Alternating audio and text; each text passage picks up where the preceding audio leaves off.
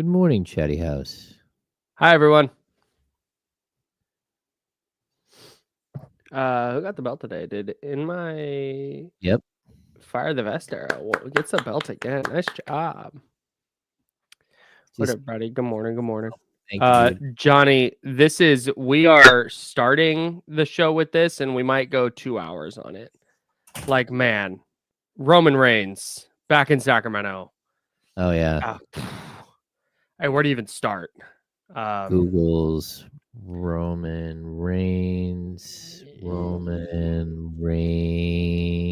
Yeah. Yeah, no, the tribal chief just back here in Sac. Man. We're going to probably actually hold off for now because we're still trying to collect our thoughts. We're just so shook by this news. This is what you were talking to me about last night. I remember that conversation. Yeah. Thanks for backing us up, Joe. No, I got you. What's up, Spencer? What up, Rest Dog? Good morning. Yeah, did I ever tell you guys I had a guy that worked for me that actually had gone to WWE camp or WWF camp at the time? No, that's hilarious. Hey, shout out to Wisconsin. What up? Yeah, he's he's probably like 5'4", 5'5", but like a little ball of muscle. And yeah, he went and like super athletic little dude, super fun. But then he had a big guy make a mistake on one of their body slam moves and almost break his neck. And he's like, okay, I think I'm done. They do get hurt. It is athletic things happening. There's no two ways about that. I mean, well, especially when Roman Reigns is in the ring. Yeah. That's why I'm so excited to see the acrobats. We got 10 seconds. That was about 28 seconds too long of wrestling talk.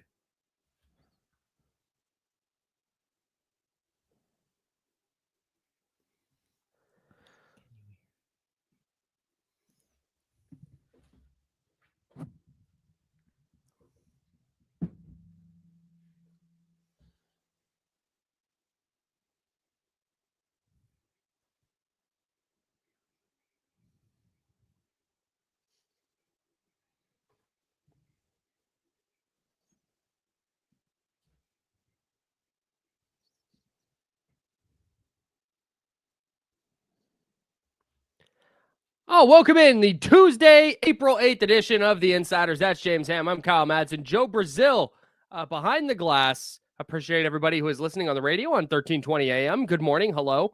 If you're in the chatty house at youtube.com/ESPN1320 or twitch.tv/ESPN1320, hello and good morning. If you're watching and you're not in the chatty house, salute and good morning to you as well. If you're listening on the free Odyssey app, we thank you. If you have not downloaded the free Odyssey app, we highly encourage you to do so because then you can take our program and D'Lo and KC and all the other great programming on ESPN 1320. You can take it with you wherever you go. And if you're listening on the podcast at the James Ham and Kyle Madsen Show, hello.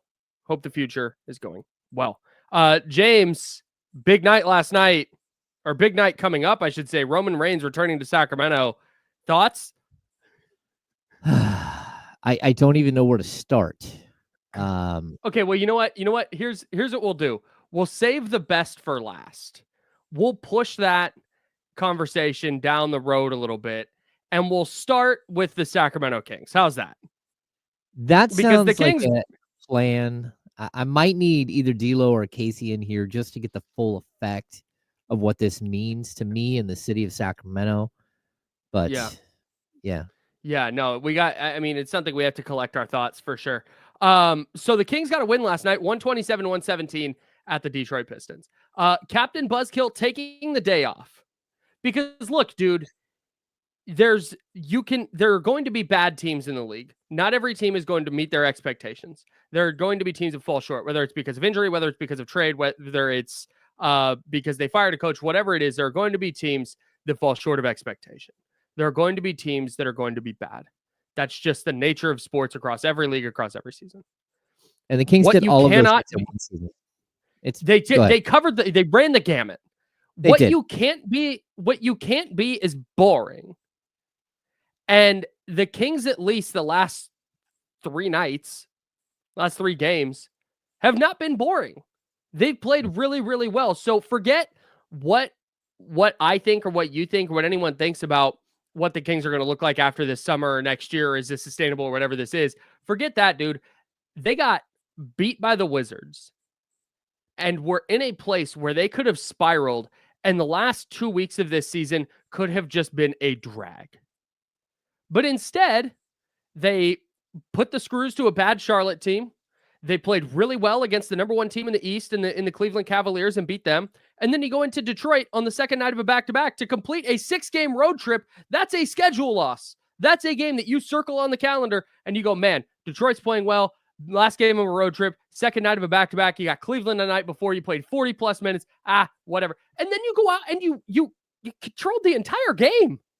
Mm-hmm. I was really, really impressed. Forget what the future holds. Shout out to the Kings for being fun and for being watchable. Salute, dude. Yeah, I agree 100%. And to be honest with you, you missed the fact that Keegan Murray didn't play, that Jake LaRavia did not play, that Malik Monk played 6 minutes and 13 seconds, I believe, is a total, at 6 minutes and 23 seconds, and had to leave the game with a sore calf or something.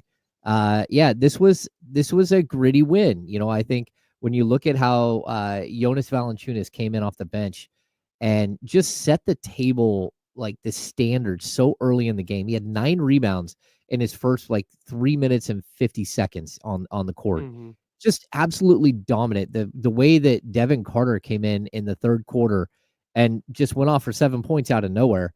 And then 7-0 run just for him. Yeah, he was absolutely just brought energy and did everything the Kings needed from him in that moment, especially with Malik Monk out of action. And then watching Zach LaVine, man, I'm telling you, if he could just be this all the time, I would be excited to watch him on a nightly basis. If he can just be that guy. And it doesn't have to be 43 points. It doesn't have to be 37 points like he scored the night before. But what it has to be is somebody who is engaged and ready to play and ready to dominate his opponent. And when he's on a tear, there aren't many people that can keep up with him. It's just absolutely remarkable to watch when he gets hot. And we saw it last night. Would he have a personal, for the Kings, not overall in the game, but a 16-0 run where he scored 16 consecutive points? He was just on fire. And every time you needed him to come up with a big shot, he did. He ended the third with a 3-point shot. Then he comes out in the fourth and boom, boom, boom, hits 3 more. He's got 12 points in a little over 2 minutes of play. And it just absolutely electric to watch. There's just not that many players who are that good at shooting, who can get on a legitimate heater like that. Like you saw, we watched Malik Beasley last night. Malik Beasley's an awesome shooter. But when Malik Beasley goes on a tear, he might go 5 of 9 for a game, right? Mm-hmm. That's wow, Malik Beasley really torched us last night. There are not that many players that are doing what Zach LaVine did in the second half, where he goes, what do you do? 6 of 9 from 3 in the second half. These are contested, step back, pull up, just the range of shots he's hitting and the level of difficulty. Like I said, let's zoom in, on just last night's game. There's just not that many players in the league that are doing that. And it is undeniably, forget what you feel about the Kings this year or how the season has gone. It is undeniably really freaking fun when he gets rolling like that. And he's done it 2 nights in a row. In 2 games, 2 big games for the Kings. I don't, like I said, I have no complaints. That was just awesome basketball. Yeah, he scored 30 points in the second half on 12 of 18 shooting and 6 of 9 from 3. This is it. He was a plus 20 in the second half. Man. Keon Ellis scored 0 points to win 0 of 1 from the field. He was a plus 21. Plus 21 in the second half. It's absolutely remarkable. And look, we have to point out again, this team was exhausted. Mm-hmm. Their starting 5 of DeMar DeRozan, Trey Lyles, Domantas Sabonis, Zach LaVine, and Keon Ellis. Mm-hmm. All of them played more than 35 minutes again last night after playing more than 40 the night before in a different city, flying, doing all that stuff. So again, the Kings don't have, we talked about this yesterday as one of the keys to the game. the Kings don't have any more like, scheduled losses. They can't accept that term. And the other thing they can't do is say, this is a first game back after a long road trip. We might not be that great on Wednesday night. No, like you lost all of opportunity for that, with what you did with Washington and what you did for the last 2 months of the season. Mm-hmm. So at this point, every single game matters, and to watch them step up and be this good in this moment, like just a major, major hat tip for these guys. Yeah, and I think what they're finding is the formula. If they're going to piece together some semblance of a run here, whether they finish the season 3-0 on this 3-0 stretch, it'd be what on a 6-game winning streak. They won 2 playing games. Wow, look at that. They're going to the playoffs on an 8-game win streak. Like, the formula is very, very clear after the last couple of nights. It is Zach LaVine and DeMar DeRozan are your number 1 and number 2 offensive options without question. Mm-hmm. Domantas Sabonis having the ball in his hands needs to be a thing that happens. Whether he's scoring or not, I think is dependent on the matchup. But LaVine and DeRozan have to be your 1 and 2 scorers. And then everybody else, whether it's Trey Lyles, Keon Ellis, Domantas Sabonis, Devin Carter, Jonas Valanciunas, Keegan Murray, or otherwise, if you're on the court with those guys, everything you're doing is on the fringes to support whatever that group of players is doing. Yeah. And that whether that is ideal or optimal does not matter. We're talking about this year. And the last 2 nights, it's been DeMar DeRozan, it's been Zach LaVine, and a supporting cast. Not, hey, let's try and get this guy involved. Let's get this guy more involved. Hey, this guy needs to shoot more. Like, nah, man. Zach LaVine and DeMar DeRozan took 54 of the Kings' 91 shots last night. That's wild. It's insane. And does it work long term? No, it doesn't. Like, we've seen it. But this is what they have. This is what the Kings have. This is the formula, what we saw in Cleveland and what we saw last night. This is it, dude. I don't care. Like, whatever that means for Keegan Murray, sorry, dude, you're going to have to stand in the corner and hit some spot up threes. Keon Ellis, you may or may not get shots up. Trey Lyles, you may or may not get shots up. Devin Carter, who knows? But, like, if they're going to play hard defensively, they're going to get some tough rebounds. They're going to bring physicality. They're going to do all those things on the defensive end that allow them to hold Detroit, who scored 72 in the first half, to 45 points in the second half, while doing the right things to support Zach LaVine and DeMar DeRozan offensively. Okay. That's the version of this where they go on whatever version of a run this team can go on. And the quicker they figure that out, and the quicker they do that night in and night out, the better off they'll be. Now, will they do that? Couldn't tell you. But I think they're finding something. Yeah, there has to be some level of acceptance of this is who you are to finish the season. And to me, I mean, you can pepper in Malik Monk in there somewhere, but look, Malik has to play better. And I know last night he got injured, but before he got injured, he was not good at all. Like, he was doing the same exact thing that he had done in the previous games. The only real game that he's had that was solid is, I believe, the Charlotte game. And of course, that was a homecoming game for him. That's where he was drafted and spent the first 4 years of his career. And for me, like, Malik has to figure this out too, because, you know, I love the pick and roll game with Malik and Domas, but that ingredient right now, like, it doesn't need to. They need to figure out a way to integrate him in a little bit, but I'm not overly concerned. And again, he's got to figure out how he fits in with this group. Not just like expect to walk out there and be a guy who gets X amount of shots and scores X amount of points because he's Malik Monk. Yep. That's just not how this can go down the stretch here. And I do think that they figured something out. The fact that, again, like, we're on this program, we've been hard on DeMar DeRozan. And it's because a lot of times things he does are out of the flow of the offense. And they don't feel right. They don't look right. It's uncomfortable. And so there are other nights where he's absolutely phenomenal. But in this specific situation, this is how you have to play. And for DeMar DeRozan at age 35 to go out there and play like a combined almost 80 minutes over 2 nights and just bring it, just be like so solid and deliver the big shots and the big moments and everything that he does, like super, super impressive. And just a again, a major hat tip to these guys for figuring it out on the road and down the stretch of a season where I think we were all just kind of writing this off as, okay, we got like 6 or 7 games left and this is going to be a mess. And like, who knows how many they'll win. Once we got to that Wizards game and they blew that game, you just like, I think everybody was so disenchanted with who this group was and who they're going to be moving forward and expecting massive changes.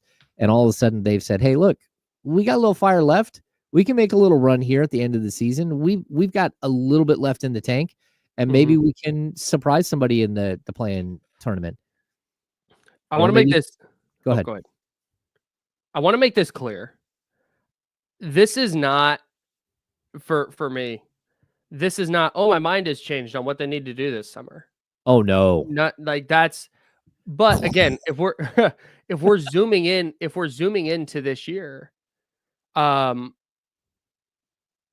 if they go on this run that we just talked about where, hey, maybe they finish 3-0, maybe they get Denver and the Clippers and Phoenix to finish the year, maybe they win 2 playing games and they get to 8 wins in a row going into the playoffs. If you're doing that, now maybe things do change. Maybe Zach LaVine and DeMar DeRozan not Zach LaVine and DeMar DeRozan, excuse me. Zach LaVine and Domantas Sabonis start to really get some good chemistry going. You start to go, okay, hey, maybe that's something we can work with a little bit down the stretch. That could impact it. But right now, I just want it to be clear. This is not, oh man, we're jumping ship and now all of a sudden we're rethinking what the Kings look like moving forward. No, but I also think for me, I'm rethinking what they look like this year, because when they lost to Washington, they looked like a team that went, we're done playing basketball now. Like we're done with this year. And hey man, they're probably going to lose to Cleveland. They're probably going to lose to Detroit. You're probably losing to Denver. You're probably losing to the Clippers. Like, oh my God, you might fall out of the play-in.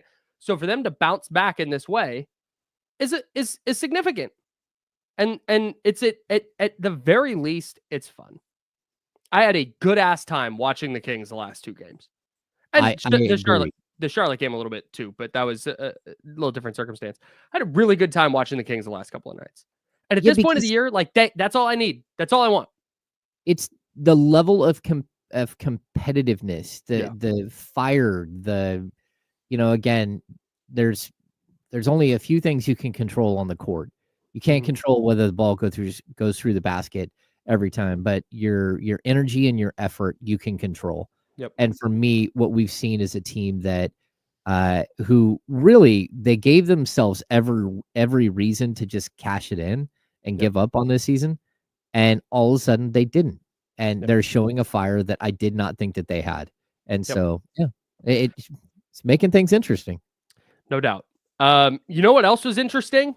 My underdog lineup last night, because your boy went 3 for 3. I hope everybody is playing on Underdog, on the Underdog app with their pick'em game. I hope everybody's playing along, because I'm just dishing out winners right now. Last night I had Asar Thompson higher than 12.5 points. He finished with 15. Domantas Sabonis, I had him higher than 5.5 assists. He finished with 10. And then Zach LaVine, I had higher than 20.5 points. He finished with 43. So he just got over that one. Yeah, just got over that 20.5 number. Salute to Zach LaVine. I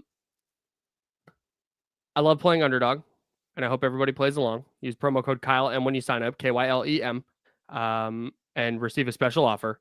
I'm going to be doing baseball. I'm going to be doing basketball.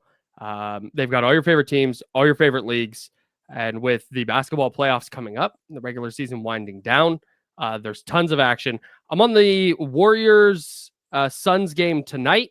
Brandon Pajemski higher than 14.5 points. He's been on a tear lately. I'm going to ride that wave. Steph Curry higher than 24.5 points is the game the Warriors need. I think Steph's going to have a big one. Grayson Allen higher than 10.5 points. I think he might get that just in 3-pointers. He's going to get some open looks tonight. And then Jonathan Kuminga, I'm going higher than 19.5 points, rebounds, and assists off the bench for Jonathan Kuminga. That is my lineup for tonight on Underdog, and I hope you play along with me. Download the Underdog app and sign up now using promo code KYLEM to unlock a special offer of up to $1,000 in bonus cash when you make your first deposit. Join in on the fun when you sign up with promo code KYLEM. Again, that's KYLEM, KYLEM. Claim your special offer today and get up to $1,000 in bonus cash instantly upon first deposit. Must be 18 plus and present in a state where Underdog Fantasy operates. Terms apply. Void in Colorado. Concerned with your play? Call 1-800-GAMBLER or visit www.ncpgambling.org. In Arizona, call 1-800-NEXT-STEP or text NEXT-STEP to 53342. In New York, call the 24/7 Hope line at 1-877-8-HOPE-NY or text HOPE-NY. We got plenty more Kings coming up. We're taking a look around the West. We're taking a look at the A's. They're still winless at Sutter Health Park. Lots to get into in the next couple hours. I hope you stay with us here on ESPN 1320. That's James Ham. I'm Kyle Madsen. Joe Brazil rocking with us. We're the Insiders, sponsored by Jiffy Lube. Back in a second. Clear.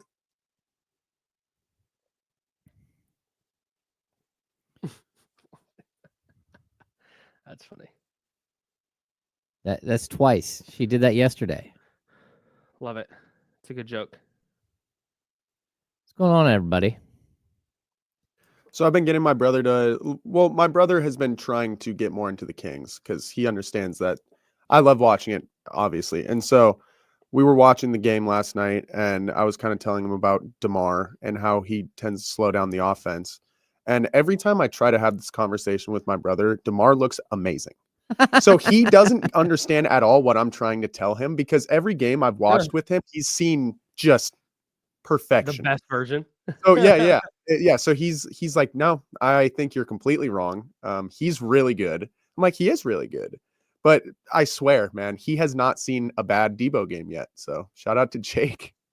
Jake just needs to keep watching. Yeah, keep watching, please. I think it's interesting because he's probably like a lot of Kings fans who don't watch, aren't studying it, aren't on social media the entire game, aren't doing, Yeah, that's a good point. things. Yeah. And, like we talked about that stat that, I think they said only, was it 25% of, or maybe it was 21% of Kings fans are actually on social media? Something like of their season ticket holder base. Yeah. This was like 3 or 4 years ago. It's probably that's still around that number. Yeah. So you have all these the noisy minority that are yelling and screaming and then sometimes saying horrible things, in the chat or wherever, on Twitter. Like it's just such a small amount of people. I know Sean Cunningham always says, like, anyone thinks social media is real, you're just totally wrong. Like it's not real. Yeah. So yeah, I don't know. Well, I'm 6'3" on social media, so there you go. Well, there you go. That tells you. Congrats. That's awesome. Boy, I didn't know you were so tall, Joe. You not seen my Instagram? Miss and Mac, it's a solid 6'3" too. Joe has a younger brother. 6'2.5". Yeah, it's my younger brother. Yeah. His name is Jake. I have an older brother. We're only 15 months apart. 10 seconds. 10 seconds.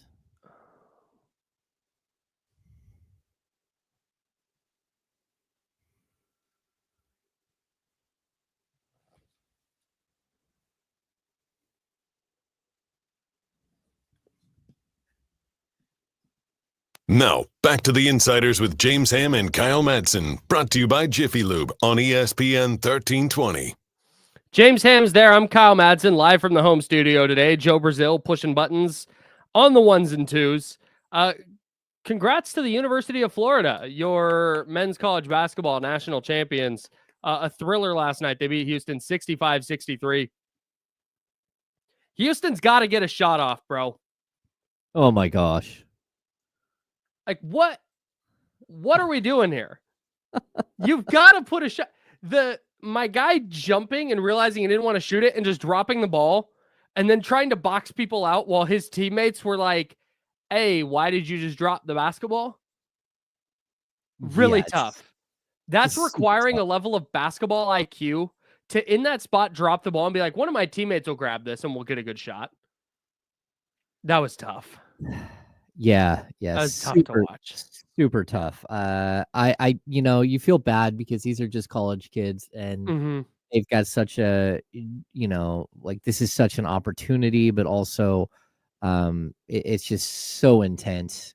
Yeah. And for a young guy to make a mistake like that, Brutal.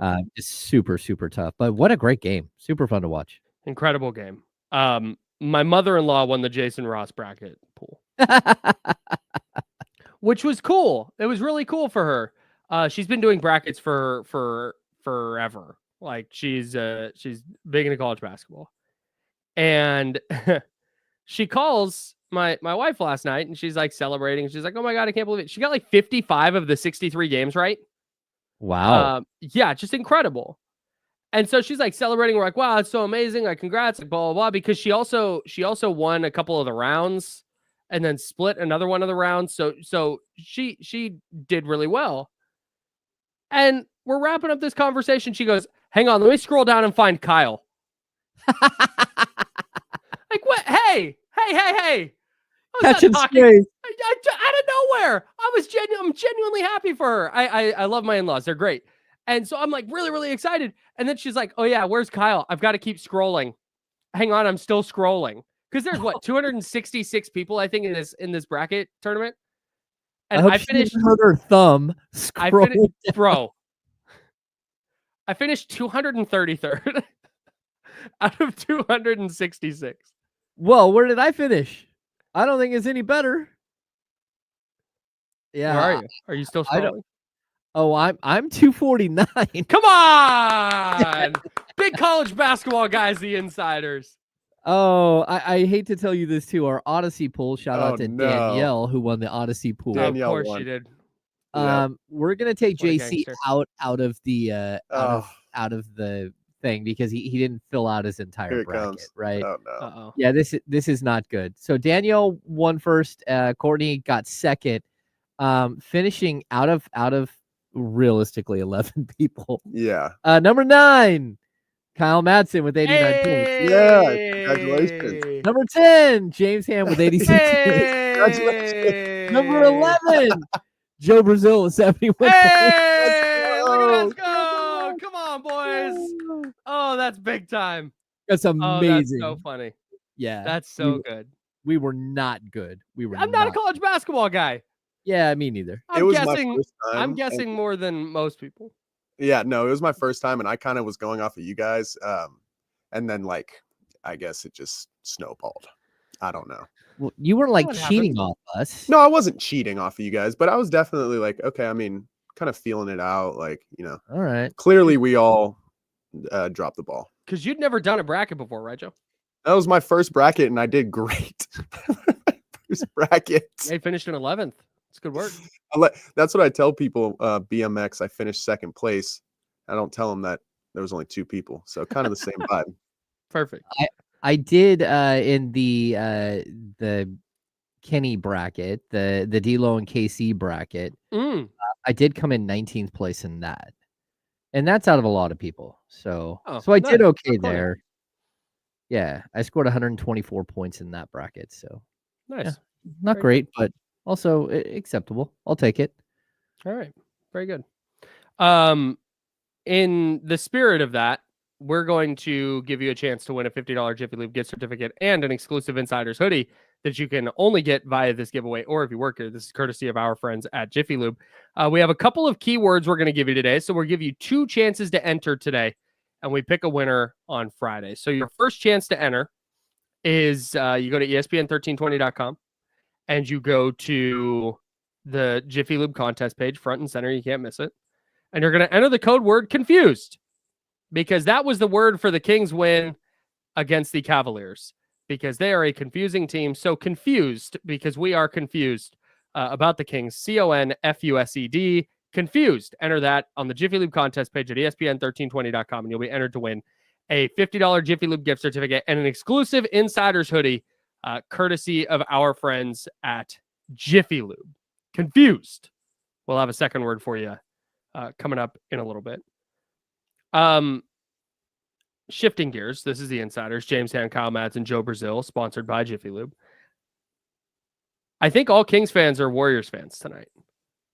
Oh, because I believe if my math is correct, if Golden State beats the Phoenix Suns are eliminated from play-in contention and the Sacramento Kings officially clinch a play-in berth. Oh, I believe that to be the case. Play-in contention or catching the Kings? Whoa! Michael Malone got fired?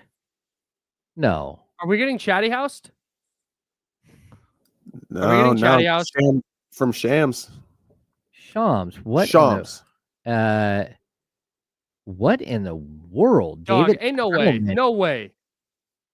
Yeah, breaking news. The Denver Nuggets have fired, this per Shams Charania, have fired Michael Malone.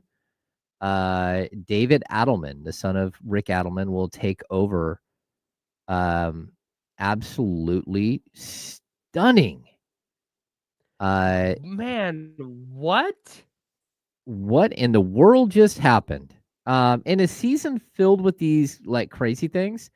I mean, like, look, Denver's lost 4 in a row, but the playoffs start. They've got 3 games left in the season. It's actually Shams. Yeah, that's not a fake account. That's a real tweet. It's a real tweet because I have him in a separate category. Yeah. Oh my! Yeah. What in the world is going on with this? This is absolutely crazy. Why are we in this space now where people are firing their coaches right before the playoffs? I've never seen anything like this. The first thing that happened, the first time it happened, was just as stunning with Taylor Jenkins. But at least that one, yeah, at least it's like, hey, well, that guy's never won anything. Like Michael Malone is, I mean, he's been there for what, 8 years? 9 years? Well, he's been there. Oh, no, this is either 9 or 10 seasons as a head coach of the Denver Nuggets. 1, 2, 3, 4, 5, 6, 7, 8, 9, 10. This is his 11th season. Oh, no. 10th season in Denver as a head coach. That's so wild. That is absolutely incredible. He's 44-36 in the playoffs, 510 and 394 as a head coach, 471 and 327 with a 590 win percentage as a head coach of the Denver Nuggets. I don't understand that at all. That just derailed us. This is one of those ones where with Taylor Jenkins, you and I said, because that happened right before our show, we're like, something else is going on here. Something behind the scenes, whether it's an off-court thing or there's some like explosive issue that's going to come out. And then I don't think we ever talked about how quickly Sam Amick had the postmortem up on that. It was like 4 hours later. On Taylor Jenkins? Yeah, on Taylor Jenkins. It's ridiculous. But it was just all coaching based. Like it was fully them going, hey, we think salvaging our season, the best chance to do that is firing Taylor Jenkins with 9 games to go. Wow. With Michael Malone, who's had so much success there, they're 47-32. They're a game and a half out of the 3 seed. Now, granted, they're a half game up on the 8 seed, but I can't fathom that this is all basketball related. That doesn't compute to me. It's got to be okay. So, like, I covered Michael Malone here for a season and a half. Michael he can grate on people. Like, he is very intense, very matter of fact, very much his way or the highway. And that goes from the top down. Like, it doesn't matter who he's talking to. Like, him and Pete D'Alessandro hadn't spoken for like 6 weeks when he was terminated. They stopped talking, and that was a problem. And I like just like going through that era. I know that Michael can be prickly. He can be difficult, but he's also an exceptional coach who had this team like going the right way. He's the all-time leader in wins in the Denver Nuggets history as far as head coaches. Like, so I believe that that's the case. That's what I just saw. And for him to lose his job like this late in the season doesn't make any sense. Now, there are people in the chat, oh, he would never come back to Sacramento. I don't know. I think there's a possibility he would come back to Sacramento.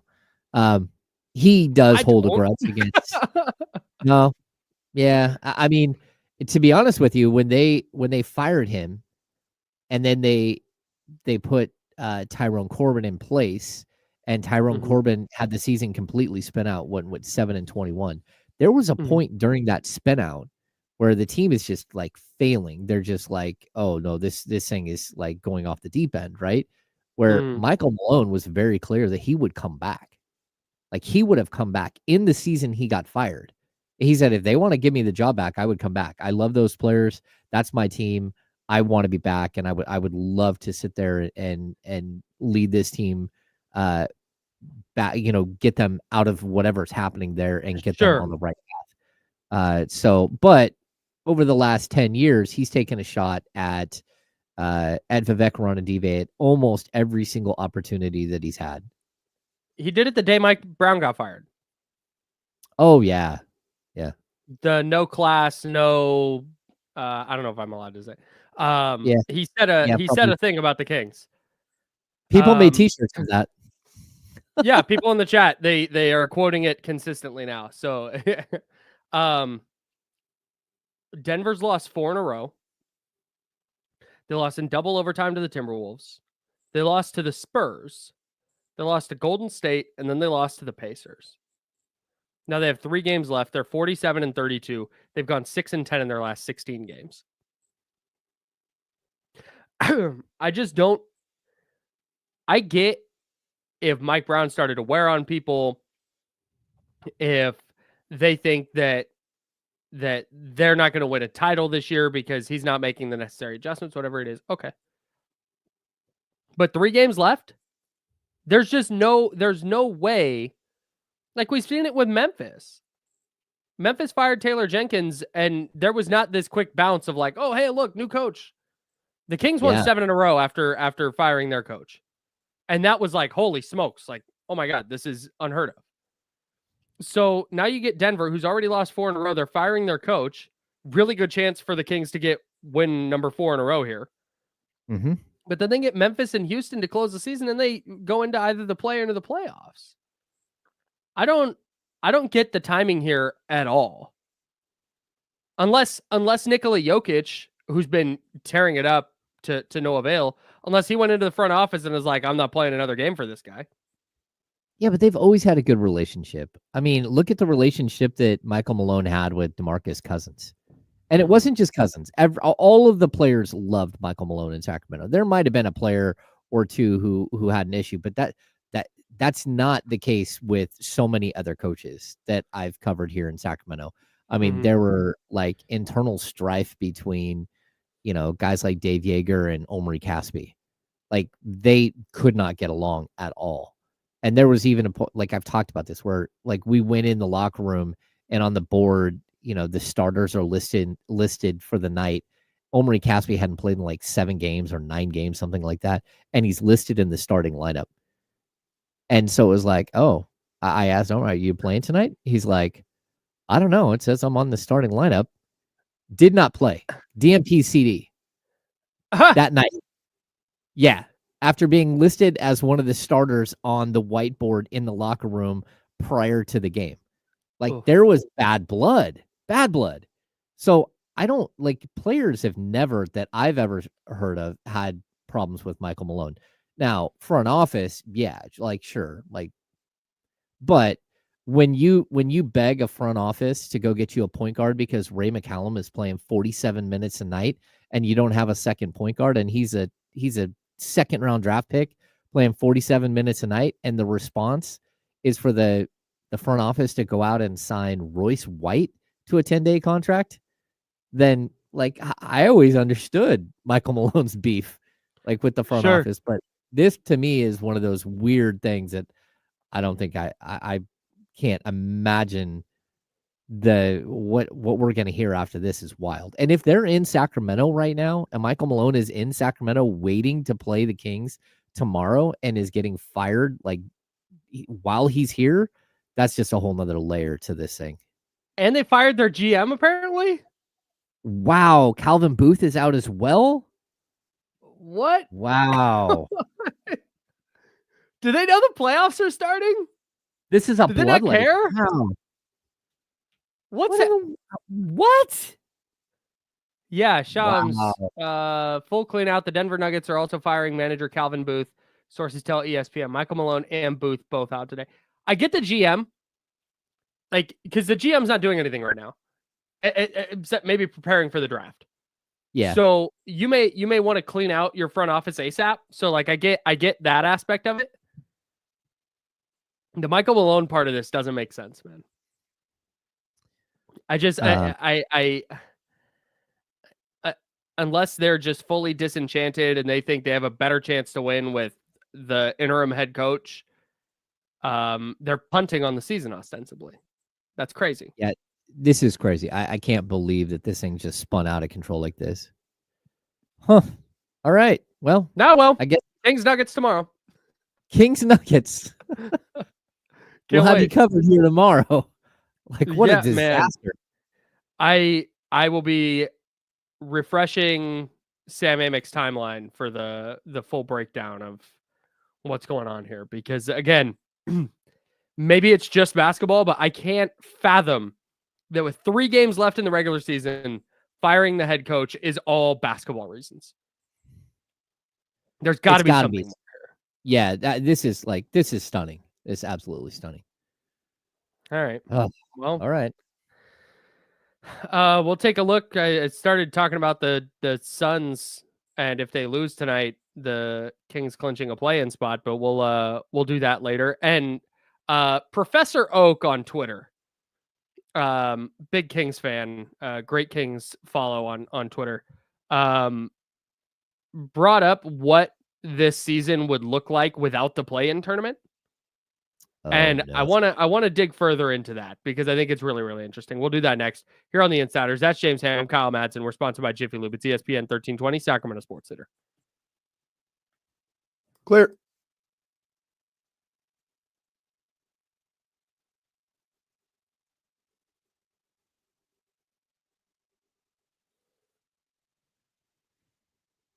Wow.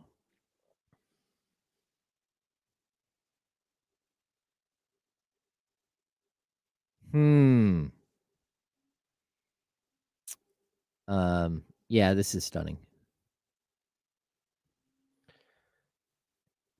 I mean, coaches come and go, and the fact that he lived to see 10 seasons in Sacramento, in Denver is that's crazy. Like, guys don't usually get 10 seasons. I'm sorry. I just want to interrupt real quick because I've seen a lot of this type of message. Michael Malone was not wrong about this. No. What he said was correct. Yeah. 100%. The way the Kings, not that the Kings fired Mike Brown, the way they did it was no class and no balls. Straight up. So yeah. I'm not going to hold that against him. If you want to hold all the other stuff he said about Sacramento against him, cool, but he didn't say anything wrong there. Actually, he's never said anything about Sacramento that was negative. He loved Sacramento. He loved his team. He loved his players. The only thing he said negative is about Vivek. He's taking pop shots at Vivek. Sure. He did have, I think he took a veiled shot at Mike Brown early in the season because Mike Brown was quoted in a Baxter Holmes article about Domantas Sabonis and his dad about, about Sabonis being the best passing big man in the league. Mm-hmm. And Michael Malone finished his press conference in Sacramento and said something about, it should be a really good game tonight. It's a battle of 2 really good big men, including the best passing big man in the NBA, Domantas Sabonis. And then ended his press conference just like that and walked off. That's funny. Yeah. What a bummer. I like Michael. Future Grizzlies coach Michael Malone. What? Hoops Hype just tweeted out. Michael Malone now holds the record as the head coach fired in season with the most games, 79, tied with Hubie Brown, and the most wins, 47 times with Larry Brown. That's big time. Congratulations to him. New NBA record holder. Wild.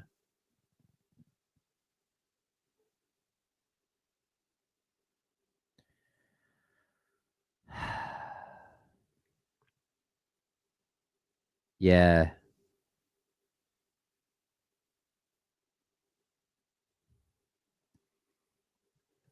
With Jake the Fisher- exception, hang on real quick. With the exception of Steve Kerr, all championship winning head coaches between 2020 and 2023 have been fired within 2 years of winning the championship. That's crazy. Anyways, what were you going to say? Actually, I had something from Jake Fisher. Nuggets were another situation that front office folks, coaches had tapped along with Sacramento, Phoenix, Milwaukee, and others for potential leadership changes, but depending on season outcome. Most Denver staffers' contracts were set to expire at year's end per source. Timing is still nuts. That's Jake Fisher.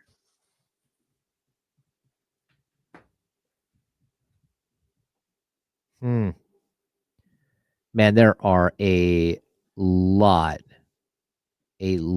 of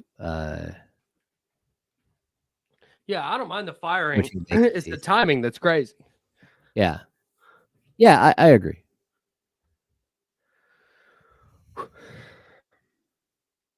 I mean,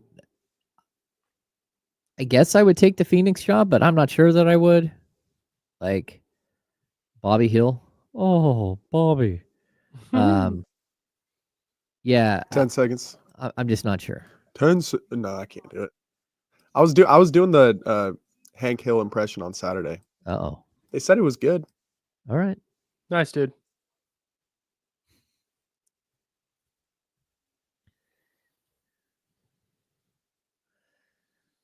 Now, back to the Insiders with James Ham and Kyle Madsen, brought to you by Jiffy Lube on ESPN 1320. All right, trying to make sense of all the news happening in the NBA. Michael Malone fired by the Denver Nuggets. In case you missed it, that was according to ESPN Shams Charania. And then they also fired Calvin Booth, their general manager. So Denver cleaning house with 3 games to go in the regular season. I guess, it's like you might as well get started early. I suppose. If you expect your season to, you got 3 games left and you might fall to 8 because of this. I don't know. Maybe they have their draft pick and they're like, hey, we'd rather be 8. I don't know. It doesn't make any sense to me, man. Hopefully we'll get some more info here that makes this make a little more sense. But like I said, the firing, if they were just like, okay, the Michael Malone thing has run its course, we're done with this. Cool. Okay. Like I got it. They probably fell short of whatever expectation they had this year. The Calvin Booth stuff, I don't know. I'm not super intimately familiar with Denver's ownership structure, but I don't know what kind of handcuffs were placed on him in terms of what he could and couldn't do to retain players. But that team's just kind of progressively gotten worse roster-wise since winning the title. So it's like, okay, this all kind of makes sense. Like if the timing is what's weird. I don't mind firing Michael Malone. I just have questions about why you're doing this with 3 games to go in the regular season and you have a chance to be the 3 seed in the West. That doesn't compute to me, man. Yeah, unless you really have some sort of this isn't even fair to David Adelman. It's not. Like, what exactly is he supposed to do in this situation? What kind of success can he? I mean, if he runs a table, I guess he gets a job, but I just don't know. Again, David Adelman has been an assistant for a long time. He's an up and coming guy. He's a guy that, again, Michael Malone has sat there and promoted shamelessly every time we've seen him about how David Adelman should get another look in the league or a look in the league as a head coach. And the Nuggets said, bet. Yeah.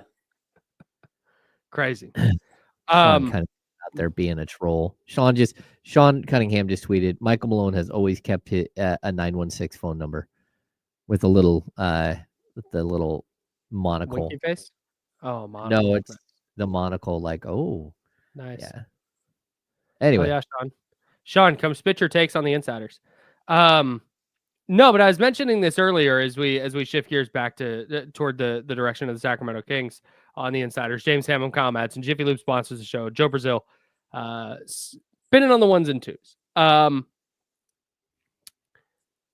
If the Golden State Warriors beat the Phoenix Suns tonight, the Suns will be out of play-in contention, I believe. I don't. If they lose tonight, I don't think they can't pass the Kings. So the Kings would clinch a play-in spot with a Suns loss tonight. It would be their 44th loss. Yeah. So it could all happen tonight, guys. They've got 4 games left. The Kings have 3 games left. The Kings are up 3 in the loss column. So the Kings would have to lose out. Phoenix would have to win out completely. No, bro. Yeah, starting tonight. If the Suns lose tonight, it's over. The Kings are in the play-in. Yep. Yeah. Okay. Very good. Yeah.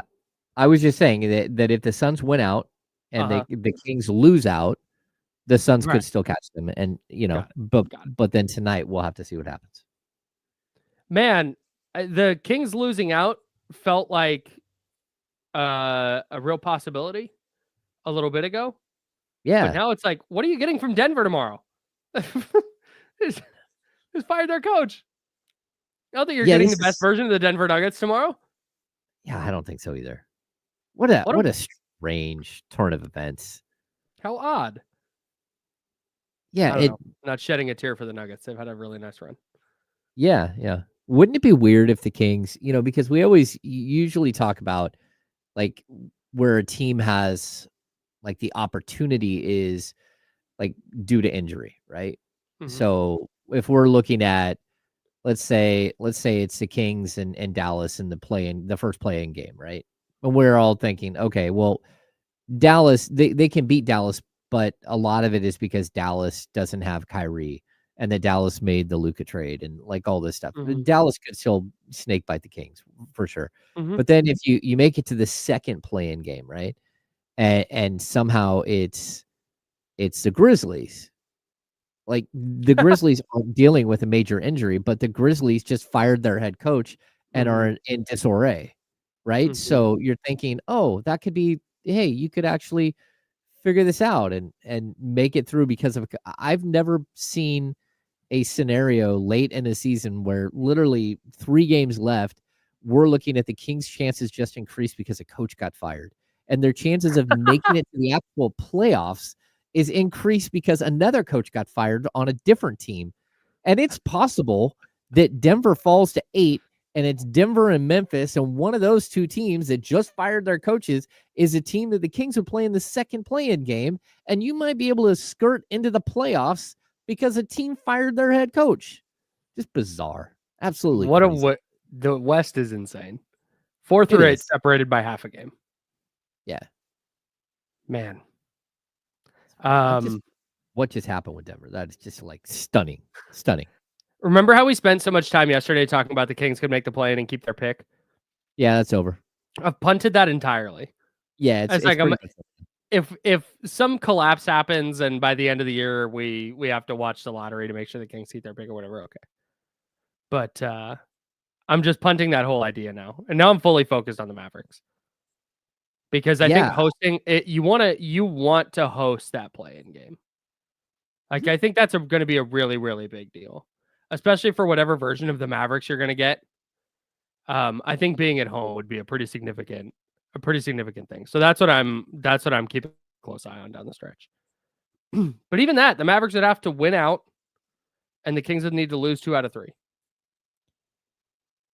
Okay. And I don't think either one. I don't think either one of those things are happening. I don't think Dallas will win out. And I forget what Dallas's schedule is down the stretch, but I don't think it's great. Oh man, here we go. I have Dallas' schedule in 3, 2, 1. Lakers, Raptors, Grizzlies. Yeah, Lakers. Okay, so and the Grizzlies are going to be fighting it out for a playoff spot. Grizzlies and Lakers are both going to be playing. Yeah, you're going to get the full. That you know what? Like we talked about this earlier. Like, hey, what would happen if the play-in? Like you're going to bring up if there was no play-in, how bad would the Kings look? Right. Well, but the fact, I mean, that's an angle.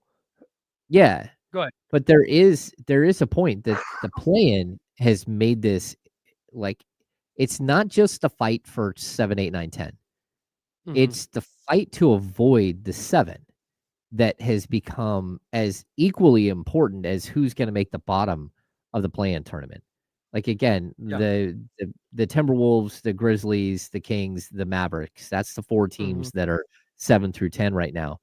But the Timberwolves are tied with the Warriors and the Clippers for the 5 seed.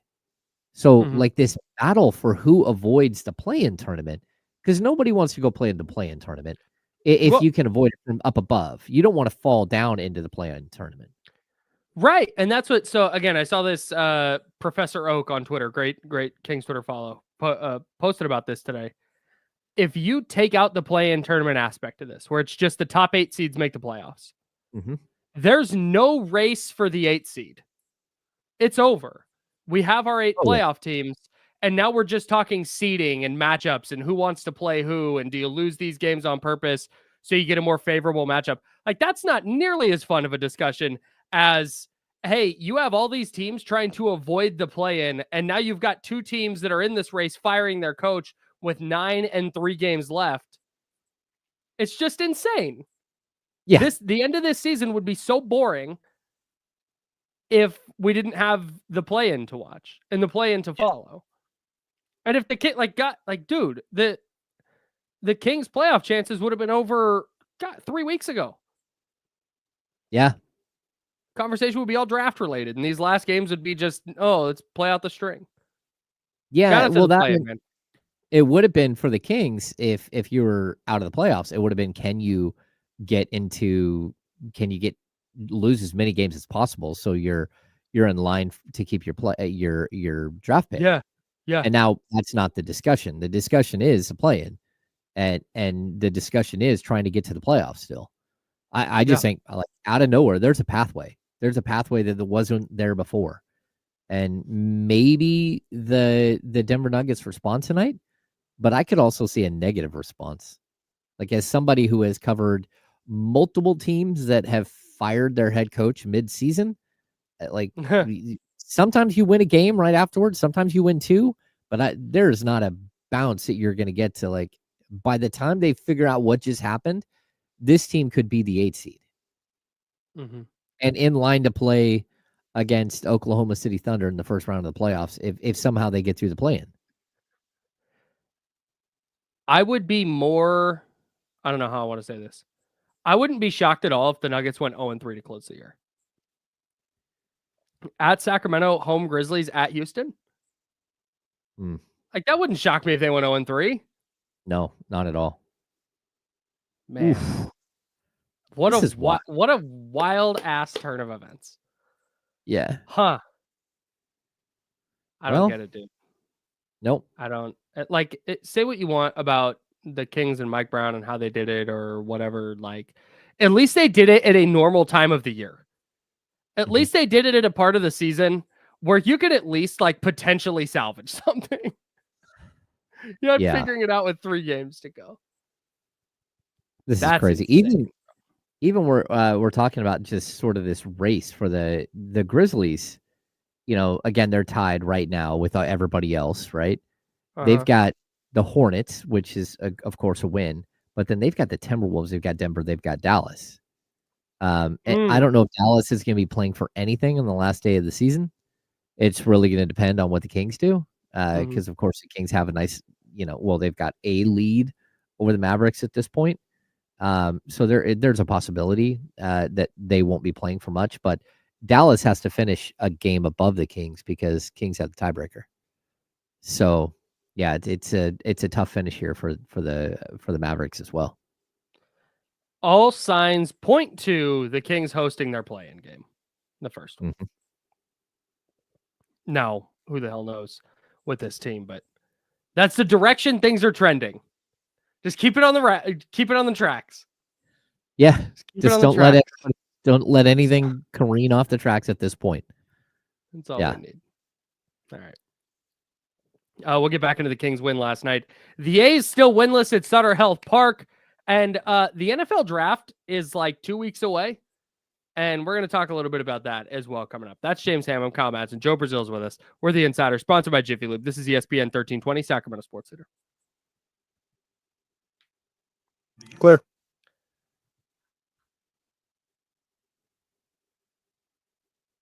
Yeah,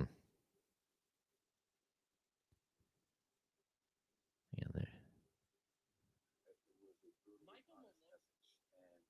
The guys that are won't hear it. They'll say coach is tripping. And the guys that Well, this is Michael Malone on Sunday. Honest message. And the guys that are won't hear it. They'll say coach is tripping. And the guys that maybe do really care will, because they're not going to go back and watch their minutes, because nobody watches their minutes. Nobody watches film. So we'll have to show them the film. And it was a brutally honest message. And the guys that are won't hear it. They'll say coach. Wow.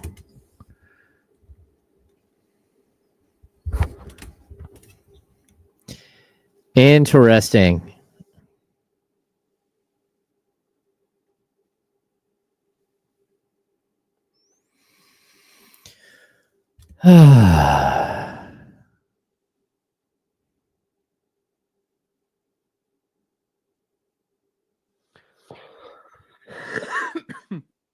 Thanks, Joe. Yep.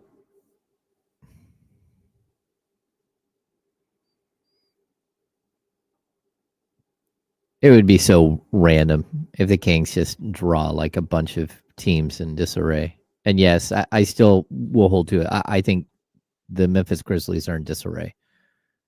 Somebody didn't like that I said, oh, here we go. Odyssey Fryer. They've lost a couple of close games and beat Detroit last weekend. I don't know if change your coach equals improve your play. Yeah. Although, hey, look, the Kings are over 500 still with Doug Christie, and they were 5 games under 500 with Mike Brown. When did they fire Taylor Jenkins? After the OKC loss, right? So they lost 3 in a row. They beat Miami, and then they beat Detroit. Yeah. I don't. I mean, like the Kings beat Detroit last night. It was a good win for the Kings on the second night of a back-to-back, and Detroit is fun, and they're Kyle's team and everything else. They're still a very young team trying to find their way late in the season. First team to triple their win total from the previous year. What? How many wins did they have last year? 14, I think. Oh, you're right. 14. Yeah. 14 and 68. They're 43 and 36 this year. That's crazy.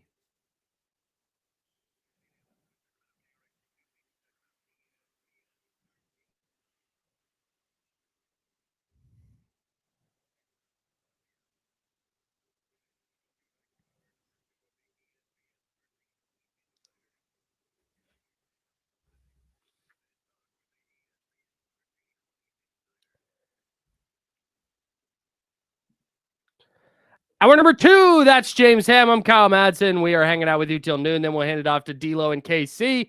And D'Lo and KC will take you up to 4 o'clock right here on ESPN 1320, Sacramento's sports leader. Hey, this is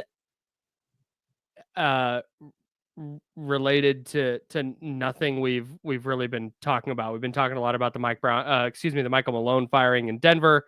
The Kings play Denver tomorrow. What does that all mean? Look, man, we're talking about it because it just happened. But the reality is for Sacramento and their hopes of continuing to play well, securing the 9 seed. This makes, for me, at least that first game, that makes the Denver game a lot more winnable. I feel so much differently about the Nuggets now than I did an hour ago, based solely on this, because you have a head coach that's a shock to a team. We've talked about that. That's a jarring thing to happen. They're on the road, and now you have this guy who's just coaching his first NBA game. Like, there's going to be some hiccups that come with that. And now the Kings are in a spot where they're playing really well. Once again, it looks like they've started to kind of figure out a little bit of a formula, maybe. And now they get to take this into a game against a team with a interim head coach who's making his NBA head coaching debut.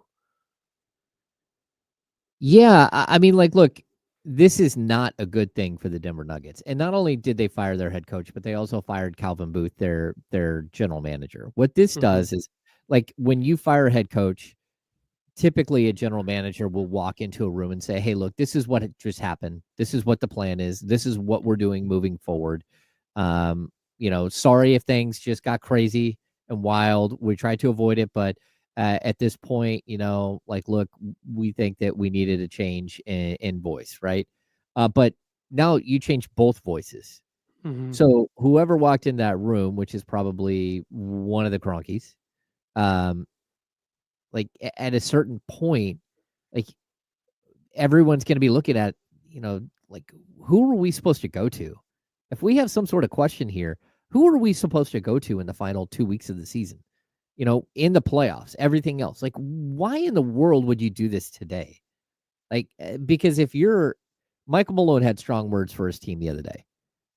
And Michael Malone always has strong words for his team. He is not a coach. You have different versions of coaching. Like again, Dave Yeager would never say anything negative about players at all. That's just not who he is. George Karl would he literally called, he said, even a Coke machine can have more than one rebound in 33 minutes of play. You look at the box score, there's one guy who had 33 minutes played and one rebound, and it was Derek Williams. Derek Williams is now the Coke machine from then on. Like, he threw his player under the bus. Mike Brown, that's wild. Like, went out there and absolutely drubbed De'Aaron Fox the night before he got fired. So there are different approaches that you see with coaches. And for me, Michael Malone has always been more of a player's coach. And for him to go out there and, he lambasted his team for not taking it serious, for not watching the film afterwards, for not trying to get better at this point. And you can guess who we might be talking about, but at the same time, he didn't actually point a finger. He just pointed it at a broad stroke with his team. And when you have a guy like Nikola Jokic who's going out there and doing something historical, like doing something amazing, and your team isn't following suit, like, what are you supposed to do as a coach? Like, again, if you're watching Jokic put up a 30-point triple-double every single night and dominating the game of basketball like so few players have ever dominated the game, and you can't follow that lead, a guy who makes everyone around him better, then, again, it's a bad mix of players. You like, somewhere along the way, you did exactly what the Kings did. They just got a bad mix of players that don't mesh, that don't fit together. So I guess at some point it's got to be somebody's fault, but I can't imagine 79 games or 78 games into an NBA season pulling the ripcord. Just like, it seems so irresponsible. At least play it out. I mean, you're getting a jump. You're getting a jump on everybody else. Now you can go negotiate. It's like, okay. All right. Yeah. And I can't tell if this says, because I think when the Kings fired Mike Brown to hire Doug Christie, I think there was a genuine feeling from ownership in the front office that the players on this roster are underperforming. This team is not, they were 7 games under 500 with Mike Brown? Mike Brown got let go? 5 games under 500. 5 games under 500. It's up to 6 games under 500 the first game when they lost to the Lakers. That's right. So they dropped to 5 games under, and it was just like, okay, there needs to be a new coach here because we think that these players should be doing more. Yeah. A coach should be getting more out of these players. You can't do that with 3 games left. Like, yeah, there's no way to like just turn everything around. Right. Like and we've seen that even with Doug Christie, who's had a much longer runway than 3 games. There's ups, there's downs, there's injuries happen, and there's these things you deal with as a coach, and you're learning on the fly. Like we've seen that.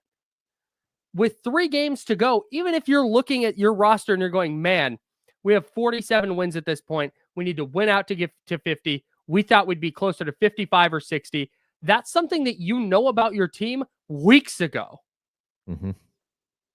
So doing this now, you're torpedoing your season on purpose because there's not a realistic outcome here. And maybe I'm proven wrong. Maybe the Nuggets go on a run and D'Alessandro is not D'Alessandro, excuse me, Adelman is the best coach in the league. Yeah. But reality and what we know historically is that the Nuggets are purposely torpedoing their season here.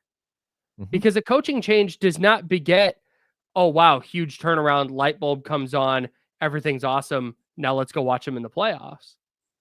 Like, I don't think a 3-game regular season and then jumping into a 7-game series where coaching matters more than it does during the regular season. Oh, yeah. Coaching is a huge, huge factor in these 7-game series, and you're just throwing a rando who's never done it before into that situation, potentially, if you even make the playoffs?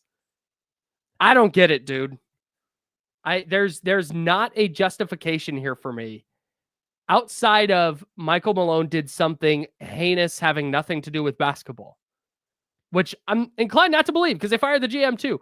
So unless something like that happened where there were like crimes committed, the Nuggets pulled the plug on their season intentionally. Yeah. Well, let me add the other layer. Outgoing picks, Denver Nuggets, 2025 first round pick to Orlando, 2025 second round pick to Philadelphia or Phoenix. Their 2026 second round pick to Charlotte or Phoenix. Their 2027 first round pick to OKC, which it's only top 5 protected. Their 2027 second round pick to Cleveland. Their 2028 second round pick to Washington. Their 2029 first round pick to Oklahoma City. 2029 second round pick to Charlotte. Their 2030 second round pick to Oklahoma, to OKC. To their 2031 second round pick to Charlotte. Every other year, they have no pick, including this year. They have a first-round pick in 26, in 28, and in 30. That's all they have.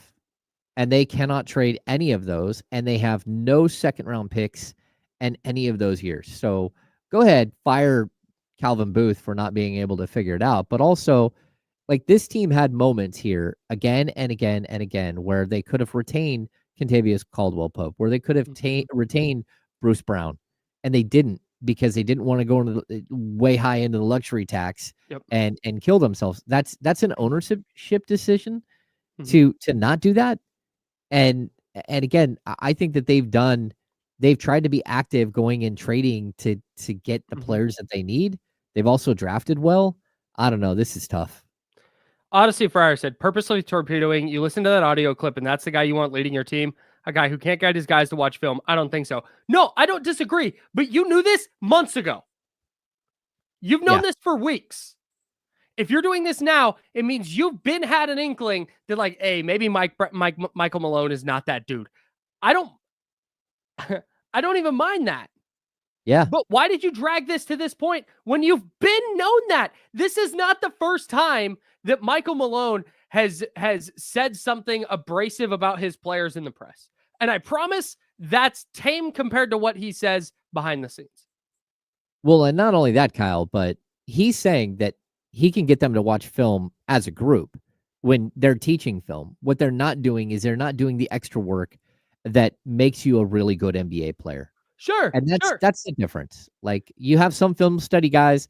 Like, I remember this, like, this happened in the locker room years ago. Ask Willie Cauley-Stein. Hey, have you ever watched film of Dennis Rodman? No. Why not? Well, why would I?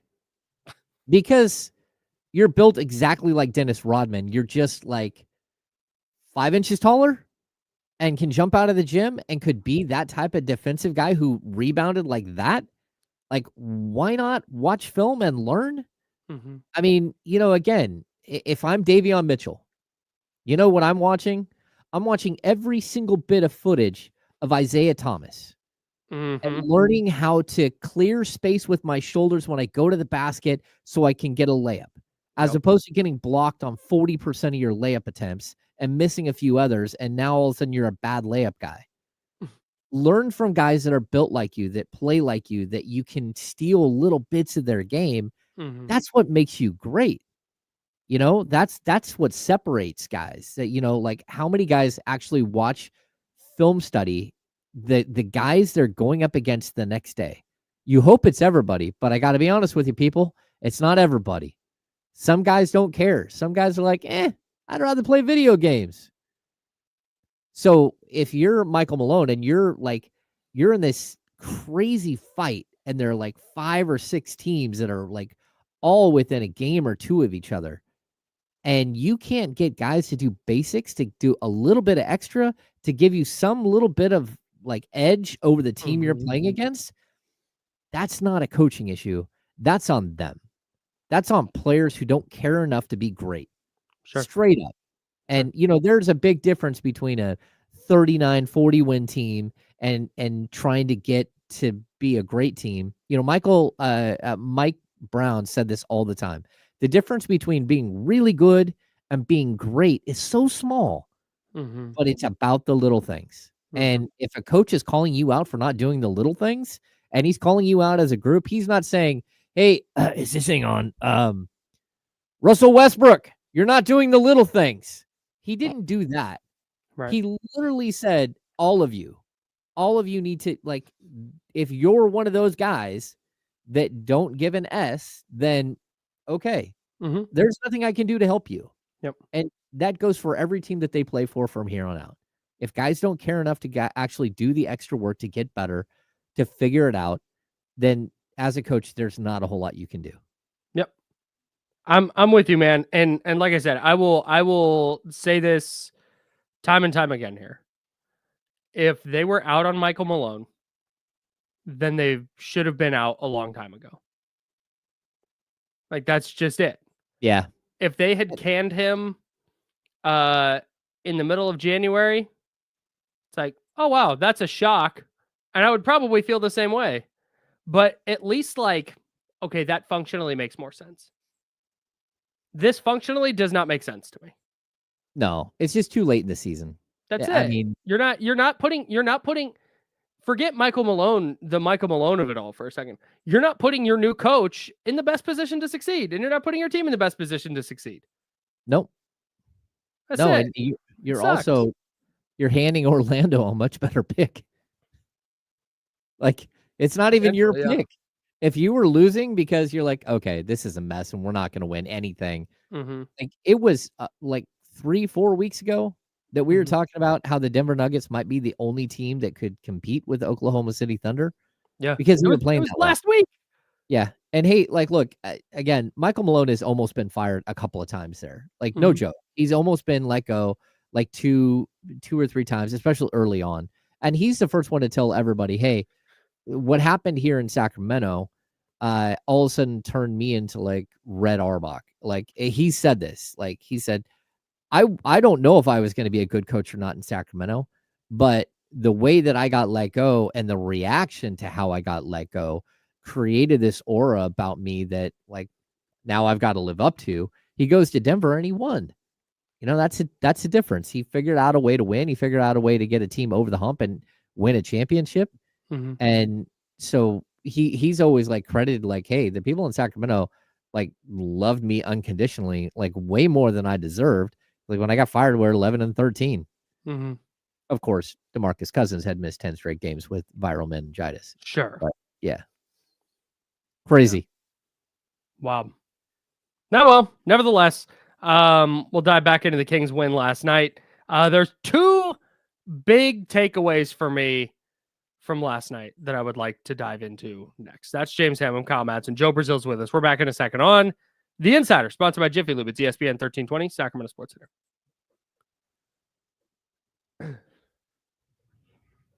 Clear.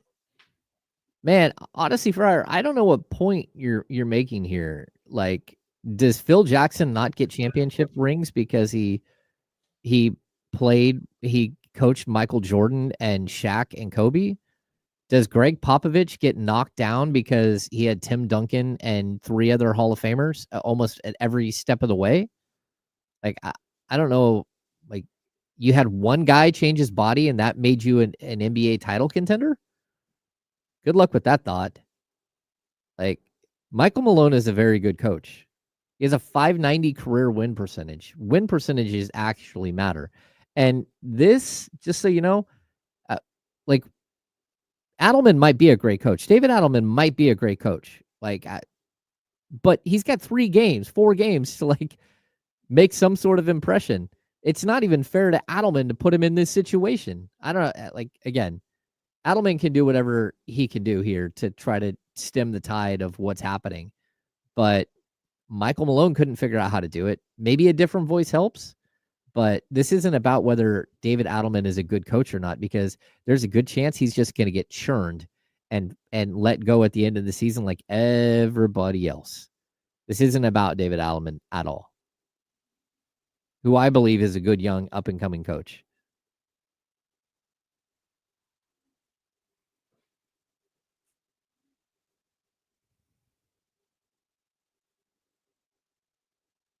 Yeah. Yeah.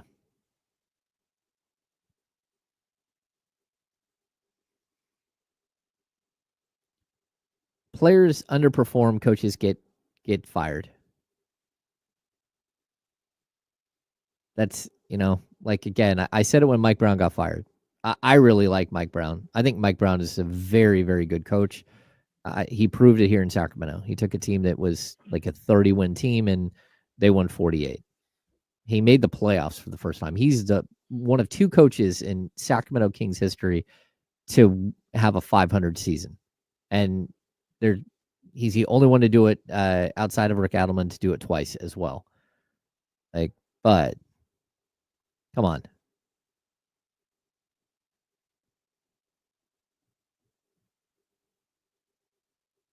Michael Malone might be toxic, and his run in Denver is clearly over at this point because he just got fired. But that doesn't mean that you fire a coach with 3 games. 10 seconds seconds. left in the season. That's just crazy talk. I feel like I'm taking crazy pills that people are like, yeah, 3 games left to go. Yeah, of course. Why wouldn't you fire the guy?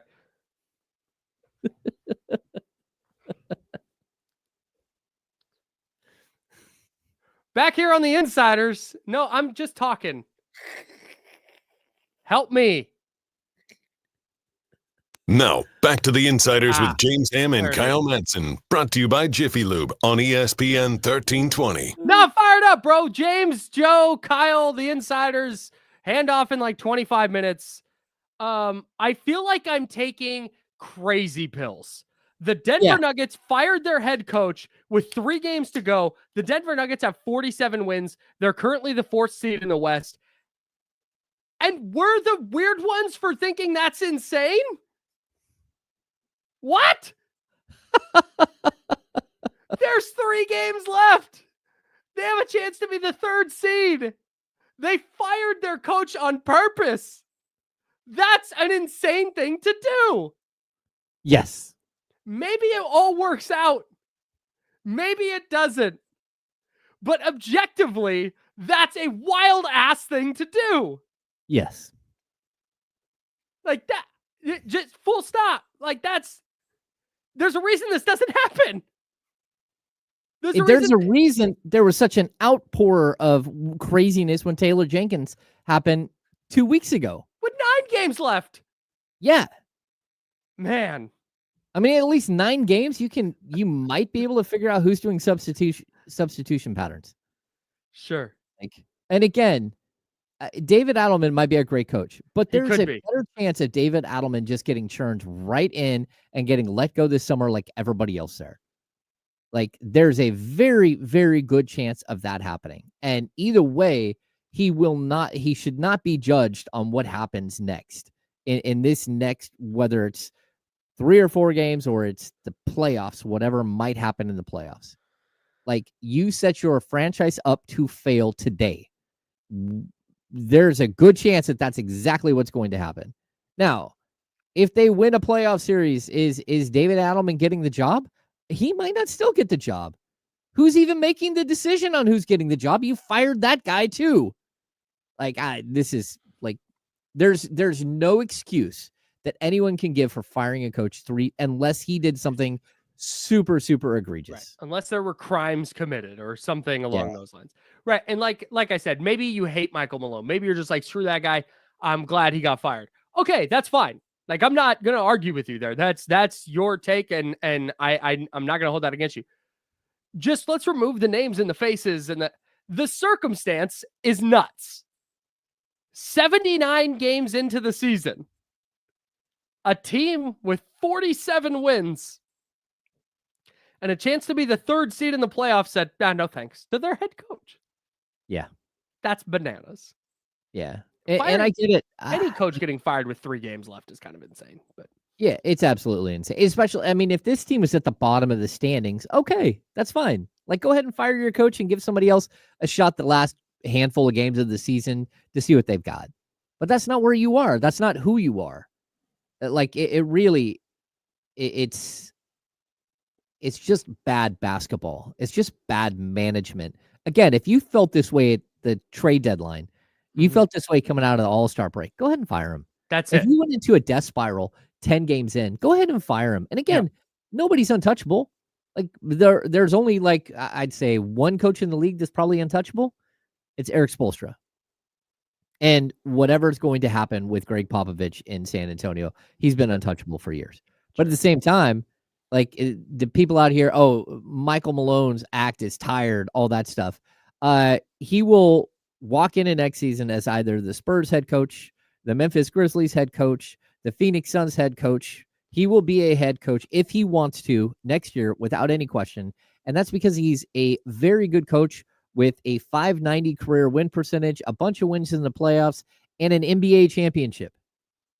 People will hire him. That's no question. And like, if his act got tired in a locker room, okay, you know what? Play better, because this team should be playing better than they have.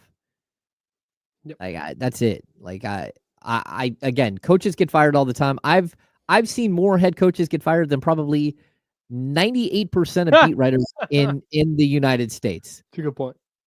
Like, in my time, like Paul Westphal, Keith Smart, Michael Malone, Ty Corbin, and George Karl, Dave Yeager, followed by Luke Walton, followed by Alvin Gentry, followed by Mike Brown, followed by Doug Christie. I've seen 10 head coaches, and there's a possibility I will see an 11th head coach next year.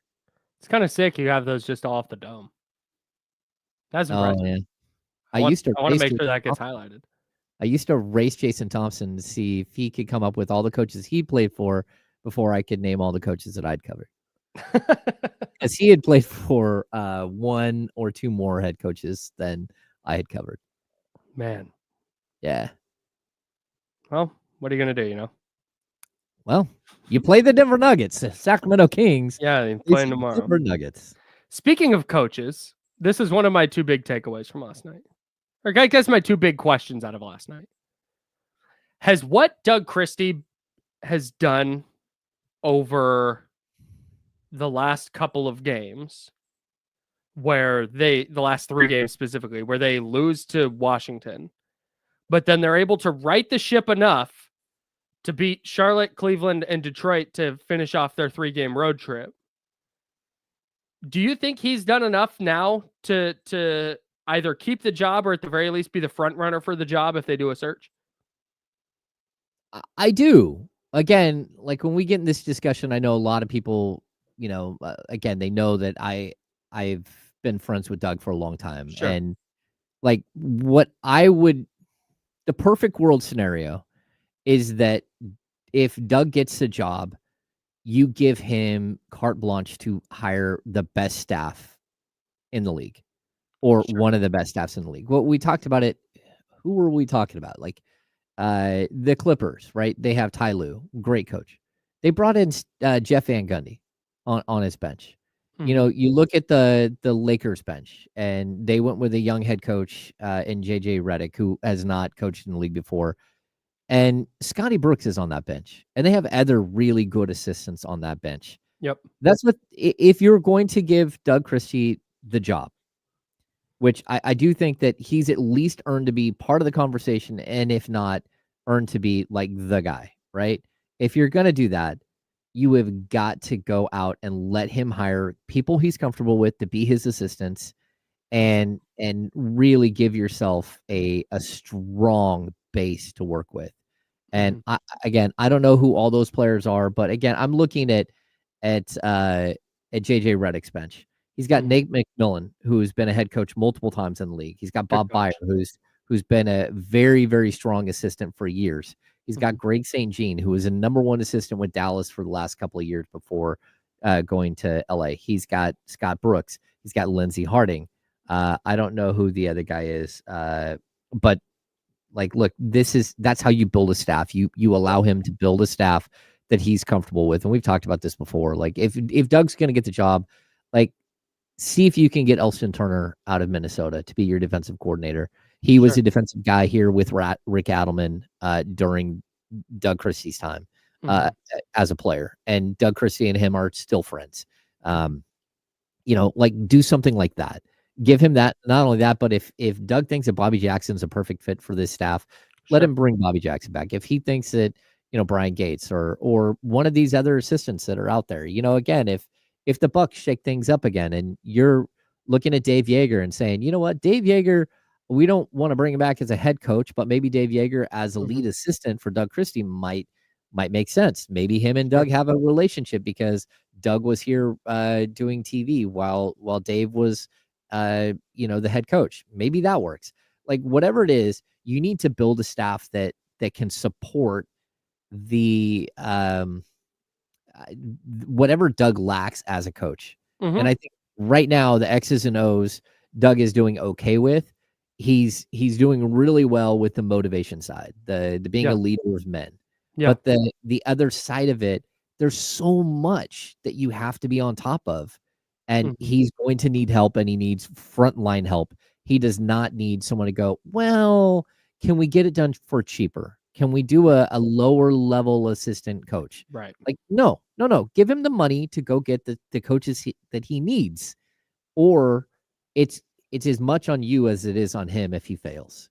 Yeah. Because that's how you win. You have to put money into so many aspects of the game in order to win. Again, we talk about the Kings medical staff. They made some huge mistakes here in the medical staff in the last 10 years.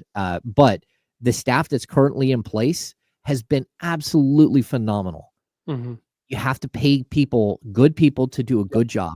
And you gotta stay the course. And that is exactly that's why the Kings don't miss a bunch of games, because they've got a good medical staff. You know, again, I'm Man U fan. Man U's medical staff is trash. Manchester United.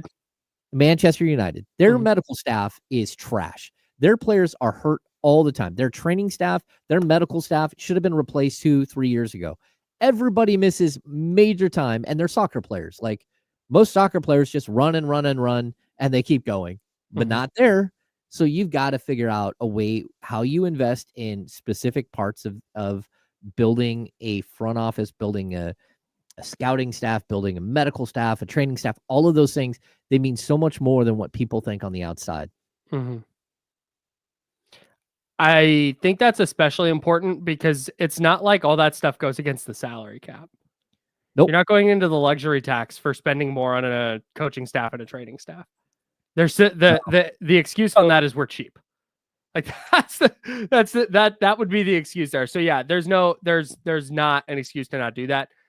For me, I'm still in the camp that you at least have to do a coaching search. I think Doug can be the front runner, especially if you're cleaning house in the front office too. You have to give the GM an opportunity to sit down with coaching candidates, and ensure that everybody's kind of on the same page. But there's been nothing that's happened for me anyway that's like, oh, Doug can't do this. Like, No. like he's bad at X, Y, and Z. I think a lot of the problems I've had are things that are falling through the cracks because it's what you talk about. Like, you want that good support staff because for a first-time head coach, things are going to fall through the cracks. So you want people there to know and be able to catch it instead of just being like, nah, well, I don't know. That's his job. Which is, I think, what an assistant coach who's not experienced would be inclined to do. So if they hire Doug, and that's what assuming it's a new GM, that's what they believe is the right thing to do, then great. And I think do what I could if you're the Kings to make it clear that he's kind of like the front runner. Like, here's all the things he's done, X, Y, and Z. And but you got to get him players, man. You can't. What I don't want to see happen is they're satisfied with however this season ends. And they go, oh, okay, we'll run it back. We're just going to try and see what a full season of this looks like now. Because I don't think that this is tenable. And we've talked about that at length. The thing that jumps out to me is, had they just kind of spiraled, had they lost to Washington and spiraled the way we thought they would, where man, they might punt and win one more game down the stretch here. Yeah. If that happens, then I think you're kind of blowing everything up. But that Doug has been able to get his arms around whatever the hell was happening and go, hey, there's 3 games left on this road trip, and we're going to win all 3 games, and we're going to play our tails off in all 3 of those games, and we're going to do so through adversity, and we're going to match the correct urgency. That's super freaking impressive to me. Yes. And that is a thing that goes beyond X's and O's, beyond rotations. Like, there is an inherent leadership quality there that matters and cannot be overlooked. I'm going to guess that this team went out to dinner one of these days between the Washington game and the Charlotte game, or between the Charlotte game and the back-to-back. And they had a very, very good discussion about what they want this season to look like when it's all said and done, how they want the legacy of this season and them as players, and how they want to be viewed heading into the offseason. And they had an honest discussion about just the reality where they are, but also the opportunity in front of them. So I'm pretty sure that something like that happened, because what we've seen here is you don't just get like a wake-up game against the Wizards. Oh, that's a wake-up game. Man, the wake-up games, that was a month and a half, 2 months ago.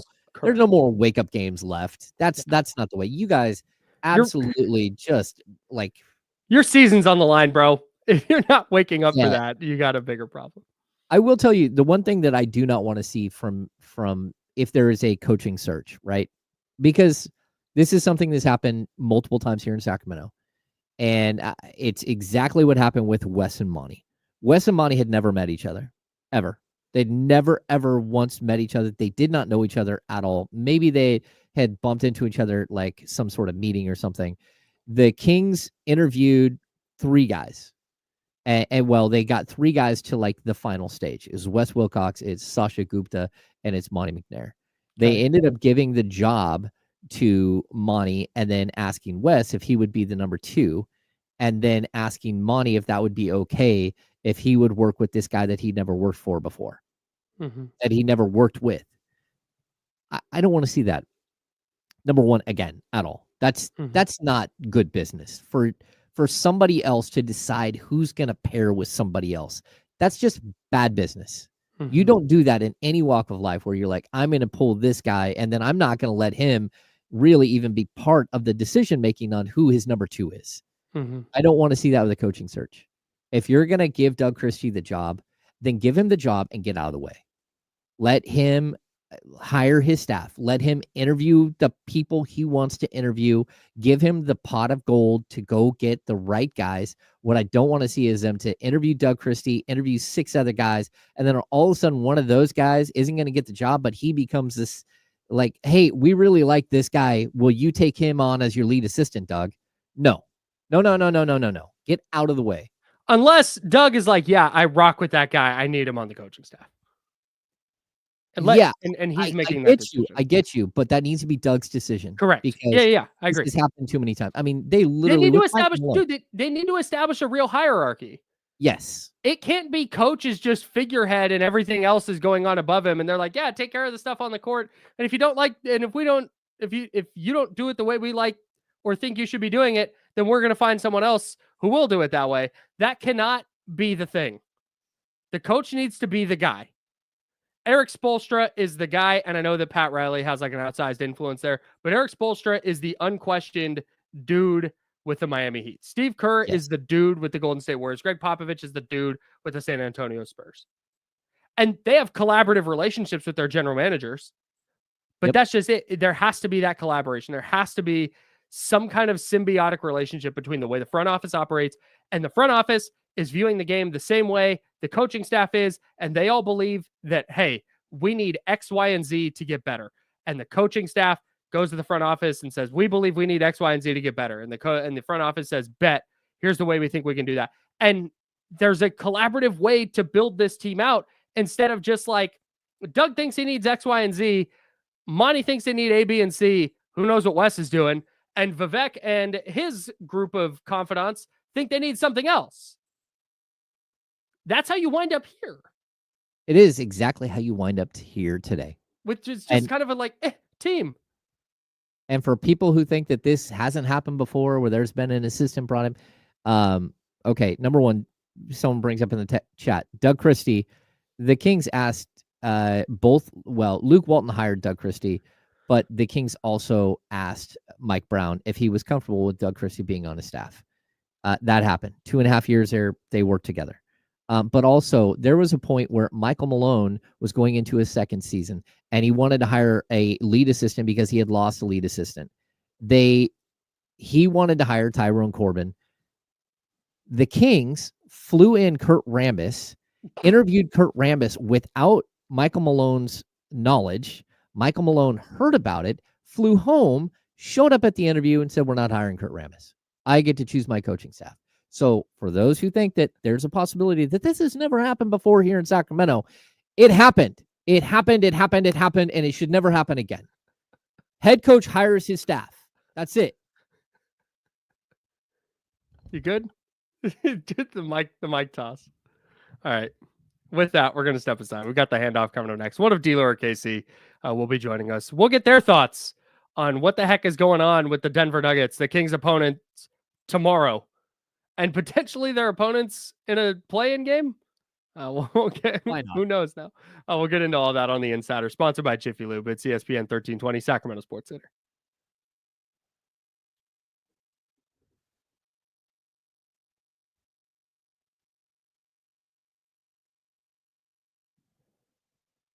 Yeah, they get the Hornets second next year. 25? Yeah, 25, right? Hang on, I have it. I'll look it up in 2 seconds. 25 this year. I was on the futures page because of the so people out there who want to know these things. Real GM, so basketball.realgm.com. If you type in realgm.com NBA future, you get a page where it shows you every single one of the draft picks owed and heading to a team. So the Kings have an incoming first-round pick from the Charlotte Hornets this year, but that's 1 through 14 protected. And if it's not conveyed, then, it's a 2026 and a 2027 second round. Well, so they're going to have a bunch of 2026, 27s. The Kings also received a 2025 second round pick from Chicago. Let's see. And I actually think this might be the Kings pick that had protections removed. No, they have Chicago's pick. So the Kings lose their pick, but they get Chicago's pick. And Chicago has their pick.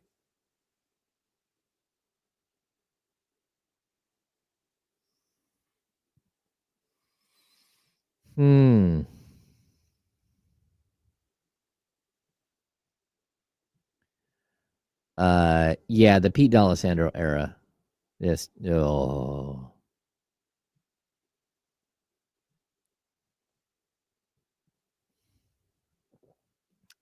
the backlash for Michael Malone getting fired was so bad in Sacramento that like 2 months in to the firing, when things had spun out of control and Tyrone Corbin unfortunately was like 7-21, right? In the middle of this thing completely falling apart, D'Alessandro went to somebody in the media and told them that the real reason Michael Malone was fired was because he was insubordinate. That set off Michael Malone in a dark way, because that dude, again, no way that he was going to let that stand. Hi, Damian. Damian Barling. We got chaos, Damian. Man, we've been punting this NFL draft stuff down the road like That's fine. every day.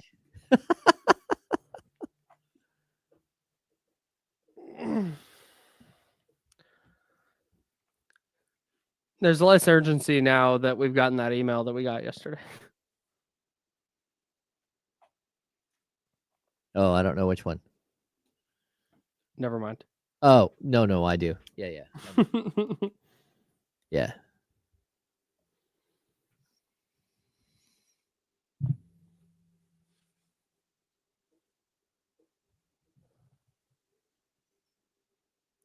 Yeah, Johnny G, we may have to skip our planned Roman Reigns shoot. segment. Ah, dang it. Can you not get into that computer? No, I do. I just have to Oh, put the code in. I could have come over there and typed it in. Okay. I just haven't logged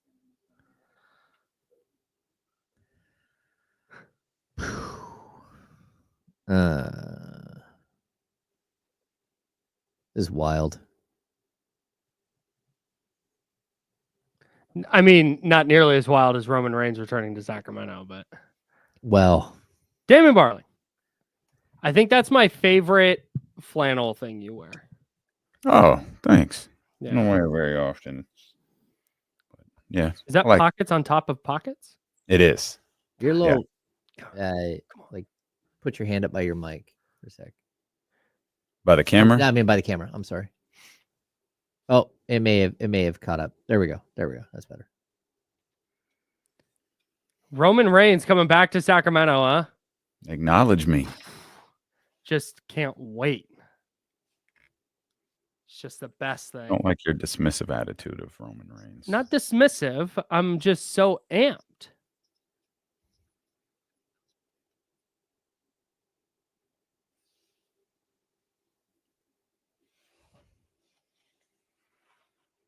James, what's the name Now, of this back song? to the Insiders with James Ham and Kyle Madsen. Brought to you by Jiffy Lube on ESPN 1320.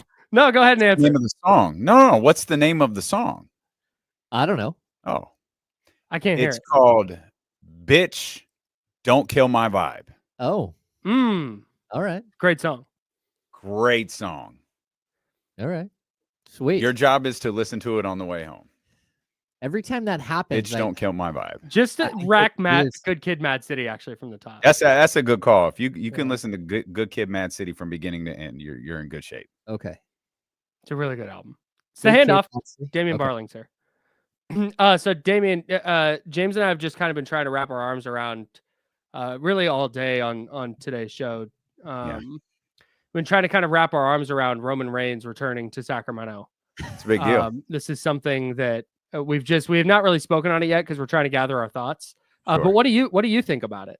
It's a big deal. It's the Raw before WrestleMania. It's going to be one of the biggest shows of the year. It's going to be at the Golden One Center. I don't think Roman Reigns is going to be the only big star who's going to be at the Golden One Center. I think I kind of feel like The Rock might be there. I mean, it's the last live show before WrestleMania. We haven't seen The Rock in weeks. I feel like he's going to show up to Sacramento. That's going to be a big deal. Now, I don't know that that's going to happen, but I feel like he is. Do you want that to happen? Would that be like a good thing? That would be an amazing. Yeah, I mean, it's great. I mean, The Rock hasn't been here in years. That'd be incredible if he showed up. Excellent. Absolutely, that'd be massive. Well, I can't wait to break this down more with you and KC. That'll be a ton of fun. We love to talk wrestling here on the Insiders for sure. Of course. As much Mike, as James loves to talk Kendrick Lamar. So what we have been talking about is Michael Malone was fired by the Nuggets. Mm-hmm. And I feel like James and I are in the minority here thinking that that's an insane thing to happen with 3 games to go in a season. Mm-hmm. Are you with us, or are you in the like, oh yeah, this is a totally normal thing to do? Well, no, there's nothing normal about it. I'll tell you the first thing that ran through my mind, and James, like, I didn't cover Michael Malone. I have no emotional attachment to Michael Malone whatsoever. I know James and Sean and Deuce and Mo, all these people who covered him seem to love him. My thing has always been keep your mouth shut. And I think the biggest lesson that can be learned here is make sure your house is in order before you start talking crazy. I get the Sacramento Kings aren't the picture of perfection. Like, I understand that they're a disaster, but when you come out and you are so ready to take shots at Sacramento, make sure your house is in order first. And it appears that Michael Malone's house wasn't in order, because I don't know what's happening here. The Memphis, like,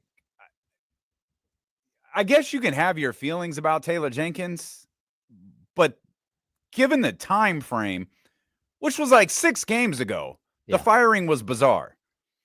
6 games later, a team that has a shot at, like, I don't know if they can get as high as 2, but they certainly got a shot at the 3 seed. You fire your coach and your general manager? Yeah, like, it doesn't. I know, Kyle, you said this earlier. Like, I'm almost feeling like, and this is what I felt about Taylor Jenkins, is the exact same way I felt about Taylor Jenkins. Did something illegal happen? Like, is there like some terrible story that's going to come out? And nope, just fired him. Like, yeah, I don't get this new trend of firing playoff coaches with single-digit games left in the season and playoff games and series to be played. But I don't know, man. And I also think, and obviously, you know, we'll talk about this a lot, but this is a players' league. And you better be a hell of a basketball coach to regularly publicly call out your team. Mm-hmm. Mike Brown did it. It didn't work for him. Mike Brown regularly did it, and it didn't work for him. Michael Malone regularly does it. He got a little bit more of a pass because he won a title with the Denver Nuggets. Mm-hmm. It is not a strategy you want to implement. The eras of like the Pat Rileys and all that's over. Mm-hmm. And I'm not saying you have to placate them, but I am saying you better be aware of what you're saying about these men publicly. Mm-hmm. And I think Michael had gotten way too comfortable at his tough love approach. And ultimately, I think that's part of the reason he lost his job. I think there's a huge difference between what we saw with Mike Brown at the end mm-hmm. and what we've seen from Michael Malone. Michael Malone is calling out a team as a whole for not doing the extra work. And it's cryptic. And the players know exactly who he's talking about. Each of them do. But they also know he didn't say their name. Where when we look at what Mike Brown did, mm-hmm. and it wasn't just the last game, Mike Brown went in on De'Aaron Fox. But that wasn't the first time, and it wasn't the last time. I think Mike Brown chose a path that I thought was always jarring because I'm not used to that. Like very, very seldom do you see a coach who goes at individual players. Going at a group as a whole is like trying to motivate, and not only trying to get one guy to listen and say, oh, I should probably do my film study. But it's also to get the 5 guys that are in your building who are doing film study to say, hey, coach is right. Why aren't we doing our work? Why aren't you doing your work? You clearly don't know your opponent well enough to defend them, and that's costing me. And that's costing us a chance to win. I think Michael Malone's approach as like a broad stroke, you can get away with that. What you can't get away with is the constant 1 or 2 players calling them out, saying, hey, you know, like even Mike went at Keegan Murray at one point. Well, like, Mike would be out here. Keegan, stand it and then do this. And it would go, and it's like Mike. And then God, how many times did he do it? Terrence, come here. Terrence, here, Terrence. and he's like doing this stuff in the middle of the game out on the court, and it's like, Mike, like I agree. And they look like Terrence. Salute to Terrence. He responded. Yeah, I thought he always did a good job of responding, but man, like you did that to Keegan on a number of occasions, and it's like, man, what are we? I think part of the problem Mike Brown had was that his sideline stuff, and it started with the scream, right? The scream and media day, but his sideline stuff became so fun. Not all of that, but the rest of it, of him being so animated and a character, that NBC started running a camera on him. They started putting him on a backup camera at all times because they're like, oh, let's get Mike's reaction.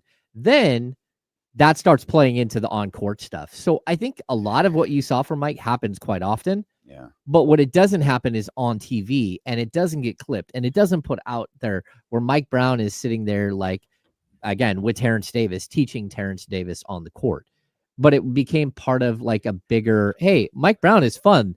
He's sort of the ringleader of this whole thing. Let's put him on camera a whole bunch. What about the famous Malik Monk clip at practice, where him and like he is cussing out Malik Monk, and like our thing was always, all right, Mike knew the cameras were running. Like, you guys are rarely ever in there with cameras. He knew we were there. Yeah, and it's like, yep. All right, like maybe this is to show off that Mike Brown is tough. Maybe it's to show off the relationship with Malik and Mike, which I'm not sure that that's what a lot of us thought it was.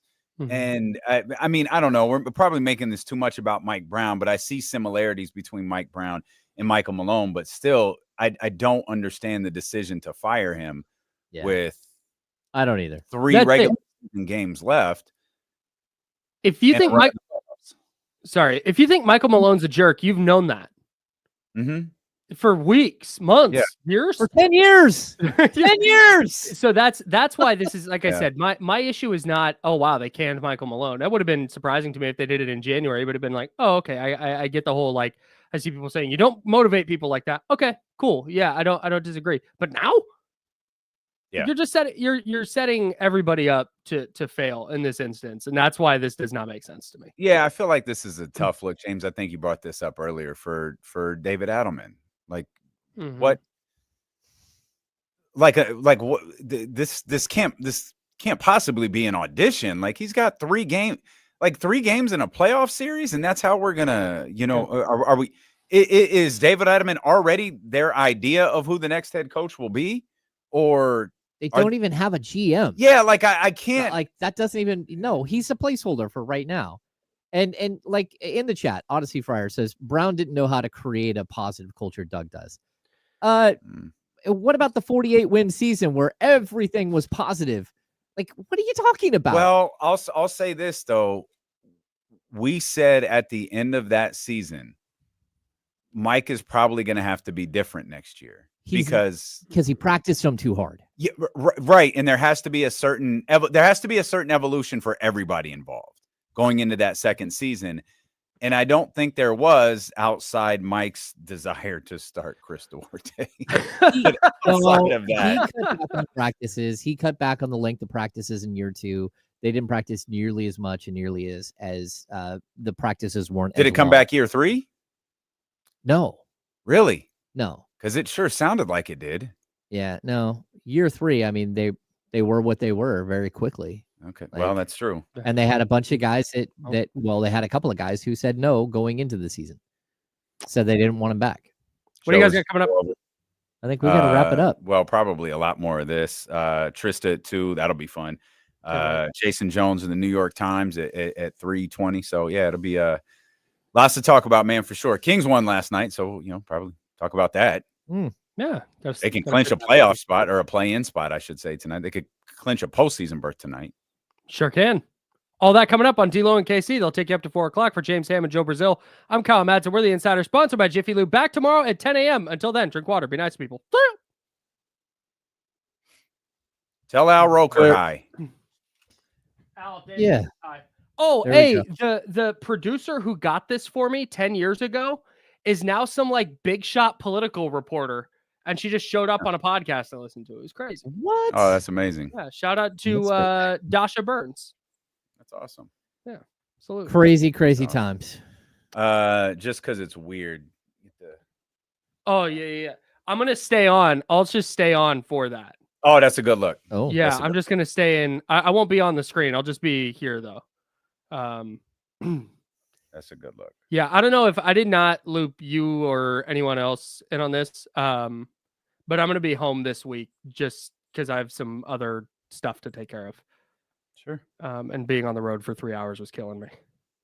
No, it's tough for sure. No problem. No problem. Let's switch spots with Hammer. All right, hit the thumbs up button for us, people. Have a good afternoon. Sorry if I yelled at you. Appreciate you guys. I'm not sorry if I yelled at you. Not really sorry.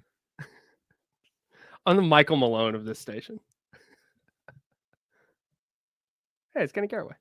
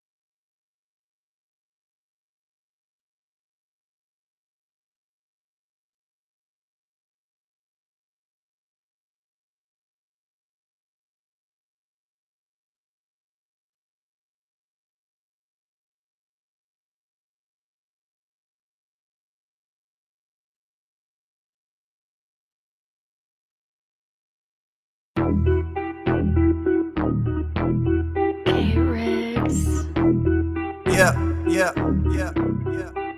We got them screaming D-Lo, KC, D-Lo, KC, D-Lo, KC, D-Lo. We got them screaming D-Lo, KC, D-Lo, KC, D-Lo, D-Lo. We your number one spot. We your number one spot for some sports, huh? Got the city going crazy when we work, huh? We top two, but we ain't two, we in first, huh? And when you need the real, we is who you search, huh?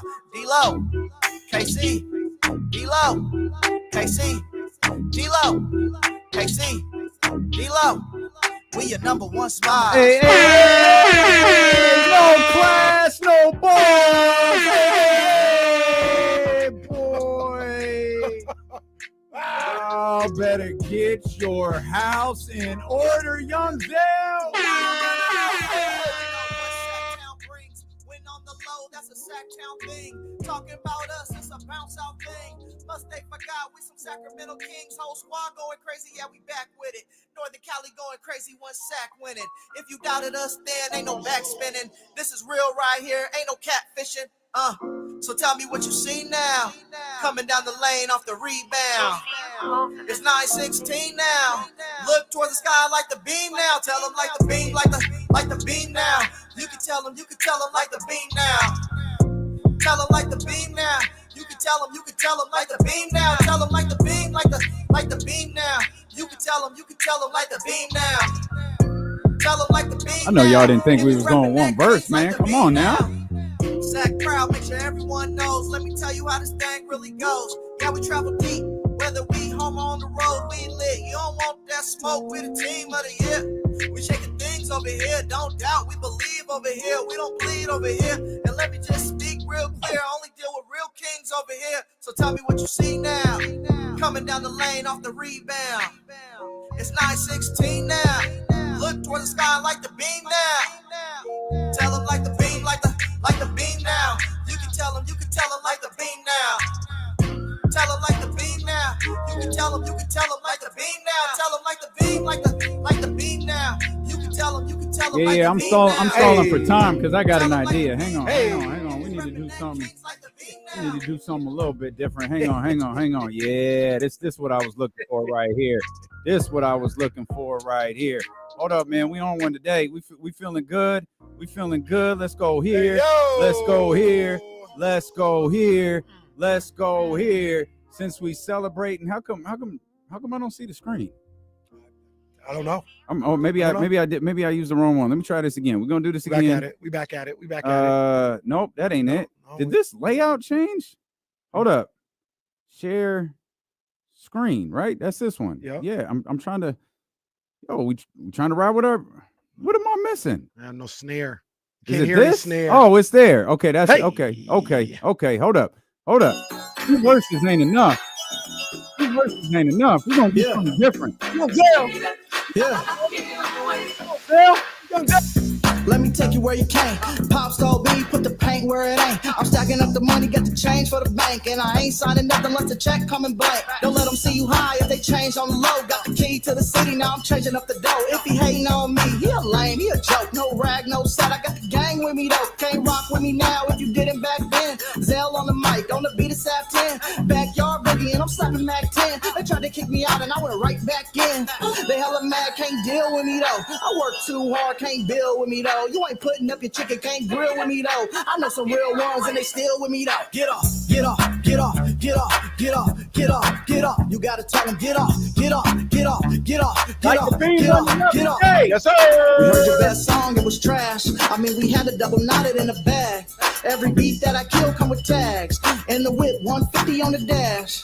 So me, I'm so low key. I feel like T.I. cause you don't know me. You say you got it all, but you gotta show me. While they was sleeping on me bad, I was working OT. Brand going up, fans going up. We laid it all out, yeah, the plans going up. They bitter about the wins, can't stand going up. And they scared to risk it all, can't stand showing up. Get off. You gotta tell them get off. Get off.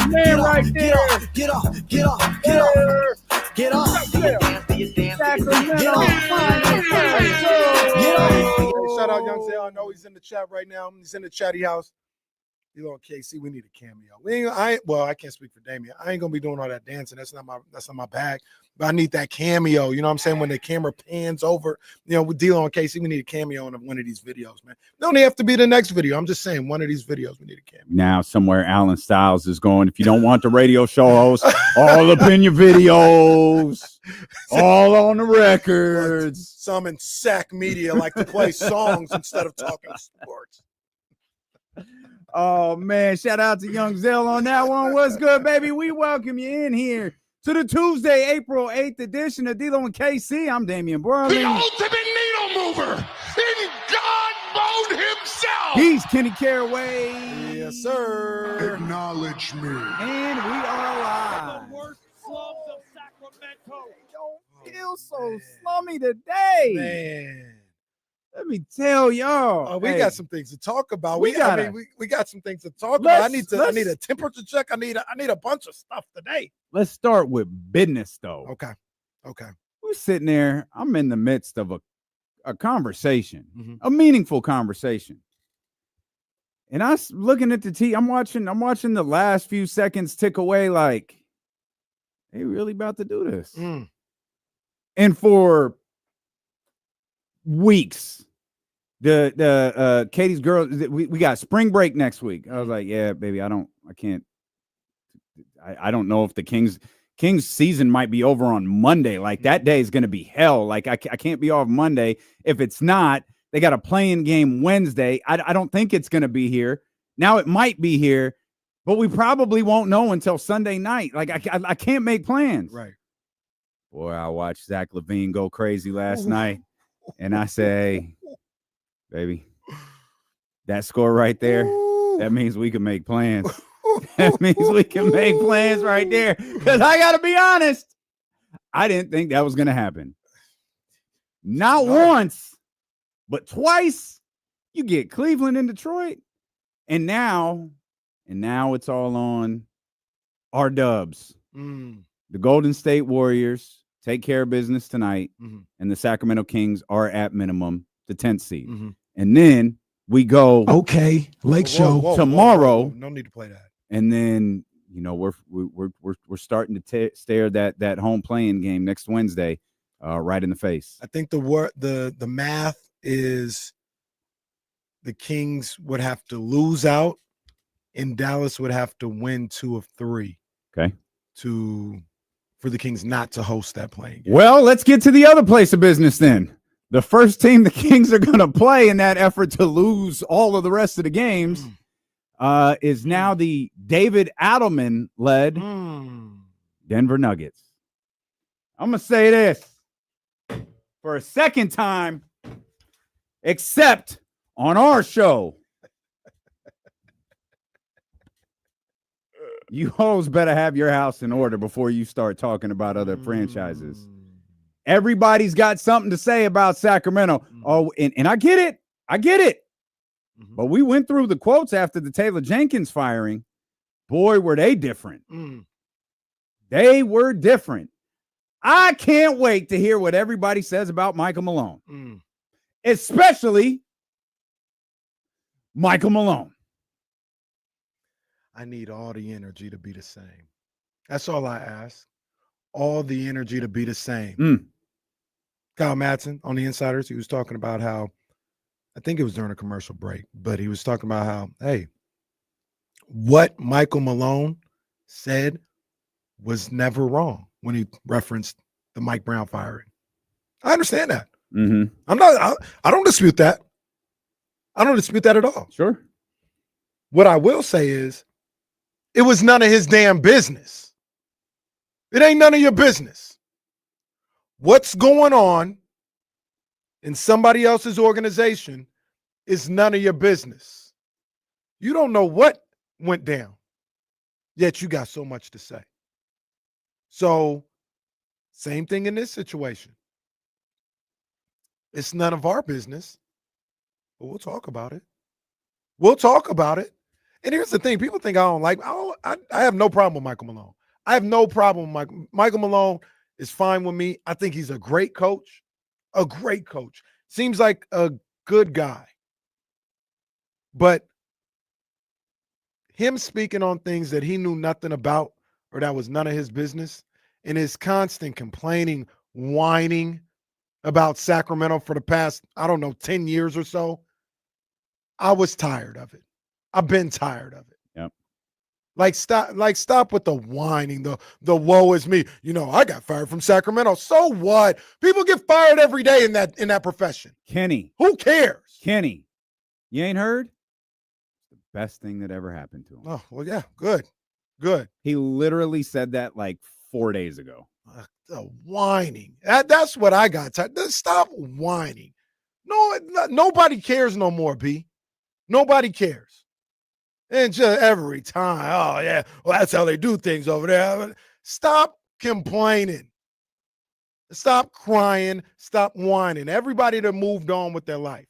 So Michael Malone, like I don't have no. I want to reiterate. I ain't got no problem with Michael Malone, the coach, or even the person. He seems like a great guy. He is a great coach. He is a great coach. But that one specific area where you're just constantly whining and complaining and crying, shut the hell up. I think there might be more to it than that, though. It's not just the and from us, like it's like, yeah, Mike, like calm down, man. Michael, calm down, bro. But from the other perspective, because really, like we could get our feelings off about Michael Malone again. I didn't cover him. I don't have the feelings that guys like James and the other people who, sure, like whatever. All I see is just this stuff that he carries with him. I also see, and this is far more prevalent to what happened today than anything else, in my opinion. I see the way he talks about his players. And like, it's like, you know, all these guys, and he's a coach's son.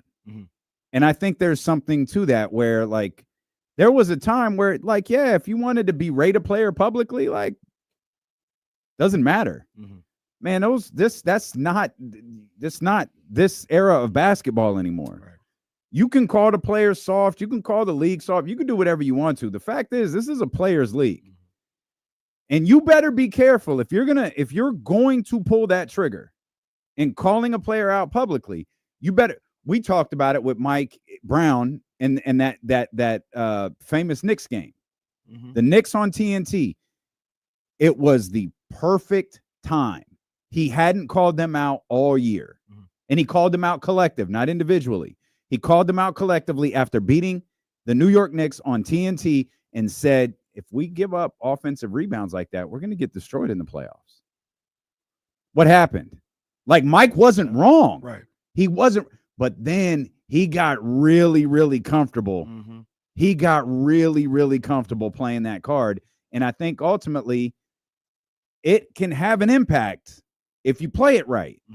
If you just start throwing them out there, it's not going to have the same impact. Thanks. We'll come back. I got some other thoughts on these coaches. No, you're good. Well, let's we got to talk go handle business, and I got some other thoughts on these coaches when we come back. Michael Malone out as the head coach of the Denver Nuggets. Calvin Booth out as the general manager of the Denver Nuggets. But this isn't Denver radio.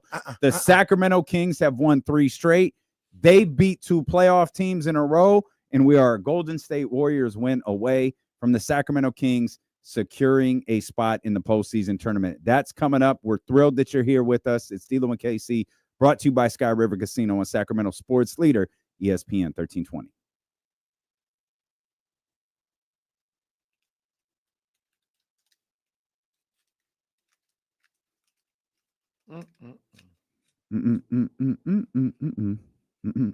I might have to put that Giselle song on the board.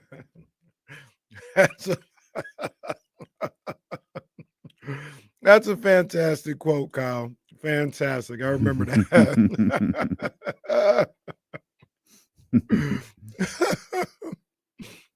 Shout out Slim Charles.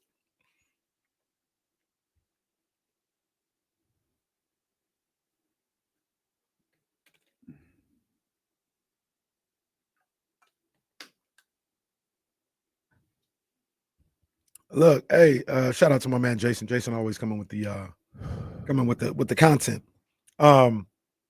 If Mike Malone came back here as head coach, I ain't got no problem with Mike Malone. He'd be the Kings head coach. I mean it when I say I don't have a problem with Michael Malone. I got a problem with one specific thing that he constantly does. That's it. Other than that, he seems like a good coach, he seems like a good guy, and he is a great coach. I think he's a great coach, and that's if he came back to Sacramento, cool. Like, he's gonna have to adjust some stuff, but cool. That'd be great. He's a great coach. Well, I'm seeing it on Young Zell's tweet. First of all, Zell, I see you. We're gonna try to make that work. I see you, Zell. I see you. We're gonna try to make that work. Well, hold on. Where's Tyler? Where's Tyler? D-Lo calls 95.7 peeps and apologizes, and all of a sudden the Kings start winning. The curse has been lifted. There we go. Reverse the curse.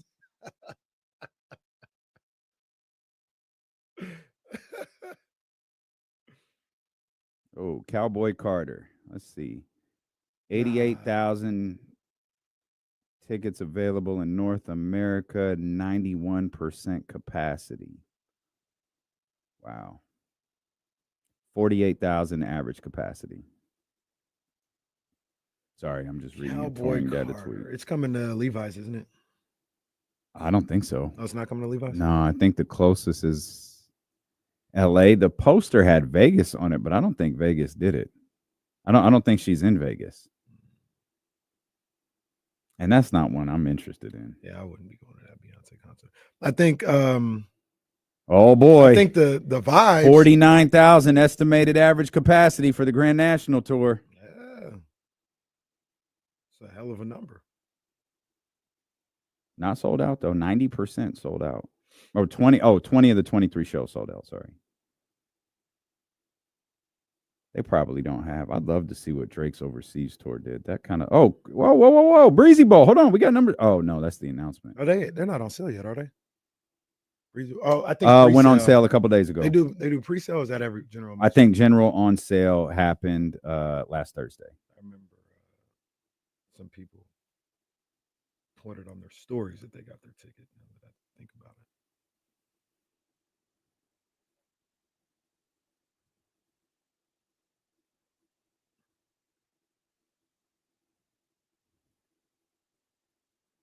What's wrong with you? Hold on, what you mean? One, you ain't say nothing to us the whole It's been 13 minutes. Well, that's 13 minutes. You ain't saying God, nothing. Jesse, what? Smile, Jesse. More talk, more, Jess. Like a guy can't just get into the flow of the show and start, huh? Jesse, do this, Jesse. What's wrong, Jesse? Jesse over here, like he lost his smile. He's like, we're back. Hey. No, we're a little tired. That's it. Okay. All right. Puppy, all right? Yeah. Okay. Long all night, right. long night with the show. That's what happened. Long night with the show. Nah, to my the show. fiance works a real job, so we got to walk her out at 4 o'clock in the morning. That's normally how this game should work is we marry someone who has a real job. That's the only way you make it in this business. Yeah. Well, certainly going a different route with that right now, but Jesse's got a wife to be with a real job. Of course, Jazz got a real that job. Presents its own issues as well. The real job? Yeah. No. Well, it was all fine till whoever decided state workers need to go in 4 days a week or whatever it is. Yeah, we'll see what happens with that. Math ain't mathing. We'll see though. Had a long discussion about that. Okay. I can see Jazz just going, no. Okay. I think a lot of people are saying it's all right, Mrs. Carroll. You stay home. It's fine. It's fine. We don't want to upset you. A lot of people are going to say that. I believe you, Jazz. Jazz like the referee with Mike. I believe you. If you say it happened, I believe you. Yeah, a lot of people are going to go that route. Real quick, because I do want to, we need to get to the Kings, man, because there's a lot of questions we got to ask about the Kings. There's a lot of things on the table now about the Sacramento Kings that I want to get to. One last thing, though, I want to get to, or we may come back to it. Trysta Krick going to be on, so we'll talk about it at some point. But these coaches and, you know, our guy, Matt George, you know, he's been on the front lines this morning about Michael Malone and these coaches being fired and all this other stuff. And that's cool. One of the things Matt talks about a lot is like these people, these coaches holding players accountable. Players don't like it. And, you know, they get fired. And he says that's soft. And one of the things I thought about was Matt has been a big proponent of the front office being the problem. And James says it too. I'm talking about here specifically in Sacramento. Front office was the problem. They didn't get Mike Brown the right players so he could do whatever he needs to do, yada, yada, yada. And I thought about something. He's getting paid $10 million a year. You be successful with whoever the hell is out there. If you, as a coach, if you coaching is getting you $10 million a year, oh, you get successful with whoever's out there. You figure it out. $10 million a year, I'll say it. Coaches are overpaid in the NBA. $10 million a year. And here's the thing. I'm paying you $10 million, whether it's Mike Malone or Mike Brown, to be reliant on the players. Well, you still got to get the right guys in. Like, it's not just here's a bunch of guys make this work. If I give you $10 million, yeah, here's a bunch of guys make it work. No, they don't. That's not fair. It don't work that. It doesn't work. That's not fair at all. It doesn't work that way. Hell no, it doesn't work that way. What am I giving you $10 million for? What am I giving you $10 million a year for? It's to. I just won you a championship a few years ago. It's to no. Jokic won me a championship. I found the player to get him in there. That's not fair. How's it not fair? You're asking. You're asking, so coaches don't matter. I know you don't like coaches. But I don't think that's the case. That's wild to me. The players matter, and more importantly, if I'm being that way, the people who find the players matter. Now, if you want to have, if you want to have the coach being one and the same, that's cool. But if you're solely like Matt's argument has always been, they didn't get him the players, that's why they couldn't be successful. Then why am I paying you $10 million? I don't think Matt's take is wrong. Like, I think both things can be true. Like, I still think Mike is a good coach. Like, Mike Absolutely. Brown. I think there are things that I think Mike knows basketball, loves basketball, eats, breathes, sleeps basketball, all of that stuff. But I think that's different than like leading. And maybe you could be a great coach, but you're not the best leader. Maybe Mike isn't the best leader. But I think both things can be true. Like, you could be a good coach and not have the right players. Like, you can not have the right guys around you. You could be missing a component on the floor. You could be missing a component as a head coach. Like, I think the idea that no matter, as a general manager, no matter who I put out there on the floor for you, you have to make it work is a bit short-sighted in my opinion. Well, why am I paying you $10 million? Because that's the going rate for head coaches. Sorry, Jesse. Mike Malone's gotten 47 wins out of this group too. Like, he got fired, but like, if it wasn't the right group, like, he still got 47 wins. This wasn't a move for now. Yeah, this was bizarre. This was a move because maybe they heard us yesterday. maybe Denver's also tapped into D'Lo and KC, and they were like, yeah, we don't have a shot at winning a title. Calvin Booth, I think, if I saw Chris Haynes' tweet correctly, they were negotiating a contract this offseason, didn't come to terms on it. And so they're probably looking at it like this group, the exact conversation we had yesterday. Now I'm not trying to be funny. I'm dead serious. They had to have had the same conversation we've had yesterday where, like, this group has run its course. Let's bring in a different general manager without the emotional attachment to these players to figure out what can we do? How can this team look if we move on from Michael Porter Jr.? How can this team look if we find, a dream scenario trade for Jamal Murray? And I know this is outrageous. I promise you, I recognize this is outrageous. But Denver, at least the ownership people, at least need to have a conversation of how long do we think Jokic really wants to do this? He literally hates basketball. Jokic shows up for work like the state workers on the first day of the 4-day mandate. Like, he is not happy. Hey, Jokic, you just won the title. I don't want to do the parade. I want to go home. All right, dog. Like, that's bad for Denver. That's bad for the NBA. It's bad for everybody except for the writers who freaking love his ass. But, like, they have to ask themselves those tough questions. And this move was made. I don't think this move had anything to do with today, tomorrow night at the Golden One Center, the next 3 games, or the playoff series. It has to do with how they're approaching this offseason. And I think it's a pretty good glimpse into what we're going to see from Denver. Yeah, I think their run is over with this group, and that's perfectly fine. They've had this group together for 5-6 years. Like, yeah, that's about right. That's the same thing we talk about with Milwaukee and, their run being over. Like, runs don't last forever. The Warriors are an anomaly. It's usually about 5 to 7 years max with what you're trying to do. But going back to that point about Mike Brown, Keegan Murray makes $8 million a year. his performance is less, and I know it's a rookie deal, so I understand that, but his performance is less valuable than Mike Brown's lineups and rotations. It's apples to oranges. Well, no, it's not the same comparison. That's not the Mike. That's the going rate for a coach. I think the coaches are overpaid. That's probably what I'm saying. $10 million a year, and then you complain about, well, you didn't give me, bro. I'm paying you $10 million a year. Mike, to the best of my knowledge, neither Mike complained.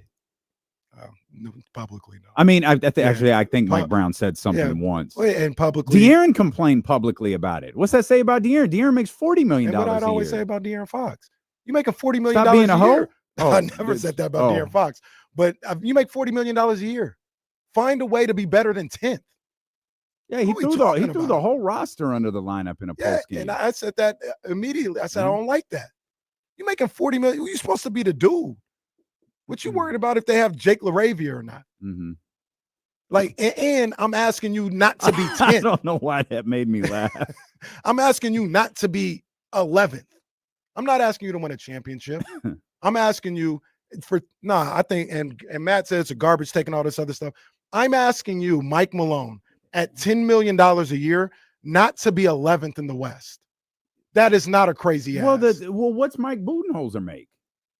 Who knows? Probably I think he makes like 12. He makes like 11. That's the going rate for the coaches. I'm telling you, they make too much money to be complaining. Like, because I bet you, if you ask Mike Malone, and this is the problem, I bet you that's the going rate. That's what it is, or whatever. We talk about accountability.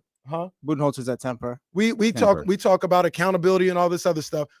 I bet you Mike Brown or Michael Malone or Budenholzer. Well, the front office, they tied my hands with all this, bro. You're making $10 million a year.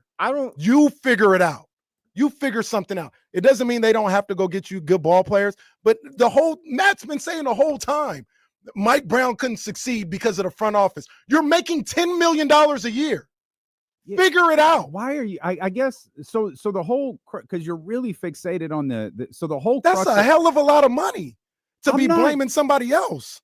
But is it It's yes, the going rate. I get that. You're making a lot of money to figure this out. Okay. You're not making $10,000 a year. You're making $10 million for a reason, because you're supposed to be one of the elite or one of the best 30 coaches in the world. What's it say that? Figure it out. Like Doug couldn't figure it out. Zach LaVine, like it doesn't work that way. Like none of these guys could figure it out. Doug's making however much money, he couldn't figure it out. Zach LaVine's getting paid however much, he couldn't figure it out. Like the team just sometimes isn't good enough. I'll put it to you like this: if the Kings make the playoffs this year, would Doug Christie be crazy for asking for $11 million a year? Yes, because he's not a 50-win coach like Mike Brown, or Mike doesn't want to bring like Mike Budenholzer or Mike Malone have before. Would he be crazy for asking? No. Should he demand? I'm ripping this up. Doug shouldn't demand anything. Like Doug doesn't want anything. Like Doug. So I'm sorry. Give me the parameters again. He makes the playoffs. Just make the playoffs this year. No, because like you can ask for $20 million if you want. Demand it. I wouldn't demand anything if I was Doug Christie, but I think he has an argument to be the Sacramento Kings head coach. But those guys, and we went over this exhaustively just last offseason because we were dealing with the Mike Brown stuff. Who makes in the range of $9 to $10+ million a year? Mm-hmm. And they were all it was Michael Malone. It was coaches of the ilk of Mike Brown. Mm-hmm. Your history in the league like plays a part in this, and Doug doesn't have one yet. And I don't think that necessarily means he needs to start at $6 or $7 million. I can't remember what JJ got. That was obviously a person that they coveted. He's also, his parameters might be a little bit different. Mm-hmm. Mike Brown wasn't a former player. JJ is. You probably have to get his attention. You probably have to get former players like him, J Kidd, other guys like that. You probably have to get their attention a little bit differently than a guy who came up in the film room or a career assistant or whatever. Assistants don't make millions of dollars. Many of them don't make, and maybe Adelman is an exception. Maybe unless you're the guy who is right next to the head coach, you don't make $1 million. You make hundreds of thousands of dollars. So the idea of negotiating your first contract at $10 or $11 million because you made the playoffs, hey, good luck. I don't know that I don't know that works because, again, much like we're talking about the going rate for coaches of a certain success rate, the going rate for a first-time head coach is going to be a little bit different. Understandable. Mike Brown was one of the lowest paid coaches in the league when he took the Sacramento Kings job. Understandable 100%. The whole thing, and like I said, maybe Matt's tweets triggered something in me. Whatever. Apparently, but yeah, you hate coaches. We stress accountability for these players. Zach LaVine, he talking about holding players accountable. Zach LaVine, we talk what they talk about damn near all the time when he makes X amount of dollars, right? So he should perform. He should do this. He should do that.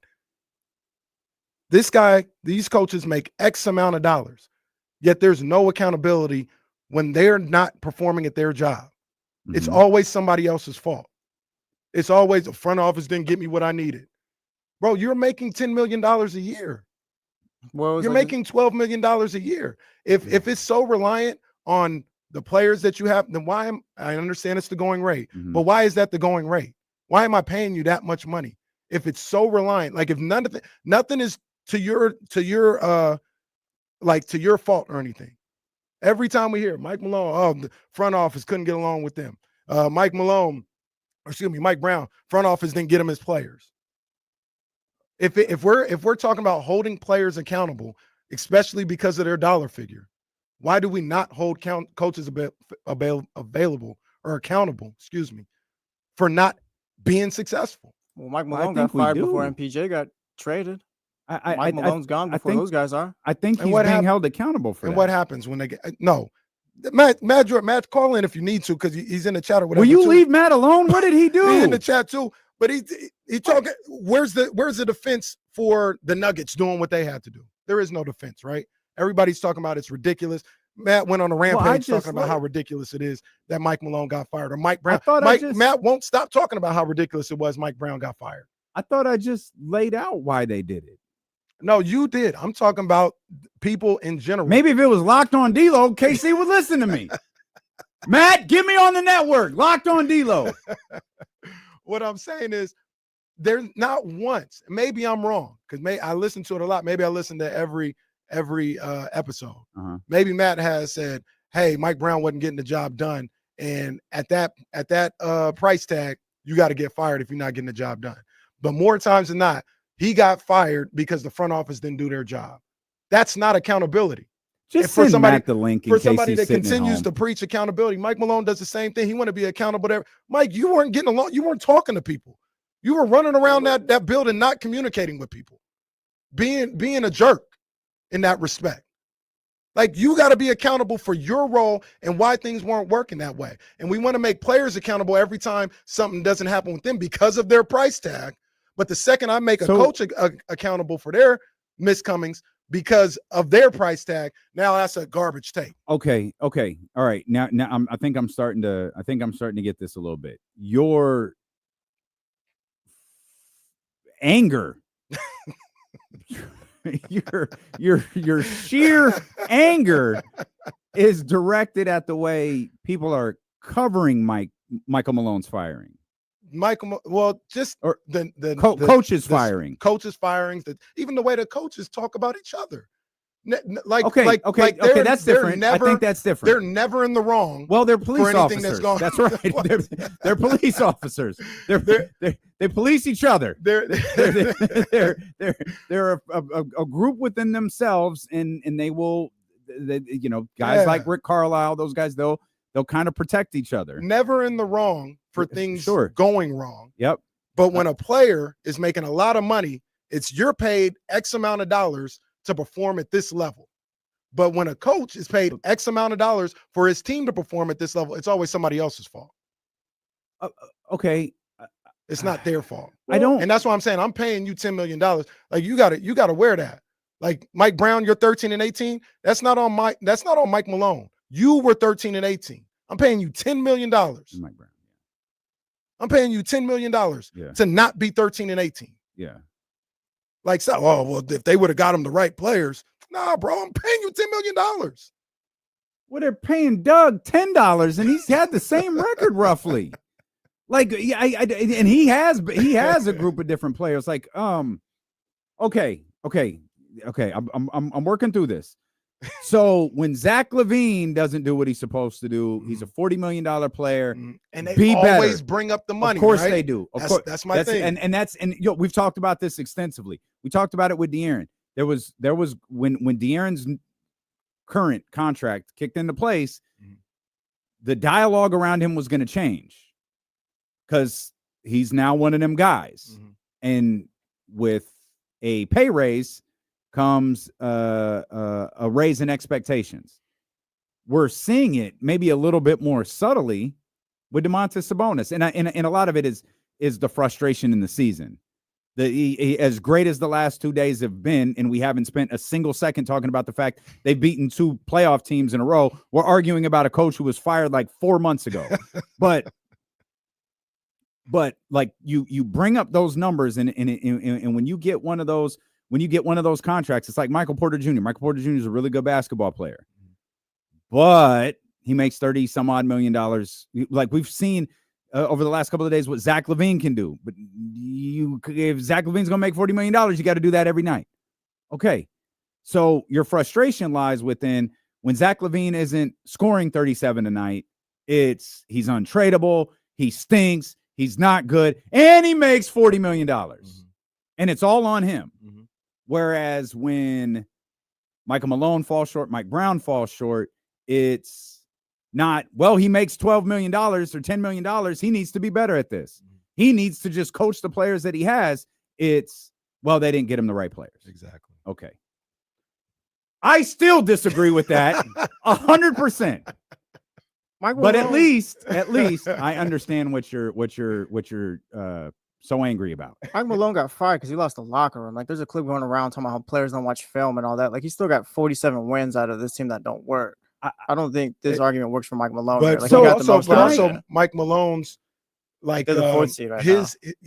He's not getting paid what he's getting paid for them to be the 4th seed and possibly the 8th seed.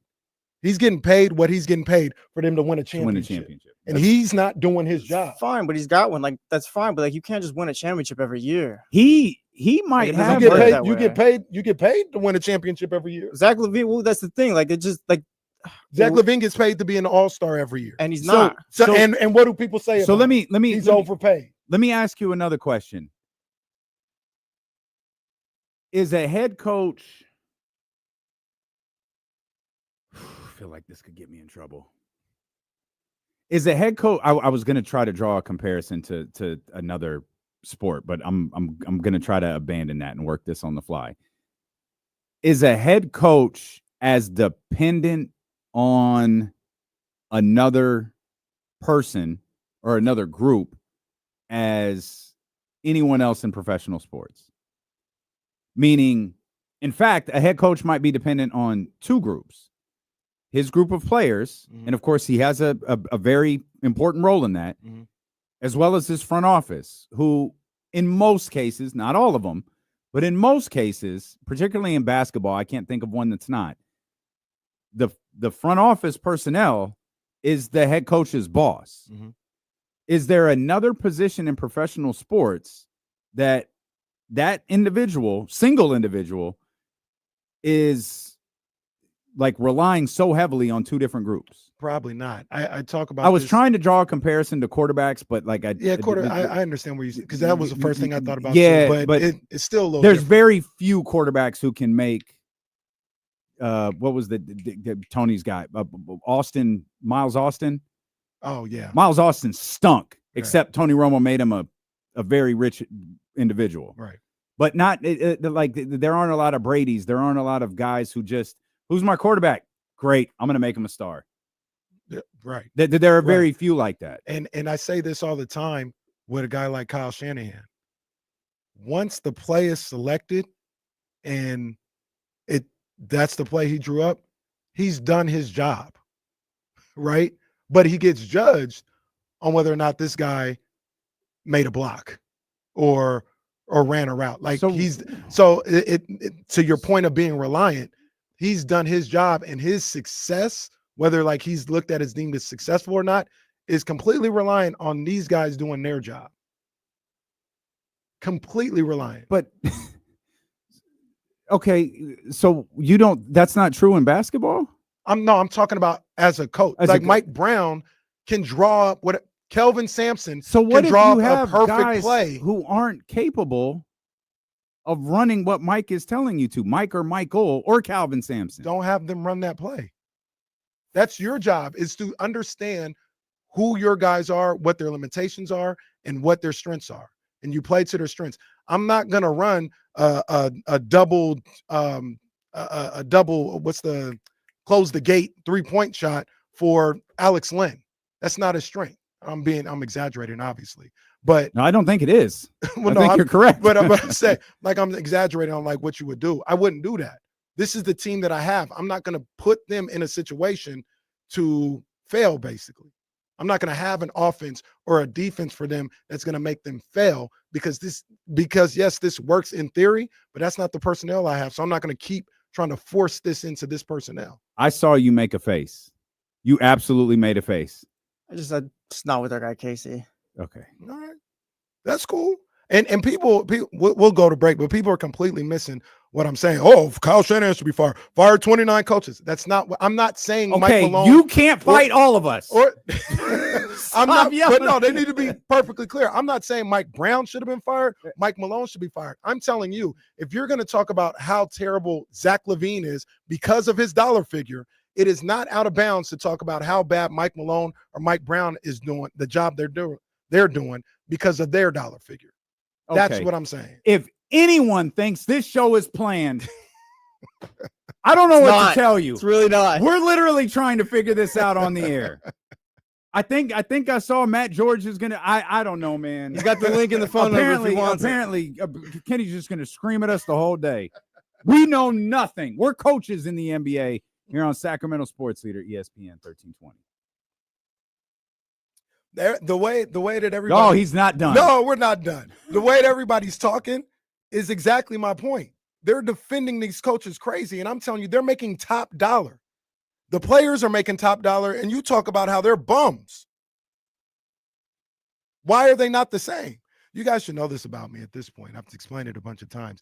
Being a Cancer, one of the things that I can relate to, He is a Cancer, and I like, oh, that makes sense, is things being fair.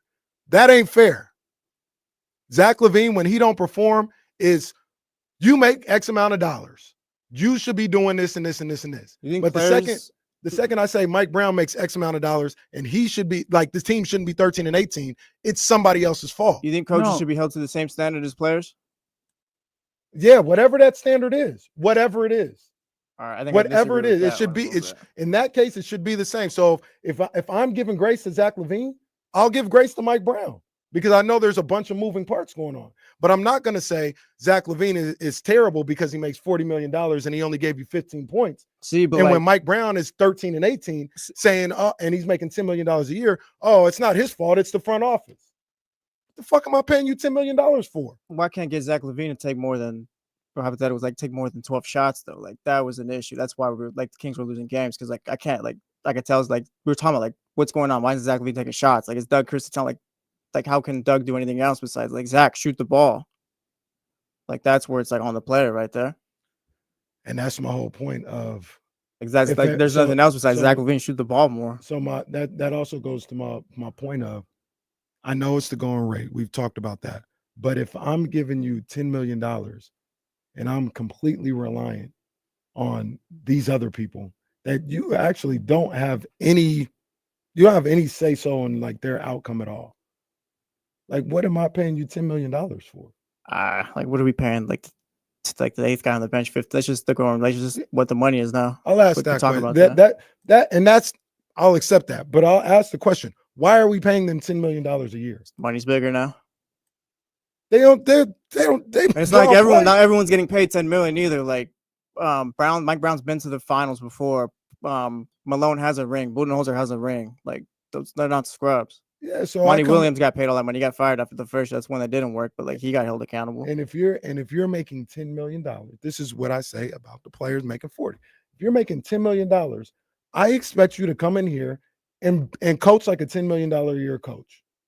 Whatever you did in the past to Because if it's on you, it's not on the front office before because they're not making $10 million.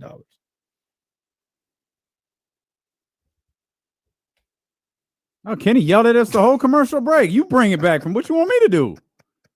The whole commercial break was all getting chastised. Like I said during the break, one of the cancer traits that I have is I look at things and some things just need to be fair across the point. Whatever energy that you have for these players because they make $40 million a year, it should be the same energy that you have for these coaches who are making top dollar. Mike Budenholzer, he's making $12 million a year. He did a bad job this year. You think Mike Malone did a bad job? Yes, for what they're trying to do. Like, it'd be great here in Sacramento. But do you think they're trying to win a championship? But like talking about the game and all, like, do you think you think there's more he could get out of this team right now? You don't think it's run its course yet? So that's the chicken or the egg situation. Like right now, like we talked about the last 2 years actually. Like, yeah, these players are kind of running its course. Like maybe the Nuggets are coming towards the end of their window. We've talked about that multiple years and all that. It's like he still got them as the 4th seed right now, and they could be the 8th seed. Yeah, but they're not. By the end of the week, they could be the 8th seed. They're tied. Well, if they are, then you go to that. But they're the 4th seed right now. Like 47 wins from a team that we've talked about. It looks like it's starting to come to an end. But okay, so I ask you that, and that's fair. That's the same question about the Kings Missoula was too. the 4th seed, would it be okay? No, because they have much their better expectation. Well, no, the guys you have is much better. Like Derek White, those guys are in their prime. That's also what we're not going to do, because I've been the only one. I think maybe you did too, Jesse. Maybe us three have been saying Denver is not a championship contender. Everybody has had them as a championship contender all year long. Everybody has. So we can't switch that up now. Like, well, they're not as good as Boston. Not to you. I'm just saying. As long as you're like, we can't do that. Everybody's in OKC, Denver. They had them on a championship level. So that's the expectations. 14 ain't good enough if you got them on a championship level. Well, he's been yelling at you all morning, Matt. Just yell back. Well, first off, I can't wait for next Halloween because my Kenny Caraway impression is going to be me just screaming about how much I hate head coaches in the NBA because, dear God, KC, look, the thing that I said was a garbage take about what you said. It's not the accountability aspect for head coaches because they absolutely have a job to do too. It's the fact that, Mike Brown is paid $10 million a year or Michael Malone is paid however much money he is per year. So he should make it work. He should just win. Like, the execution is up to the players on the court. So I hear what you're saying, but I also think head coaches are historically, you talk about accountability, head coaches are historically in all sports, not just the NBA. They're the fall guy. When something goes wrong, the head coach is the first guy to get fired before guys are traded away, because it's easier to get rid of one guy than it is to replace an entire locker room. But Michael Malone won a championship. What's the first thing you said, Casey? You said, no, Nikola Jokic won a championship. Okay, so when they win, it's because of the players. But if they're losing, it's because the coach got to do it. Like, that's the thing. That's the issue that's in the NBA, especially, that we're seeing a lot this year, that I just disagree with, especially when we're seeing a consistent trend this season of head coaches who are known for being kind of hard asses, who are known for speaking their mind and calling people out when they're not doing their jobs and they're not executing. Those are the head coaches that are losing their jobs. The difference between Mike Brown and Jenkins and Malone is Mike Brown actually got fired at a time where it's reasonable. Like, you lost 5 in a row. You're 5 games under 500. You're underperforming. All right, you got fired. I hated it. I thought it was ridiculous that they fired Mike Brown before they tried to make the improvements to the roster that need to be made.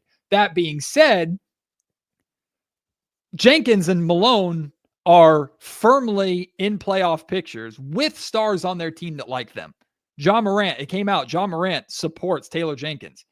We know Nikola Jokic, unless something drastically changed in the last couple months, Nikola Jokic and Michael Malone love each other. So this idea that these coaches can get fired because they rub people the wrong way because they're hard asses, but if they get results, like, why is the coach the one to take the fall guy, especially at this point in time when we're 3-4 days away from the playoffs? So my issue with your take was never about coaches needing to be held accountable. My issue with your take is the idea that coaches should be held accountable and because they're paid $10 million, which, by the way, doesn't count against the salary cap. So you can pay a coach however much money you want to pay the coach. the players, the reason why we talk about how much money the players paid, because Zach LaVine's paid so much money, the Kings can't upgrade their roster anymore because of how much money Zach LaVine's being paid.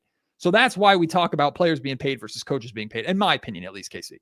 So, and real quick, Matt, the one thing that I'll say, like I said, I know you're talking in general, but you're talking to me when I said Jokic won them a championship. Who's the one person in this city that does not crap on Luke Walton and say he was a bad coach? You. Me. Because when it went bad, I didn't say Luke Walton sucks as a coach. I said those players need to perform better. Who knows if what he's saying works, because he can't get them to dribble 2 times without messing up. It's the players. So I can say Jokic won him a championship, because in the same breath, I won't tell you a coach should be fired because these players aren't playing well. Or both are true. Luke Walton isn't a good head coach, and the Sacramento Kings were a bad basketball team. Could be that could be the case too. I know no one's listening to me. I am. I understand we're 52 minutes into this. Come on, we'll talk about the Kings. We'll talk about the Kings. No. We'll talk about the Kings. Well, we will. But Matt, yeah, I think the reason Michael Malone was fired, and I think the tip of the hand was Calvin Booth being gone as well, was the acceptance and understanding this group is not winning them a championship. This group is going nowhere. They are preparing. My feeling with letting Calvin Booth go, one, Chris Haynes had the report they couldn't come to a contract extension this offseason, despite the fact that they tried. But they want to bring in a general manager that has no emotional attachment to anyone on this roster. And so if you have to move Jamal Murray to make this team better, if you have to move Michael Porter Jr. to make this team better, you don't have a guy like Calvin Booth who might have a certain emotional attachment to that. You're going to fire the head coach, move on from the general manager, hire the general manager first, let him hire his head coach. It's basically Denver recognizing we're not winning a title. That's a tough thing to accept with a player like Nikola Jokic on it. It's a tough thing to accept when you're, potentially the 3rd seed in the conference. But can I pull up this steady? I keep the standings up. So the 3rd seed, 48 in 30. So that's 4 games left. What did Sacramento win? 48 games. Mm-hmm. Remember how bad the 3rd seed was because the Sacramento Kings won 48 games? If the Lakers win 2 more, wow, what a difference between 48 and 50. Is the 50 number so magical that, oh man, boy, what a conference it was this year? No one's going to say a single thing about that. But you're looking at Denver like that's a team that could compete for the 3rd spot. They recognize they can't win a series. And they're preparing for what this offseason is going to look like.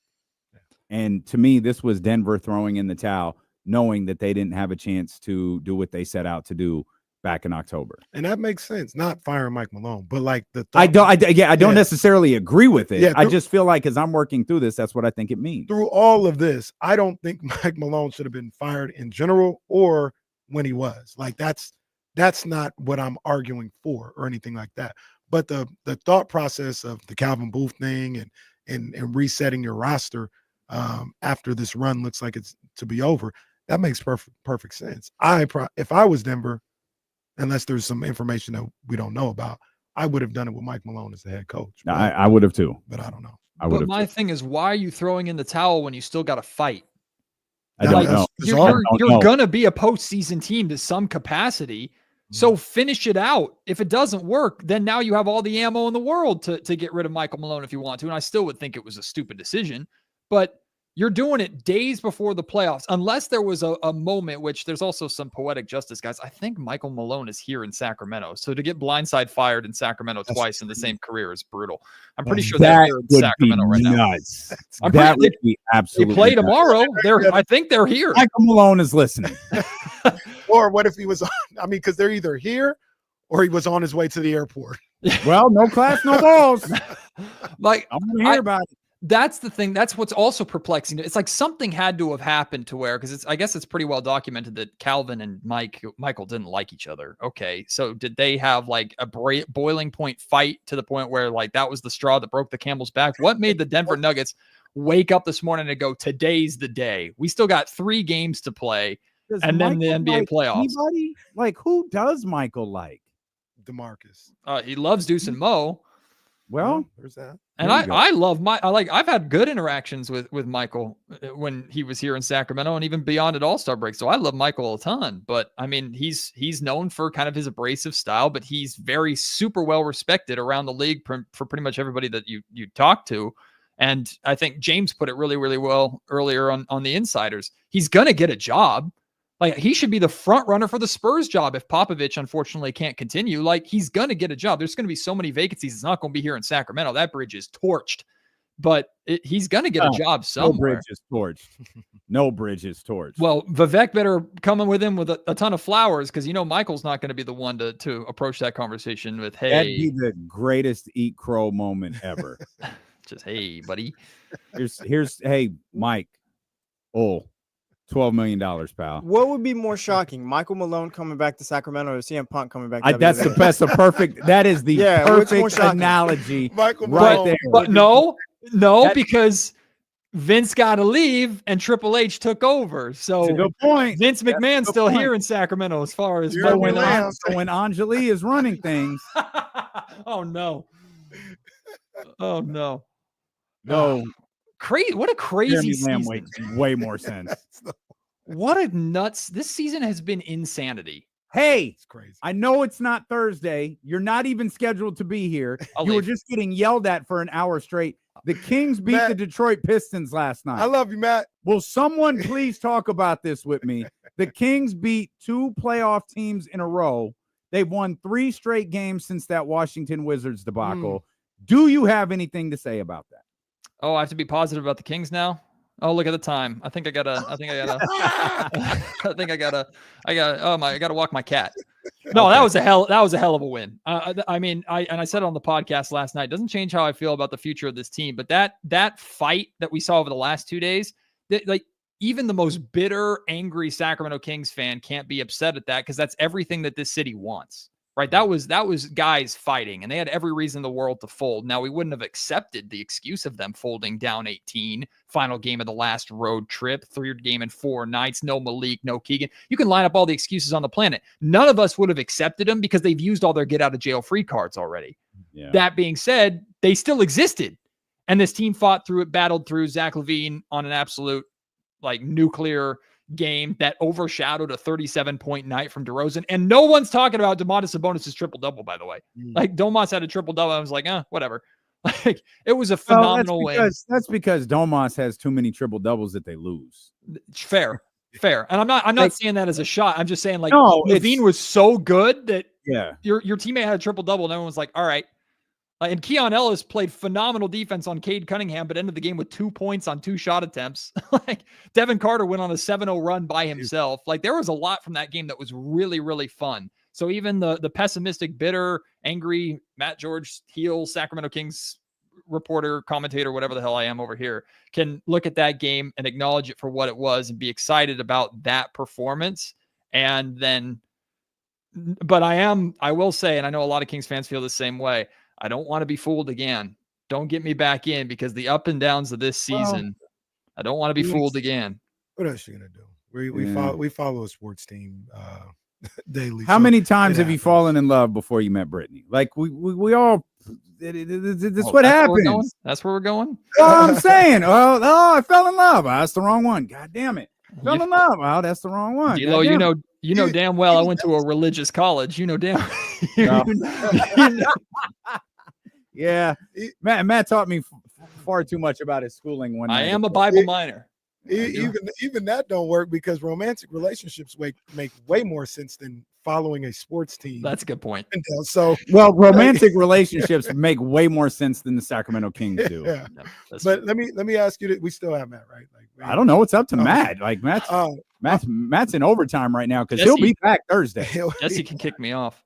I want to ask you this though, Matt, because you said what happened yesterday doesn't change how you feel about the future of this team. Mm-hmm. And I understand that. If I told you this is who Zach LaVine's going to be for the next 2 years, not 43 points, but just the aggression, that like everything on full display, 80% of the time, 85% of the time, would that change how you view the future of the Sacramento Kings? As this group, no, but I'm proceeding with and I talked about this actually after the Cavs game too. I'm proceeding with the expectation that LaVine's going to be a king for the next 2 years.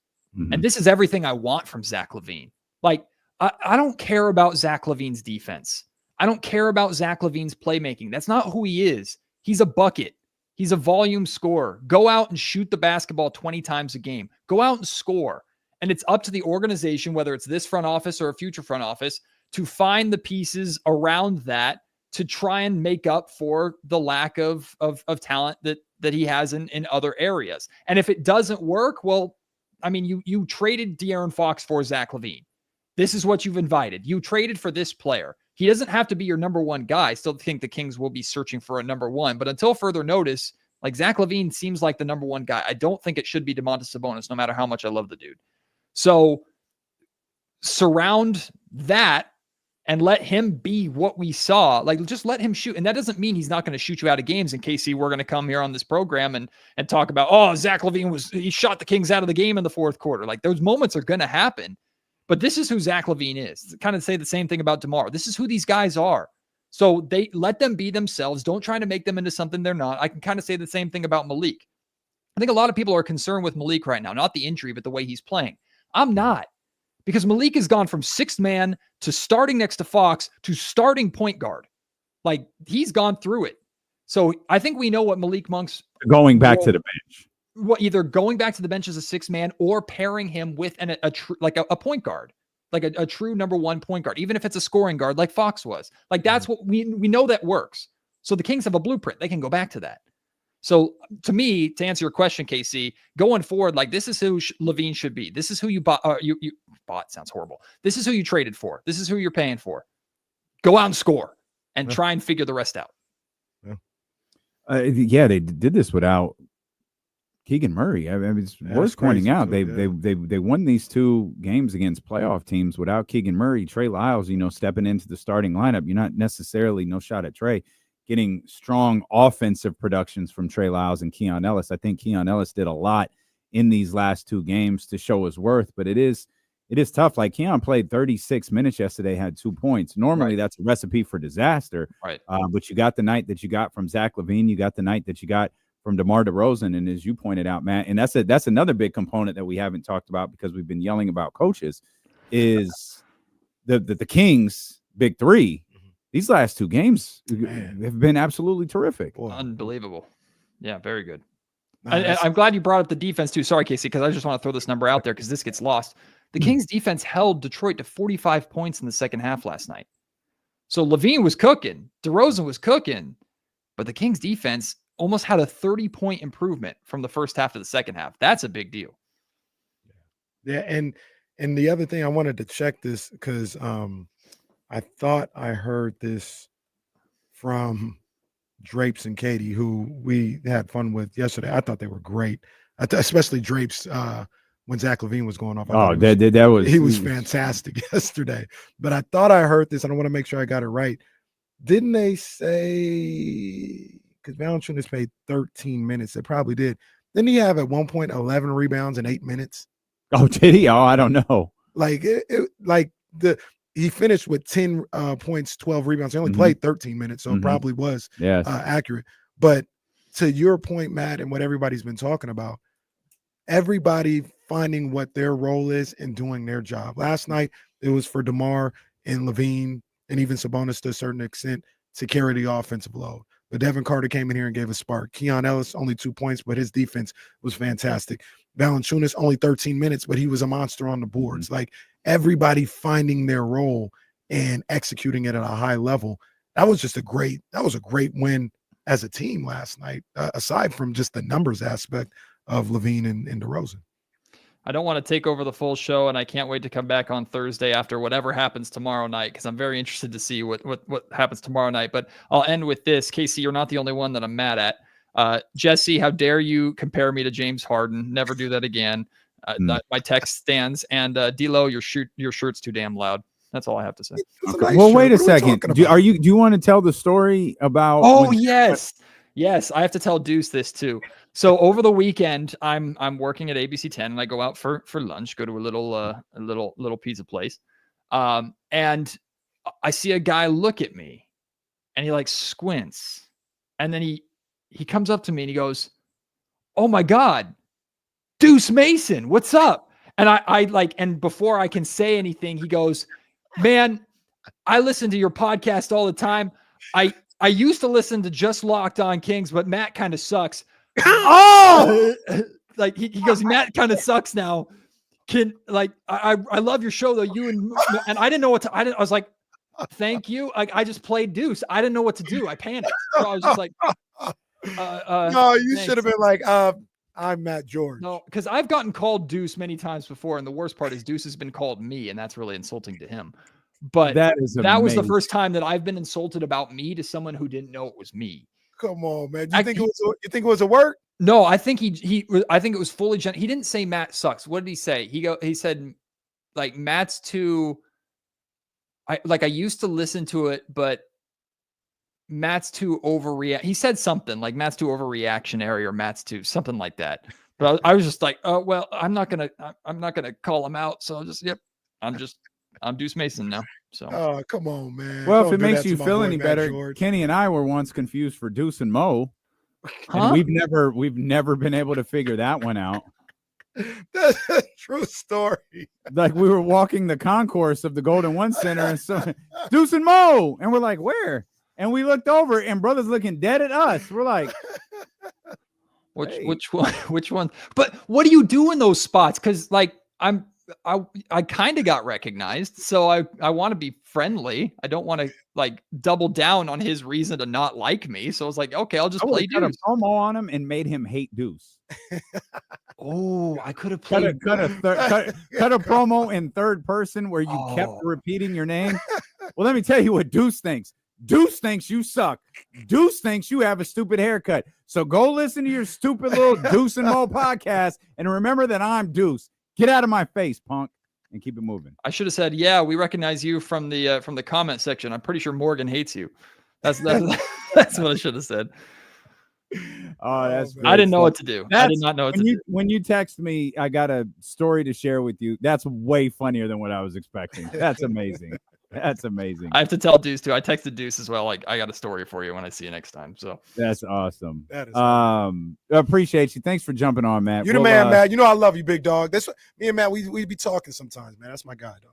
If I ever become a head coach of anything, I know Kenny Caraway is going to hate my guts for Kenny. Kenny, can I coach your son's basketball team so you can scream about firing me from the stands? Kenny going to be courtside at William Jessup watching Matt coach. I love coaches. As long as you're making under $10 million.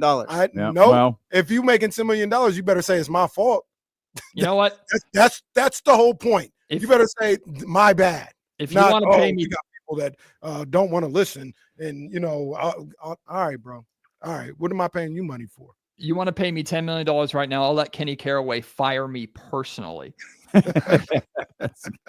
That's a great point, Matt. That's a great point. We appreciate you, buddy. Thank you. We'll see you. We'll see you Thursday. See you Thursday. See you at the Golden One Center tomorrow too. Oh, there you go. Yep. That'll be fun. We won't see Michael Malone. See you, Matt. Oh, that was okay. All right. My just bought a ticket. Just like Scott Hall. Hey yo. Remember when Stephon Marbury did that? He yes. Knicks and Lakers. And he bought a ticket set courtside. After the Knicks had released them or traded them or something like that.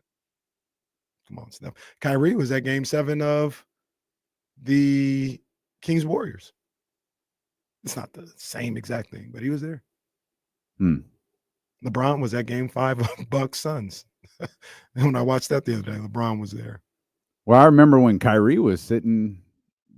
He wasn't at the Nets game. He wasn't allowed to play because of COVID, but he had a ticket. Yeah. He just couldn't sit on the bench. I can't remember what it was. It was something he crazy. He couldn't play because he didn't get vaccinated. Right. But he could attend. But he wasn't on the bench. No, he could attend as a fan. Yeah, he was a spectator. Yeah, I guess that was like his thought too. Like, how you gonna let me be here as a fan, but not be part of the team? Yeah, that was pretty dumb.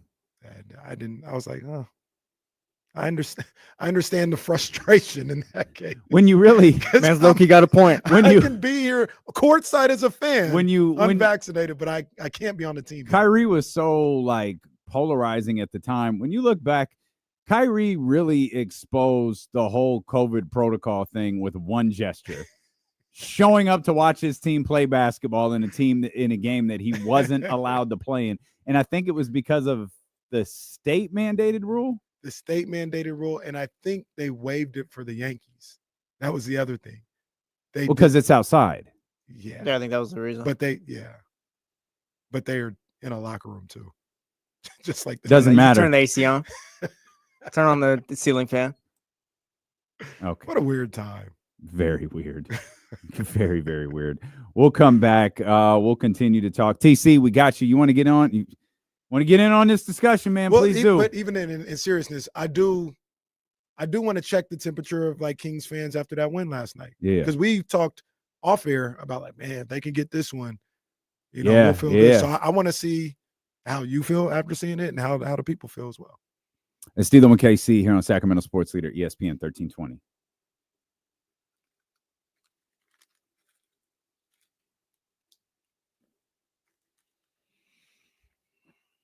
Shout out to whatever segment's getting bumped to tomorrow. Shout out to the Denver Nuggets. Yeah. What do we got on the iPad today, Casey? I got Mets Marlins. Oh, I didn't. I had to shout out to my Tigers too. We beat the Yankees today. Yo, chill. That's 2 straight wins. Relax. I had the Kings game on, but Mets Marlins. I got to see my boy Francisco Lindor. I'm with that. I'm so not used to them. Usually there are no day games on Mondays and Tuesdays. So I hope that's something that continues all throughout the season. Matt, I got 3 games on. This is crazy. Don't worry, Matt. I got Madrid, Arsenal on the big TV. I got baseball on the iPad. Shout out to PSG. We still alive? Yeah, I believe so. Yeah. Let's go.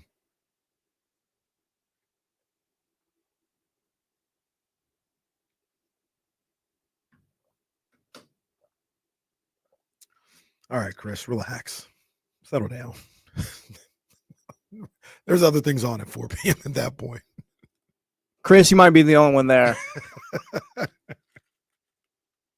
is it? Angels versus Rays from Steinbrenner Field? I can't talk too much. It stays at Sutter Health Park this weekend.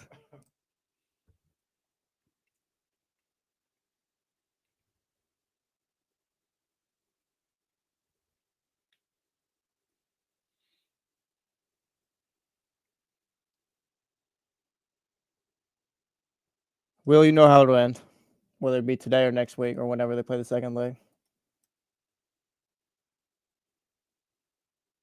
Same thing for the Tottenham fans. Those are still my boys. I didn't leave them, Jesse. Not me. As long as they got that Nike endorsement, I'm still here. I'm sticking to my Mexican League team in Madrid. That's it.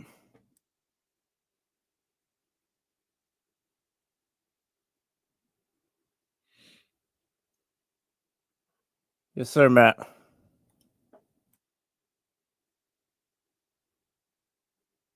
It's really tough, like following one dysfunctional team, like your whole life. It's like, oh, I'm going to branch out to this other sport, and this other team you're following happens to be dysfunctional too. It's like, no, I'm not going to do that. Now I have a choice. I'm not going to make that same choice. I'm a Medica fan, Mark.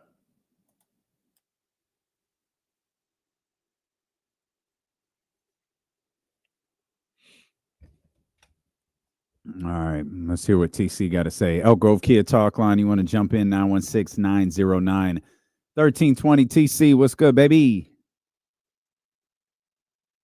TC, you want to try that again, dog? TC, you want to unmute us, bro?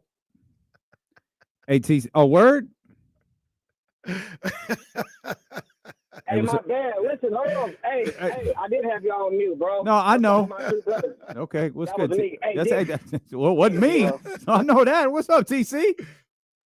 Just fired up, man. Listen, hey, so to answer the question, the temperature, right? The temperature is always fired up, bro, because I like these last 2 games. Like I said before, bro, we got to get it in. We're the 9th seed now, and we just going to have to get it out the mud, bro. We're going to be one of the scariest playing teams ever.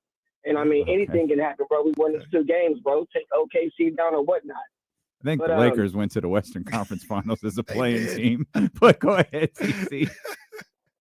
Sure they did. Hey, actually, didn't Jimmy and the Heat do that too? Or were they 8 seed? Jimmy went to the finals. Was that a playing team? Oh, that's right. Yeah. Chicago. That's right. Yep. Yep. Well, sorry, Zach. Tomorrow. Damn. Anything else, CC? I keep cutting you off. Sorry, bro. Hey, no, it's good. Now let's check it out. So, and then, hey, both teams can be right, Kitty. And so Mike Brown and the whole like accountability, right? Not having the right players, but also you rubbing the players the wrong way, right? As a coach, though, Mike Brown at the end of the day, bro, was a dope coach. He's a dope coach. How he coached players and all that is a different conversation, right? But he is a good coach, dog. Other than that, him holding himself accountable, I don't know if he did or not, but both can be true, Kenny. You get me? You just not right, Kenny. Both sides is true, bro. Sure. I said both sides can be true, but you're wrong, Kenny. There is. Yeah, I don't even know if there's a both sides to my argument. You finally figured it out. All I'm saying is if we're going to say Zach LaVine is accountable. Your frustration is they're not held to the same standard like that too. So and we don't have to go for 20 minutes again. It's fine. It's a discussion. I mean, like the Kings won. That's our focus. But like we're this is an NBA centric city. Michael Malone's firing is a big deal. We've seen. I would think heading into the year, all 3 of these firings would be considered head scratching. Absolutely. Michael Malone and the Denver Nuggets, Taylor Jenkins and the Memphis Grizzlies, and Mike Brown and the Sacramento Kings. It's I've been trying to figure out like how to work Monty Williams and the Detroit Pistons into this conversation. Mm-hmm. Monty obviously got paid a ton of money, so much I can't even remember the amount. It was so far above like 12, 13 million. It was like 6 years, 72 million, I think. Yeah, it was so far above market value, so to speak. We felt like Detroit is desperate for a coach. Also, I think there's something to be said for Detroit where they might have liked the direction that they were going, and they thought Monty Williams could be the coach that put them over the top. It was 6 years, 78.5 million. What's the math? That's there's so much. Damn it! Why you asking me? Well, Jesse, you're the smart one. What the hell? I took one math class at Sac State. Stingers up. But that 13 mil per year. So that failed miserably after a year. And they brought in JB Bickerstaff with, and here's where they deserve a lot of credit. They played without Tobias Harris yesterday. Tobias Harris is a guy who's played well for Detroit. They took the cap money that they had, maybe overpaid for a guy or two. They were willing to do it, at least from everything we've heard. They were willing to do it for Malik, or what I think would constitute an overpay. That would have been the most money that he was offered was the Detroit contract, and they still, they had a direction. They went with it. They stuck with it. They brought JB in, and at first it was like, oh, JB's always been a fine coach. But it's like JB is like the ultimate interim coach. Like he never sticks. And he has done, a hell of a job. He should be even magnified even more because they lost last night. Good for JB Bickerstaff for them losing to the Kings last night. But he's done it's one of the best stories, I think, in the game this year. They're a top 6 playoff team. But what's the coaching discussion there? The roster is different. It's not a 10-to-10 comparison. It's a little bit different. but also you have the Ivy injury. It's not like JB Bickerstaff was without his challenges this year. What's the coaching conversation flipping that just in Cleveland? Kenny Atkinson took them over, and I feel like they're a completely different team too now. Like they weren't this the last few years. Yeah, that's true. Unfortunately for Kenny Atkinson, Donovan Mitchell, the rest of those guys there, the whole city of Cleveland, it doesn't matter yet. Like you were good last year. You weren't this good. You were, if anything else, the pressure on you now is way greater. That is true. Like it's a lot like the Oklahoma City argument. Last year, Oklahoma City, like they're ahead of schedule. I love this, the schedule everybody talks about. Like they're ahead of schedule. So them falling short wasn't really that big of a deal. Oh, their first time really being here, it's no big deal. Right. But this year, yeah, it's a big deal this year. And this is more like how you're short of the conference finals this year. That's a big deal. This is more like how coaches are, I guess, covered and discussed when they're fired, like nationally then, compared to players and stuff like that, what we're talking about. And that's more so what I'm talking about. Right? Yeah, I think you can only have, I think with coaches, you have more of an overarching view, like the Taylor thing. We looked at the Taylor Jenkins thing. Oh, this is weird. This is really odd. And you tapped into, Memphis radio, and they're like, "Whoo, thank God. About time. This needed to happen." It's like, oh, they were banking on this. They're there. They're ingrained in it. Kendrick Perkins is not. Malika and that crew that's on TV every day, they're not. Right. So they're looking at it more from this Memphis Grizzlies. He's been a successful coach with them. What a bounce back from last year to this year, even without Ja being, healthy for 70-plus games. Hey, it's a hell of a job by Memphis. So it's a little more confusing. Whereas, and I think that if we're bringing this thing full circle, it's our frustration with Michael Malone. Constantly referencing, Sacramento, taking his shots when Mike Brown was fired, not being here. Not that there was a point we were more surprised by Mike Brown not being fired than when Mike Brown actually was fired. And that was the Indiana game. Yep. And so, like, it's a little more granular of approach when you're talking about the head coaches, which I think one of the best example, and I didn't tap into Denver radio this morning. I tapped into the insiders because the first I saw this, I'm getting myself, was the text thread. Yeah. I was like, what? Yeah. And I checked the calendar. I immediately went to the guys. Yeah. I immediately tapped in with the guys. Like, what is going on here? And so I didn't listen to Denver radio. And I don't know if this is a thing where those guys are out there on, altitude radio or whatever, talking about 528, 5280. 5280 the score. If they're out there talking about, his writing's been on the wall, or he's kind of worn out his welcome, or he's been short-tempered with everybody, or guys have been saying this and guys have been saying that. And it's like, oh, okay. Yeah, and that's I don't, like I said, that was my only argument. I know Roddy, I can't find it, but Roddy was talking about the coaches, and Matt said it too. They get held accountable all the time by the firing. I'm not talking about that. I'm talking about the Matt Georges. I'm talking about the Roddies. Well, they got fired because the front office didn't do their job. Or how about you're getting paid top dollar? You got to figure out a way to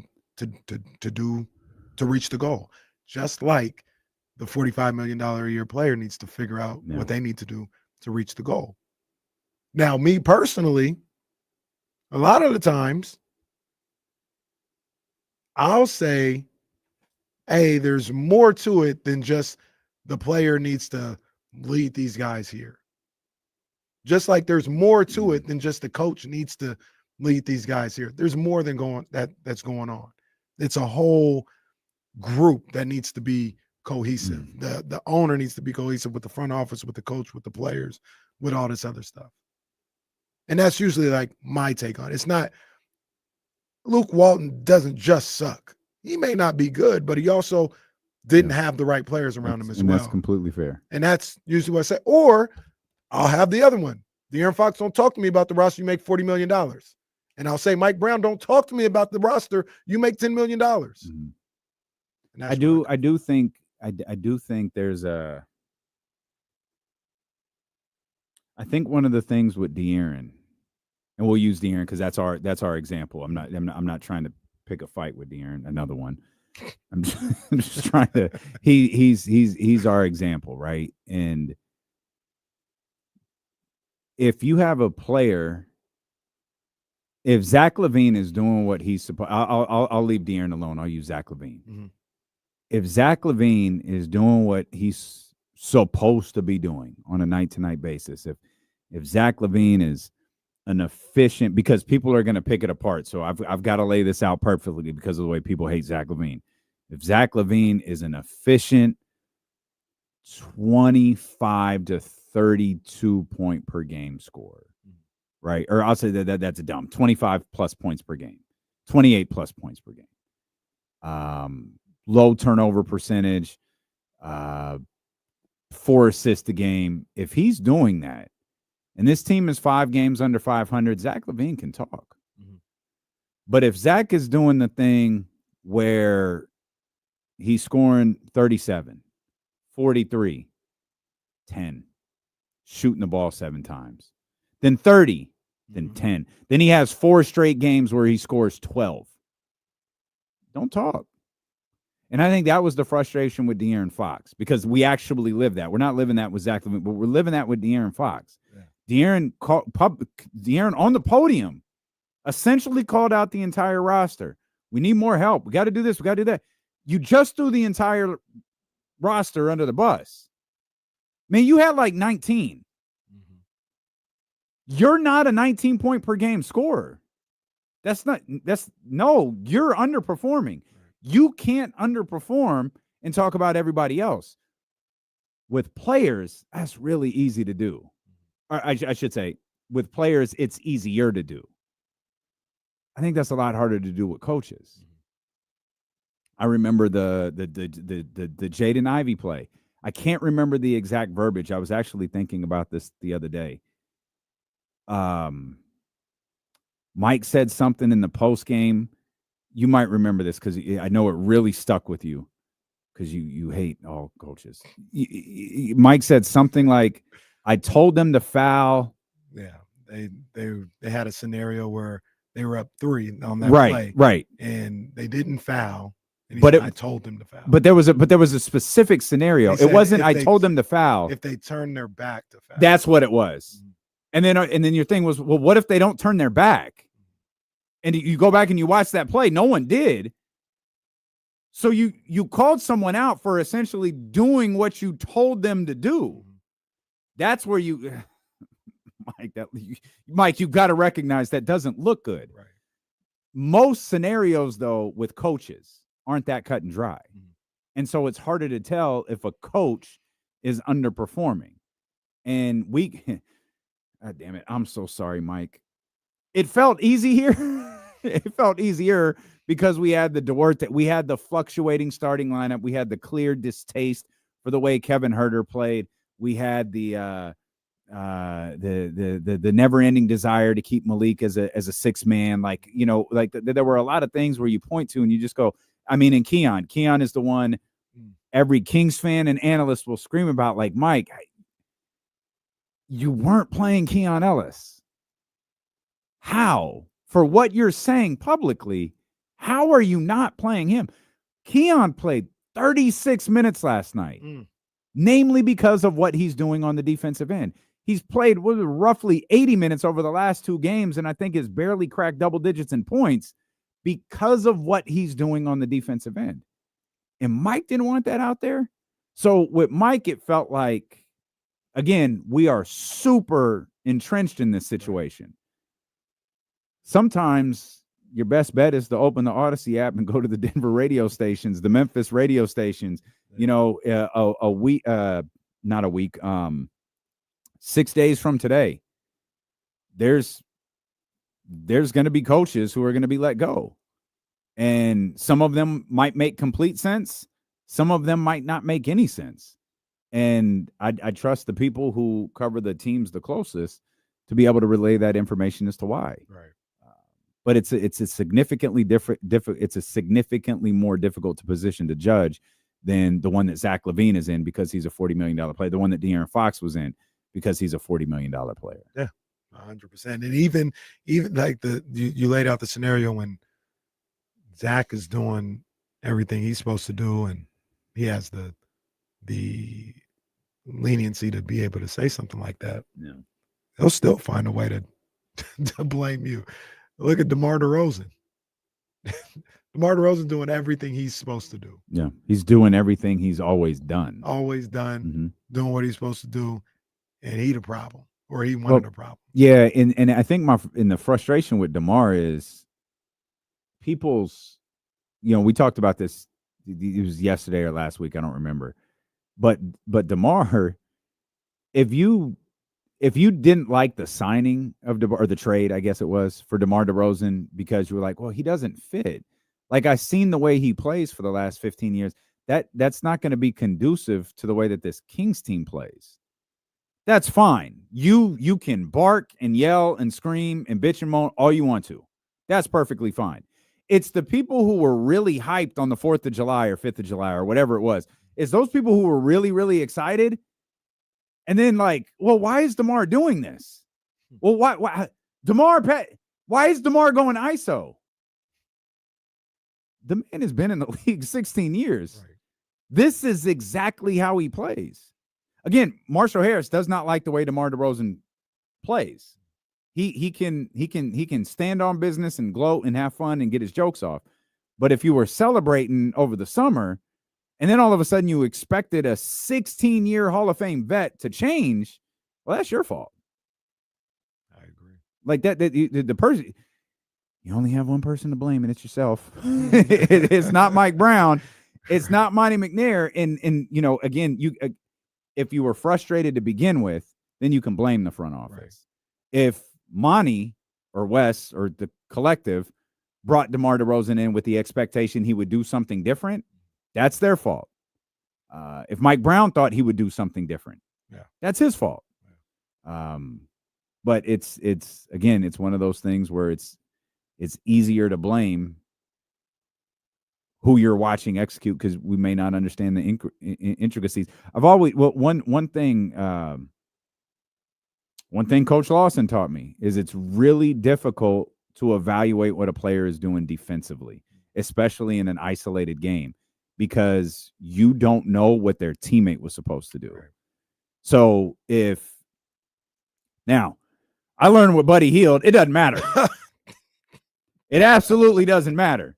But in some cases where if you're watching a guy defensively and you don't think they're a particularly bad defender, but maybe they're having a rough night, maybe different things are happening, you have to know, well, what was the guy behind him supposed to do? What were the other 4 guys on the court supposed to do? And you really have to judge. Now we're 78, 9 games into this. You know what you have defensively as players. But evaluating a player in a single game, what they do on the defensive end, can get a lot more difficult if you don't know what the defensive scheme is. Right. And you don't know what everybody is supposed to do. That's the one where I, like, even last year when like Kevin was just getting trashed for what he was doing defensively, I think we were the only ones who were like, let's let him fail for a while before we start calling him out, because this isn't a good defensive team. Right. And Kevin Huerter might have been a glaring problem, but he was a glaring problem on a team that was bad defensively. And we talk about hiding guys, and that's how you hide guys, is you have a group of defenders that's good, or at least better than that one. Right. And this team hasn't really had much of that until I think this year. Well, look, it's also one of those things where it's like, that's a great point that you brought up with understanding what's being asked of them and what the scheme is. Because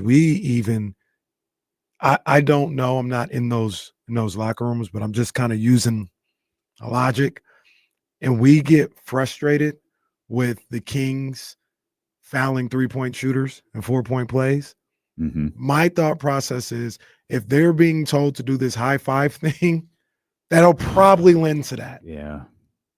That'll probably, if that's what they're being coached to do, you're probably going to foul some shooters on 3, because I think that's a foul a lot of the times, the way that it's been explained to me. So yeah, we can get frustrated. Or if somebody goes baseline, why did they give up the baseline? Well, maybe they're being taught to shift Do them that, yeah. on the baseline. The Yeah. help's going to come this way. Da, da, da, da, da. So, yeah, I don't know. It's one of those things. Like one of the things that I learned when, or at least I was told. I don't know how accurate it is or not, but they were packing the paint a little bit more because they were afraid of not having the rim protection with Sabonis there at center. Well, yeah, you're packing the paint over help. You're going to lead to wide open threes. Guess what? That's going to happen. You guys are going to get busted up on the regular from three from giving these NBA players wide open looks. And we get mad. And you know why all that happened? We didn't get Mason Plumlee. Well, so it all goes back to it's not having the right people. Damn it. Imagine the fortunes being different if we had gotten Mason Plumlee. You know what the Western Conference Finals matchup would have looked like if we would have just had Mason Plumlee? That's it, just Mason Plumlee. Damn. Yeah, man. Ron Simmons, an All-American Hall of Famer at Florida State, and he's been withered down to a single word. Well, at least we forget Farouk. Oh, thank like God. the original Farouk, not the nation Farouk. The blue helmet Farouk. That was ridiculous. Wait, what's going on with blue helmet Farouk? You never saw the original? Serious. The only Farouk I know is the Nation, and then when he was Bruh. with JBL and stuff. Bro, hold up. This is how I was introduced to Hold him. on. Serious. No, hold on. I know Ron Simmons, Nope. WCW Screen champion. up. Pull up Farouk Assad WWF debut. This was I how I want to see Jesse's reaction when he sees the debut. This of is how I Farouk was introduced to Assad. Ron Simmons. I didn't even know Really? there was no Ron Simmons. This guy coming into the WWF. Ron Simmons was, I think it was WCW heavy. I don't remember if it was WCW. You sure or- someone's movie villain didn't get lost? That- Yeah. yeah, that's it. That's how he Hey, was Not introduced.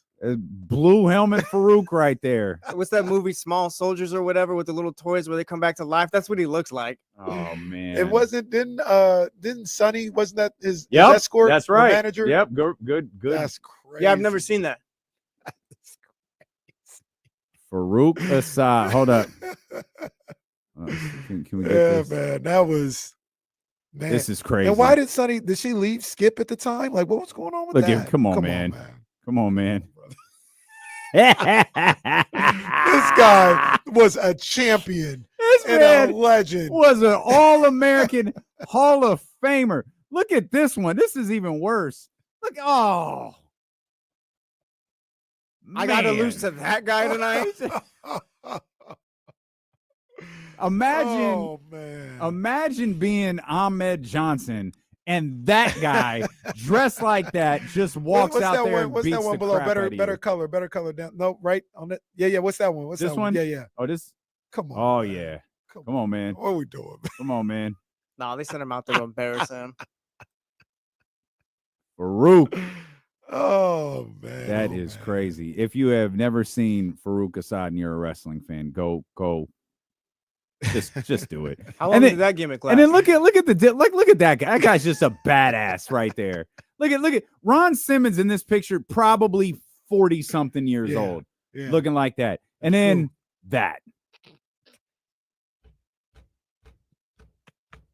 that guy. We have Ron Simmons at home. That is tough. Oh man. Damn. Yeah, legend though. Legend. The funny to thing answer your about question, if- I don't think it lasted that long. I want to say no more than a year. Nah, they yeah, I don't even know if it was that long. Shout out to him for having a career after that stuff. They dropped Assad and went with the And you know became a Black the, Panther? that's it. It became it was a cross between. It was more like the Nation of Islam. It was no, they It, got was- them it mixed was up. more it was more like the Nation of Islam. than, Shout out to William Wallace. What did I just join into? We're gonna get to the Kings at some point. Don't worry. Oh man, the funniest thing about the original Nation of Domination is like there was this little skinny white group called like PG-13 Oh, from ECW. They was like rappers. They were just like skinny I don't white remember dudes. that. And then like Crush, who I'm pretty sure was probably like a racist biker, was in the group. It was really weird. And then they all broke off, and it became Farouk, D'Lo. Oh, look at these guys. Is that Scotty Too Hottie? I don't even I know don't what you're think looking so. at. I don't know. I'm looking at PG-13 though. Oh yeah, no, that's not Scotty Too Hottie, but yeah, I can see the confusion. Yeah, I can see the I don't confusion. remember these guys. Mm-hmm. Oh Yeah, man. Yeah. That's crazy. And then of course DX put on blackface and came out. Oh, And it's just hilarious. Oh, it's just hilarious. This is so I guess this is great entertainment. It's always funny when Triple H does it. They had two guys in blackface. I'm sorry, do you not remember X-Pac? They were first of all, they were all in blackface.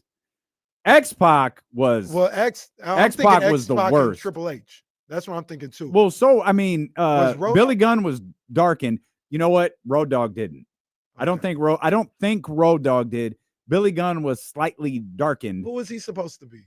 Billy Gunn was the Godfather. Oh yeah. No, yeah, you're right. Three guys. But the funny thing about the Godfather is when he did that, I think Jim Ross was just referring to him as the Godfather of the nation, and he went out and did this over the top, pimps up, hose down. It's like he's never said anything like that before.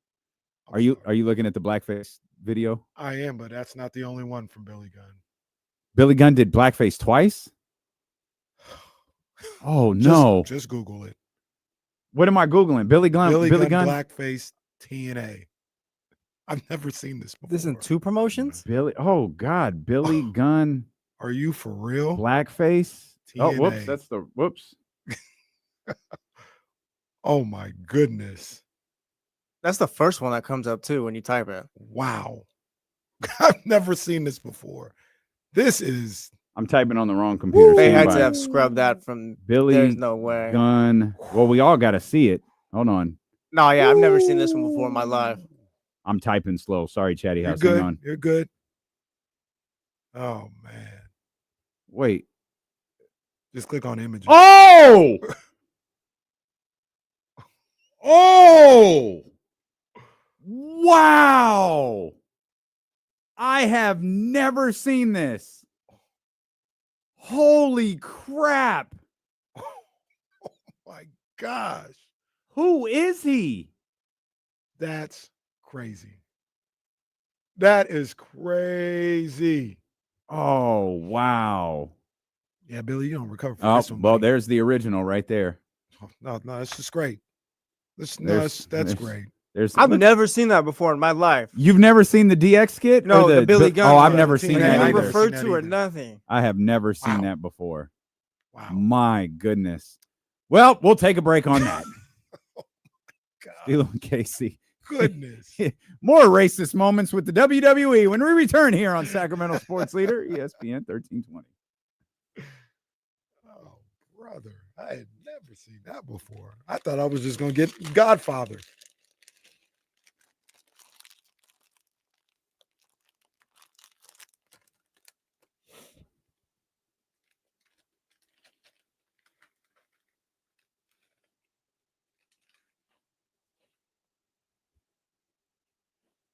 No, more. I saw that. I'm talking about the TNA one. That is crazy. Wow.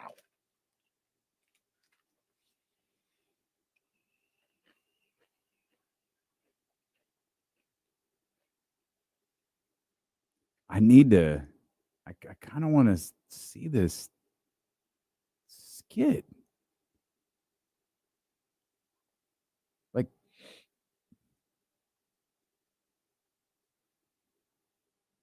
oh, he's Devon Dudley.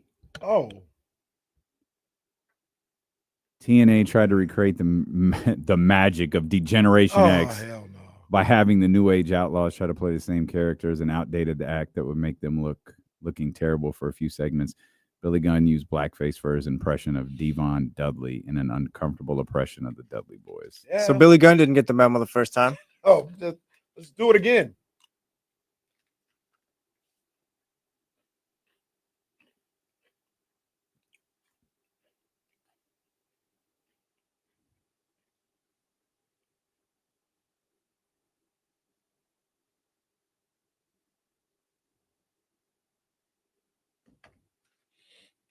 So I guess The Rock, being the stand-up guy, told them, he was like, I guess Hunter said, hey, here's what we're gonna do.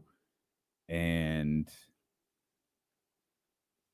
The Rock goes, all right, man, just don't paint your lips white. That'd be over the top. All right, Dwayne. Fucking thanks, pal. God damn it. Dwayne. Will, as soon as I said something, they put up 3. So yeah, I was wrong. Champions League, right? Yeah, it might be too much. This is going to be too much for Madrid to come back on, I think.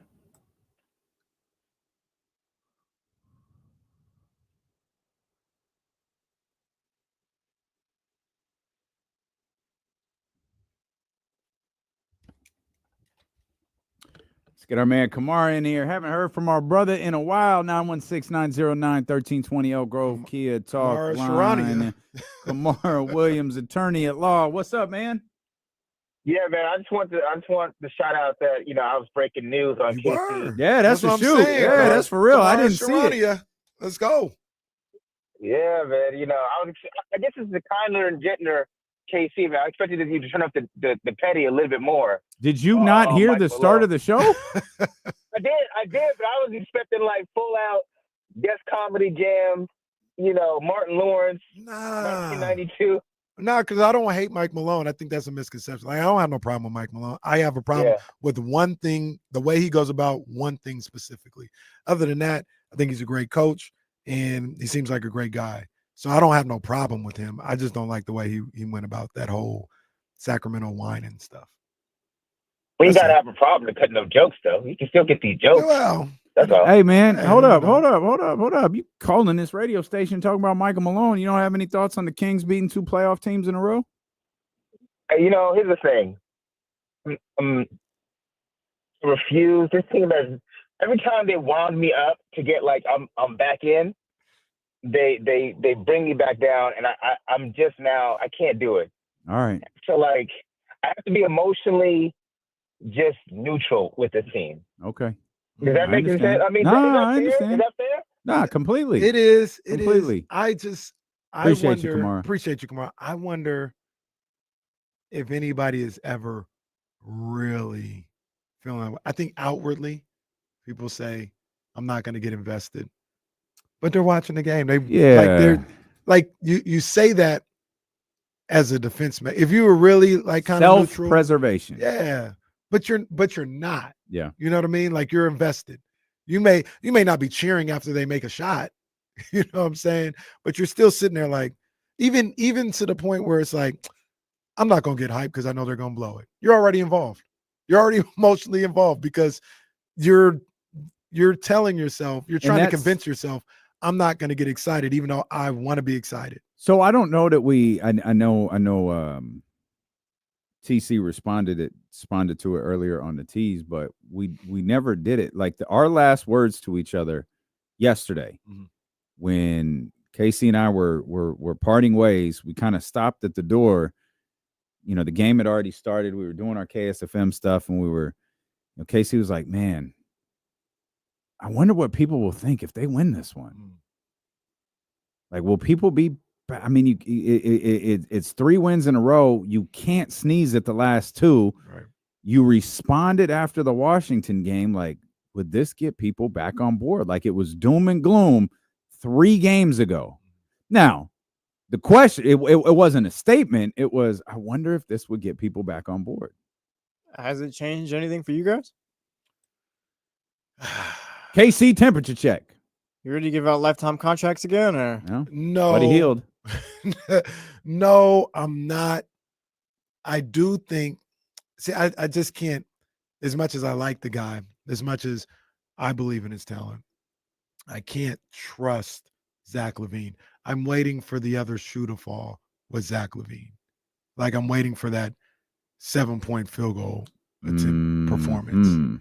But if I could, that's why I asked Matt the question. If you told me, all right, whatever happened for about 3 weeks was That was just crazy. Like, Yep. I don't know what happened. Yeah. This is the Zach LaVine you're going to get. Once again, not saying 43 points, but the aggression and somebody that every day is going to be engaged in getting buckets and all this other stuff.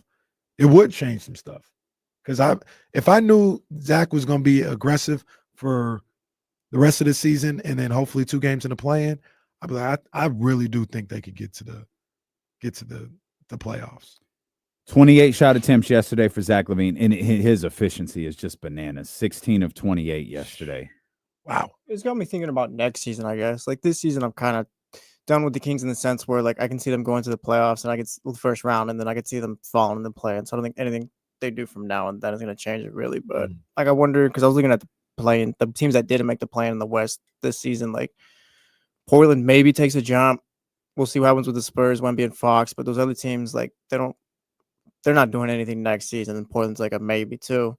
Like I wonder if you could build something with Zach. I'm not. Let me pay this part off. You talk about the aggression in what you just said. Can you build something with Zach? 16 of 28 yesterday, 28 shot attempts. Kings beat the Pistons. 15 of 21 shot attempts. Kings beat the Cavs. 9 of 19 shot attempts. Not as efficient. 19 shot attempts though from Zach LaVine in a win versus Charlotte. They lost to Washington. Zach LaVine shot the ball 13 times. They lost to Indiana by 2. Zach LaVine shot the ball 15 times. They got annihilated by Orlando. Now there's context. Tell the whole story, Doc Rivers. I wish you'd tell the whole story. He shot the ball 8 times in that game. I'm going to cheat a little bit and go back one more. That was the Portland game. He shot the ball 18 times in that game. He was 13 of 18. There is something. It's not a make-believe thing that if Zach LaVine is aggressive on the offensive end, the Kings are in a better position to win. None of those, the 9 of 19 being the worst, none of those, and that's not even bad. That's a little under 50%, 47, 48%, somewhere around there. But that's the least efficient night that he's had, but he still took 19 shots. And they won. There's something to him being aggressive, especially as a guy who doesn't take a ton of bad shots, that puts the Kings in a better position to win basketball games. That's the thing. Putting them in a better position to win basketball games, being the best version of themselves is when Zach is aggressive. I think I would, because like it feels like 22 is a lot. Like I'm not asking him to take 22 shots a night, but 15 to 18, like that being what you average shot attempt wise a night, I think I'll take that. I don't know what the record is or whatever, but it feels like when you get that, when you get 15 to 18, maybe having up at one more, 16 to 18. It feels like that's when you get the best version of Zach. I'll go a step further. Give me 18 plus. Okay. All right. Yeah. Give me 18 plus. Yeah. When you get that, I wonder. You get the best version of Zach LaVine and the best version of the Sacramento Kings. And if you told me, if Zach came on the show right now and be like, I promise you 18 shot attempts, I'd be like, okay. All right. I feel good about this team moving forward. I even feel a little better about the future of this team because Zach promised me he would get 18 shot attempts a night. But you just never know with Zach. Yeah. You just never know. I'm not Will Z, so I cannot figure this out. I was trying to get what his averages were. Will, if you're listening, if you're not working, what's the Kings record when Zach LaVine shoots the ball 18 times or more? And what are his averages? I'm trying to, it's the number is maybe surprisingly, maybe not surprisingly low. It's Zach LaVine has played 71 games this year, 18 or more shot attempts, 31 times. And just a quick look, that 13 of 18 I just referenced, 9 of 18, 8 of 18, 11 of 18, 9 of 19, 16 of 19. Of course, we talked about that game the other day. 8 of 19, 11 of 19. Like, these are efficient nights. 10 of 20, 12 of 20, 12 of 20, 12 of 20, 15 of 21, 11 of 21. Like, these are he has no 5 of 20. He does not have that.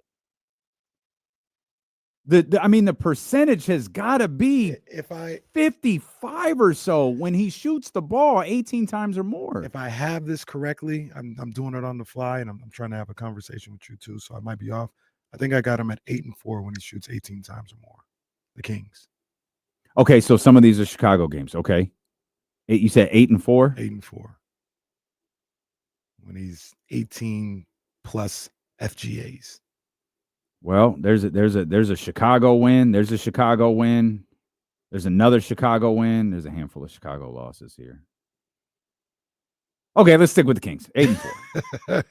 8-4. But the thing that's standing out, 57%, 56, 52, 50, 54, 50, 54, 45. He was 10 of 22 that night. 63, 47, 61, 66, like 71%. That was the other night. Like, we say this all the time. He does not force shots. Maybe it's up to the Kings. Maybe it's up to Doug. It's up to somebody to make sure that Zach LaVine gets a good number of looks and possessions on the offensive end each game. Well, one of the things I've seen in the last 3 games, though, is he is taking more shots outside of just being wide open. You know, I even consider some of those step back threes is forced, not perfect looks. You know what I'm saying? That's more of a rhythm shot. You're off the bounce. You know, you got guys flying at you, switching and all this other stuff. You step back, you know, create a little space. You got to create the space. That's basically what I'm saying. It's like you don't have the space. You got to create the space and then go up with it. I see him getting a little bit more aggressive in those situations. And he's able to hit the shots. He's been on fire. He's got that ability. But just him taking those shots is something that is a positive sign for me. I love seeing that. Manny, being a regular bitter Chicago Bulls fan, acting as if this is Zach on the norm is wild. Welcome to his Chicago career. No, Manny, we're saying the exact opposite. 31 out of 71 isn't the norm. We're saying make it the norm. That's what we're saying. Yeah. And it's shown to be productive in the 12 games. 8-4? Yeah. 8-4. 12 games that Zach LaVine has done it for the Kings. It's shown to be effective. Like, make it the norm. And a couple of those losses were, once again, what we're talking about, it gives them the opportunity. One of the losses was the New Orleans game. They lost in overtime, where he shot 24 times. Another time was the Clippers game, where he shot 22 times.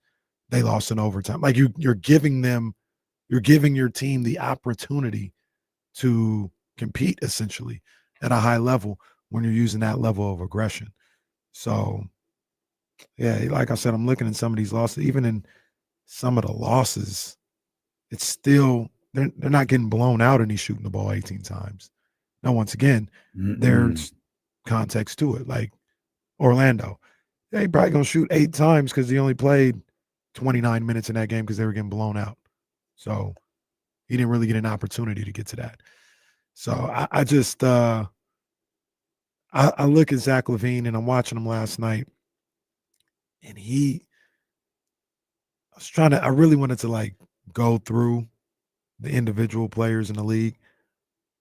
I don't know if there's 20 players in the league that can do what he can do on a basketball court, that have the full complement of he can handle the rock, he can shoot the ball from all 3 levels. He has the athleticism to finish at the rim over the top of somebody. Offensively, there isn't 20 guys in the league that have all of that in their bag. Some of it because physically, I'm just throwing up a name, Isaiah Thomas. I know he don't play, but Isaiah Thomas, he can't post you up the way Zach LaVine does because he ain't 6'6". You know what I mean? So between the physical traits and the skill, there are not a lot of people in this league that can do what he can do. The frustration with him is he doesn't do it. He doesn't do it. Yeah. There's going to be times when he just kind of falls into the background. At this point in his career, is that something you can count on then? No, it can't. I mean, he's been in the league 11 years. That's why I say I can't trust it because I can't say. Can we send Trysta the link again? She can't find it. All right, also. I can't trust it because he's he's gonna figure it out now at 30 years old. Like if anything, he's figured something else out. It seems like. Let me shoot less. Mm-hmm. Let me be more efficient. Let me be more judicious with the shot attempts that I take. That's what it seems like he's figured out. And I kind of want him to go back to how things were a little bit. So he's one of the top players in the league when he gets on those runs like he did last night. But that's also, and the last 3 games, or at the very least last 2 games. But that's also probably what makes him so frustrating as well as a ball player. TK going to join us here in a minute. She's going to hate this, and I can't wait to bring some of this stuff to her attention. But I don't know. We have no reason to discuss the Detroit side. But I asked you specifically before this season started. We're 100% certain Cade is a cornerstone, and you said, "Yeah, he is." Goddamn, he is. Like the steps, the growth, the leap, the jump, whatever terminology you want to use that he took this year, man, he is that.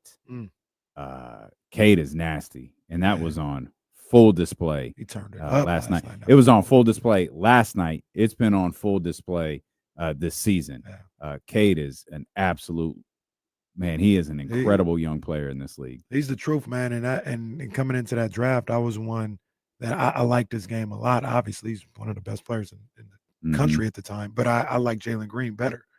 And I still think Jalen Green is great, but I don't know if Jalen Green is franchise cornerstone the way Cade Cunningham is. Cade is, there's so many things that he covers so many bases on a team led by him, whereas opposed to Jalen Green, he's kind of just the scorer. Maybe he taps into his defensive abilities, using his athleticism on the defensive end a little bit more as he gets a little older. But Cade is the truth, man. He's the absolute truth. And I love that they don't like each other on the court. I love that. Yeah, I'm all for it. Yeah. I'm all for that. That's fun. Trysta Krick going to join us actually right now. Hey, TK live from Portland, Oregon. All right. She just finds different places to join us from. TK, you're going to hate the conversation we're having right now. Hate. What is it? Zach LaVine went for 43 last night. TK wants to leave. Well, look, can I ask her, because I spoke on your behalf the other day when it comes to Zach LaVine, and now you have an opportunity to speak for yourself. You know who, ball. I think you look at Zach LaVine, and when you say you don't like him, I don't think you're talking about his talent level. Like I just laid out, there might not be 20 guys physically that can do what he does in the league. It's not talent. It's trusting him as an individual that turns you off from Zach LaVine. Is that accurate to say? Yeah, Zach LaVine's very skilled. I would never say, oh, I don't like what he has in his toolbox. His toolbox has never really been the issue. He's got pretty much every tool in there, except for what to me is one of the greatest tools a basketball player can have, which is, good decision-making and a high basketball IQ. Now, that's a great game for Zach LaVine. And I think the thing that you have to mention is there's a playoff team that the Kings beat. And number 2, you got the win. Most importantly, I don't care if Zach LaVine gets 50 points in a loss against a bottom feeder team or a win against a bottom feeder team. It's playing a team that likes to find you in the middle of the dark alley with a sock full of pennies or marbles in the Detroit Pistons, and that's who they are. That's dark. That is a dark analogy. That's the Detroit Pistons right there. That's who they are. They're gully, and so gully. They are. And so to me, the Pistons getting a win against the Pistons, no matter how it shakes out, is impressive. And to do it with that stat line is 8 for 11 from 3 is incredible. Of 16 for 28, also efficient as hell. So yeah, I mean, we love to see that. I want to see Zach LaVine do that on a consistent basis. But that game alone, yes, absolutely, give him his flowers. Deserves it on all accounts. Really, nothing you can say. Well, I think beating Detroit is fantastic. It's even more fantastic when it's the night after you go for 37 and you beat Cleveland for the second time this year. Yes. And I think we asked ourselves yesterday going into that game, because it was like, oh, it's great they beat Cleveland. Boy, it would be really amazing if they beat Detroit. We don't really think that's going to happen. We've seen too many of these second night letdowns, but now, the postseason and the next 3 games not mattering fall in the hands of our Dubs. Our Dubs take care of Phoenix tonight, and it's a wrap. And the Kings are locked into the 10 spot. But to follow that 37-point performance with a performance that was even better, like very literally the next night, man, that puts that game for Zach LaVine and really the Sacramento Kings in general in an even, kind of higher echelon. And we didn't even mention this because it also needs to be mentioned, is it's on the road. You're talking about two hostile environments. Cleveland's a very tough place to play. Those fans really care. That's one of the best environments that I've been to in a finals ever in my life. They're awesome. Detroit, one of my favorite environments. I don't know why more people don't talk about Little Caesars Arena. That's an awesome environment. Yeah. The fans it could have been fuller last night. It could have been fuller. Definitely. I saw the only game that I've seen there live was Pistons versus Warriors, and it was packed out. And the way that they've designed that arena is incredible. They've got this like little seating area, kind of like the Aces have in their arena in Michelob, where you've got couches and tables and like little booths where you can eat baseline. I think that's really cool. There's a huge candy machine. The environment's really cool. And the fans, like you said, probably could have been there in a higher volume, but the environment itself is pretty great. But I will say this, Trysta, and this is what I said when I asked you about Zach LaVine. Your point still stands, though. Like you just don't know what Zach LaVine you're going to get from night to night, and that's the frustrating thing about it. I see it, I understand it. I still like him a little bit more maybe than you do, but I get it. Like we've been talking about the level of aggression, is FGAs. You know what I mean? Like some night he'll have 9, they'll have 28 the next night, and it's like if he came and had this epiphany and said, "Man, I promise everybody I'm going to shoot at least 18 times a night," I don't think anybody would have any problem with Zach LaVine no more. But you just don't know what Zach you're getting from night to night, and that is frustrating. I understand that. Yeah, you look at the Magic game on the 29th, he only took 8 shots and had 10 points. Only played 29 minutes, but still. And then you juxtapose that with, 21 shots against the Cavs, 28 shots against the Pistons, and you're like, that's more like it. And if you're the Kings, and if you're a Kings fan, you need somebody who you can say, that is our primary scorer on this team on a night-to-night basis. Yes, is it great that a team like the Pacers, anybody can get you 25 on any given night? Absolutely. Is that something that you want if you're a Kings fan? Sure. But you also want to feel steady and solid in that there's one guy that we know is going to shoot this amount of times per game, and he's our primary option, our primary scorer. And Zach LaVine is plenty skilled enough to do that. It's just a matter of whether he is comfortable doing that on a night-to-night basis. And I really hope I'm wrong about him. I really do, for you guys' sake. Up next for the Sacramento Kings, David Adelman and the Denver Nuggets. Oh, man. Oh, man. Your thoughts on the news that your buddy Shams Charania broke today that Michael Malone and Calvin Booth, the general manager of the Denver Nuggets, are out effective immediately? I don't get it. I get Calvin Booth being gone. I think I'm the front of the line trying to get rid of Calvin Booth. I thought about you when I saw that. I was like, well, Trysta was right. Trista's always told me he sucks. So I understand it. He's awful. And he's always sweating. You can tell he's just not ready. Oh, man. He's always Even his perspiration habits alone. So I've been calling for Calvin Booth to get the axe since they let Bruce Brown and Jeff Green go.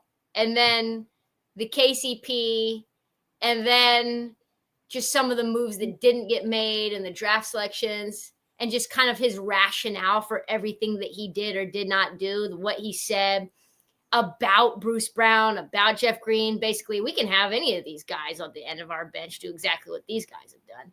So I didn't like him at all. I don't like his perspective. I don't like his decision-making. And I think he basically ate off of what Tim Connolly did. Tim Connolly, obviously the Minnesota Timberwolves president of basketball operations now, he is who drafted Jokic. He is who went out and made the trade for Aaron Gordon. He is who did pretty much everything that got the Nuggets their championship. But also we know that one person or one team gets the ingredients and the other person and their staff cook the ingredients. And the meals that got us the championship were done by executive chef Michael Malone. Please say the Michael. So to me, it feels like some inner office squabbling where, or even like if you guys are, I'm somewhat of a single or an only child. I have two sisters that are 9 and 10 years older. But I imagine if there's kids who are around the same age, they're like, oh, he did it. No, he did it. It's like, well, you guys are both grounded. That's basically what it felt like. It's like, I can't decipher. You say you hate Michael Malone, because that's what the chatter is. Michael Malone didn't like Calvin Booth. Fair. Calvin Booth didn't like Michael Malone. So they're going to ownership, complaining about one another all the time, fighting all the time, smack talking each other behind each other's backs, knifing each other. And the ownership basically said, okay, well, we'll just fire both of you. That is a mistake, in my opinion, especially this is a team that's in the 4 seed, 1.5 games out of the 3 seed, 1.5 and 3 games left in the season. To do this now feels insane. So that's part one. But part two is we need to start holding these owners accountable. When they win a title, when you win a title, Stan Kroenke and whatever the hell his son's name is that's also running the team. I want to say it's like David Kroenke. I don't know. Whatever his bitch ass name is. You have a responsibility to pay the guap to run it back. That's what you have to do. If you're not willing to do what it takes, sell the damn team. Whit Grusbeck, I think he saw the owner of the current owner of the Boston Celtics, saw the writing on the wall where he's going to have to pay $500 million or whatever it is every year in salary. And he said, you know what? I got my title. Awesome news. The buck passes to this other dude that's now I'm going to sell the team for $6 billion. And now I'm going to ride off into the sunset. The Gronkies always do this. They go all in, they win a chip, and then they get cheap again. They did it with the Rams. They went all in. Now we don't know really what they're doing. I think he did that with soccer as well. I'm not up as much on what he's up to on the soccer game. But this is what's happening with the Denver Nuggets as well. If I'm Jokic, I'm absolutely pissed. I don't know what you guys are doing. I don't have faith in this organization to make the right decision at all. And I know that we can't win with just me and Jamal. As good as we are, we need some depth, and they don't have any. And now I'm wondering what we're looking at in the offseason, who the potential hire could be, what the plan is, because they came out and said we're hoping to win a 2025 championship. How is firing the guy that got you a championship getting you any close to that goal in this playoff situation? I don't know. As you can tell, I'm stunned.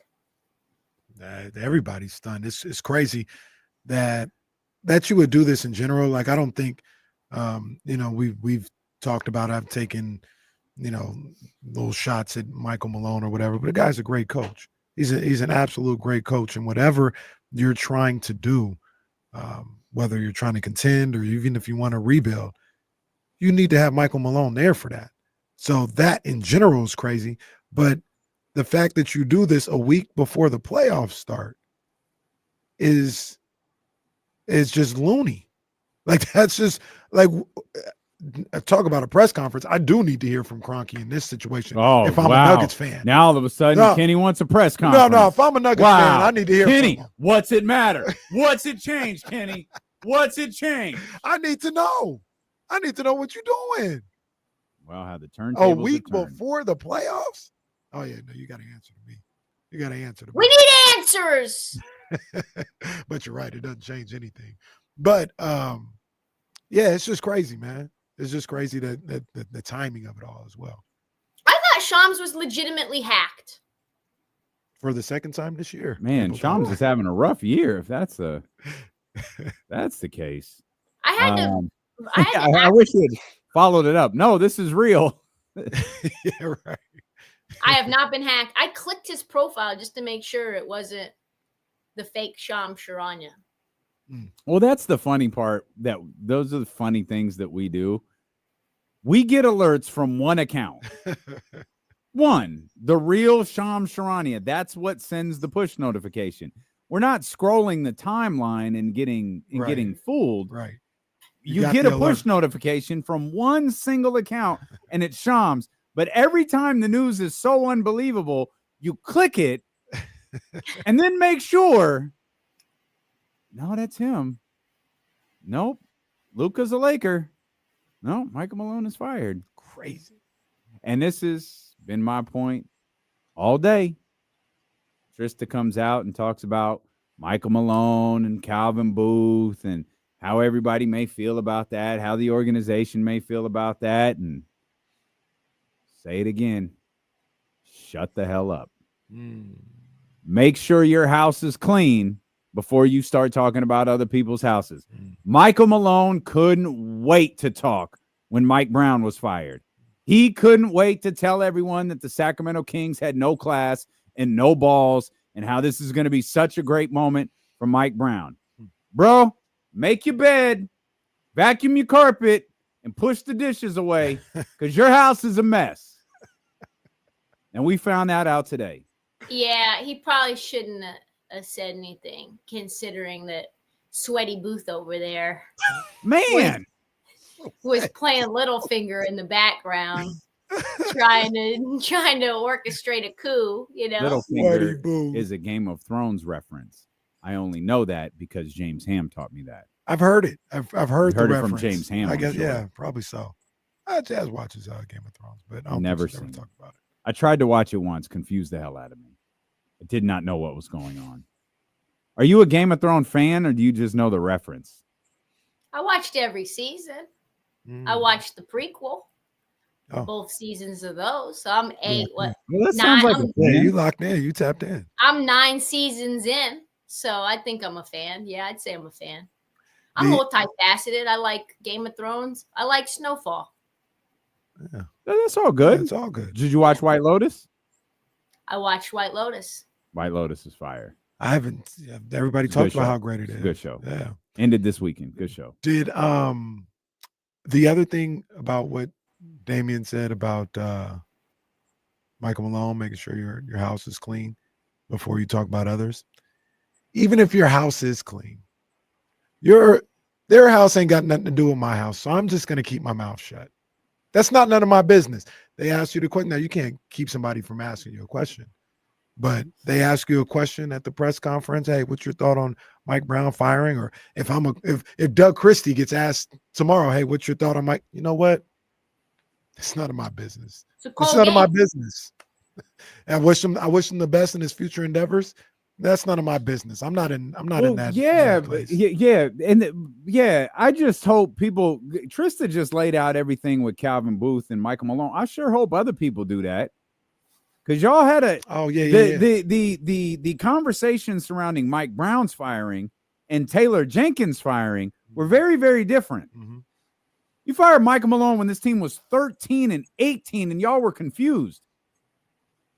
Y'all were mad. Big mad. Y'all fired Taylor Jenkins when they're in like the 3 seed. They've plummeted ever since. And you're like, gosh, why would they do such a thing? I don't understand. All right. Big mad. Have a lot to say about it. All right, man. Yeah, it's a weird game, PK. It is. And I think context, organizational context matters. I do want to say congratulations to my GM, Joe Cronin, on the day before Black Tuesday. We got a little extension here for Joe Cronin. So I'm happy to say he'll be there for the long term. And I think he's been doing, all things considered, a phenomenal job. Portland Trailblazers GM Joe Cronin. Who's the guy? Who's the person? Let me ask you something real quick about Portland, because I was thinking about this. Who are you building around? Denny. Like who? Denny. Okay. All right. So So let's say you the I hate saying it, the big three. Scoot, Denny, Klingon, or Shaden? I think it's really fascinating when you, and I know this is like a very niche topic, but hopefully the Chatty House can appreciate just like how much the rebuild can feel good and how much a rebuild can feel bad. The thing that I feel good about this particular rebuild is there's a lot of good players. This team has there's no scrubs. There's no Rudy Fernandez, no shade to Rudy Fernandez, or Mario Henzonia, or guys like Evan Turner. There's been a lot of years as a Portland fan where you're Myers Leonard, Zach, what was his name? Zach from Gonzaga. Zach one leg. Zach Collins, one leg from Gonzaga. When we could have gotten John Collins, we could have gotten so many other, Donovan Mitchell, excuse me. So there's been a lot of times where this team has had players that you wonder why they're on the team and what is the identity? How do they fit in? Why did we select them? Why did we trade for them? Why did we pay Evan Turner this much money? Alan Crabb, why did we pay him? Almost everyone on this Blazers roster, you know why they're there. They're either cheap and super athletic. They're either on a contract that helps you move them around for more money. They were there because Dame wanted them there, which is only one player, Jeremy Grant. Dame basically forced Portland into paying him, and then like 2 days later, maybe less, said, yeah, I'm out of here, trade me. Or they're a player that you've thought, highly of, where you can build around them. And there's a lot of good players. Rob Williams is a player that has some injury issues, but when he's healthy, can jump out of the gym and is an awesome center. You've got he has a lot of injury issues, though. A lot of injury issues, but you can maybe get a first-round pick for him. There's a lot of teams. Yeah. Really? They've been offered. Yeah. There's a lot of teams that need a center like him. You saw what it was even with Mark Williams in Charlotte. And I know he didn't, quote unquote, pass his physical, but they were bending over backwards for Mark Williams, and Rob Williams is much better. You've got guys like Ayton who you just needed to try to get that Dame trade done to make the money work, right? Everything makes sense. To me, Denny, probably Shaden, and Tumani are the guys that you're really super excited about. And you can maybe say that could be, but there's that, maybe it's 4 guys.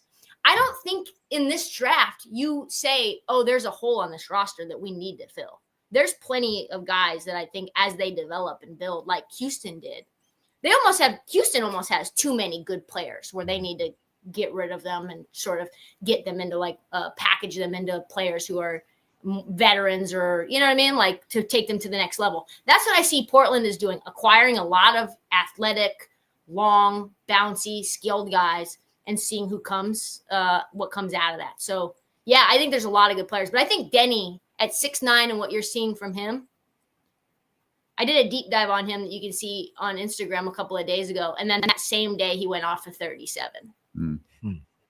I think he's averaging 24, 10, and 6 since the All-Star break.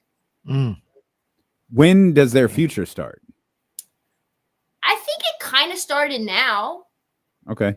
This year. This is a team that we thought was going to win maybe 18 to 22 games, and they were flirting with the play-in until 2 days ago. Yeah. This is a team that's certainly in a better spot than, say, Phoenix, and Phoenix thought they were a contender. So I think we are where Houston was 2 years ago. You know, Okay. you've got young pieces.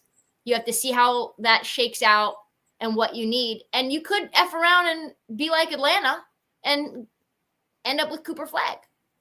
Get the number 1 pick in the draft. Anything's possible. But I don't even know who Portland would draft, essentially. I don't know who they need to step in right now and who that person would supplant. Is Chauncey your coach? Sorry. Oh, my bad. No, go ahead. Sorry. Doesn't appear so.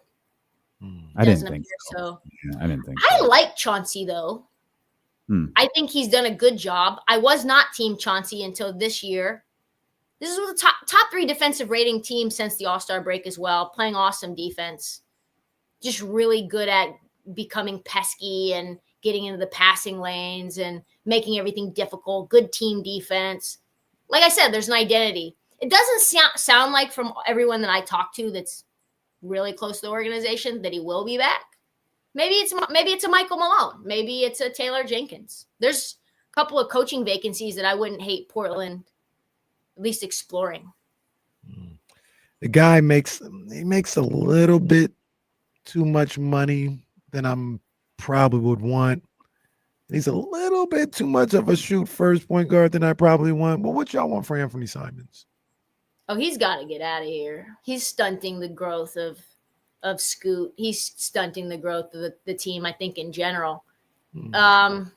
I mean, you need probably a first-round pick for him. Come okay. on, man. Come on. How many players y'all got worth the first-round pick? What is he averaging? Yeah, he's a good ball player. But look, all right. How about we get? He's averaging 20 points a game. His 3-point shooting numbers are down this year. 20 points a game score. What do you get for a 20-point a game score? I don't know, but I just realized you might finish with a better record than Phoenix, and that's incredible. That's what I'm trying to say. That's incredible. The Suns are 35 and 43.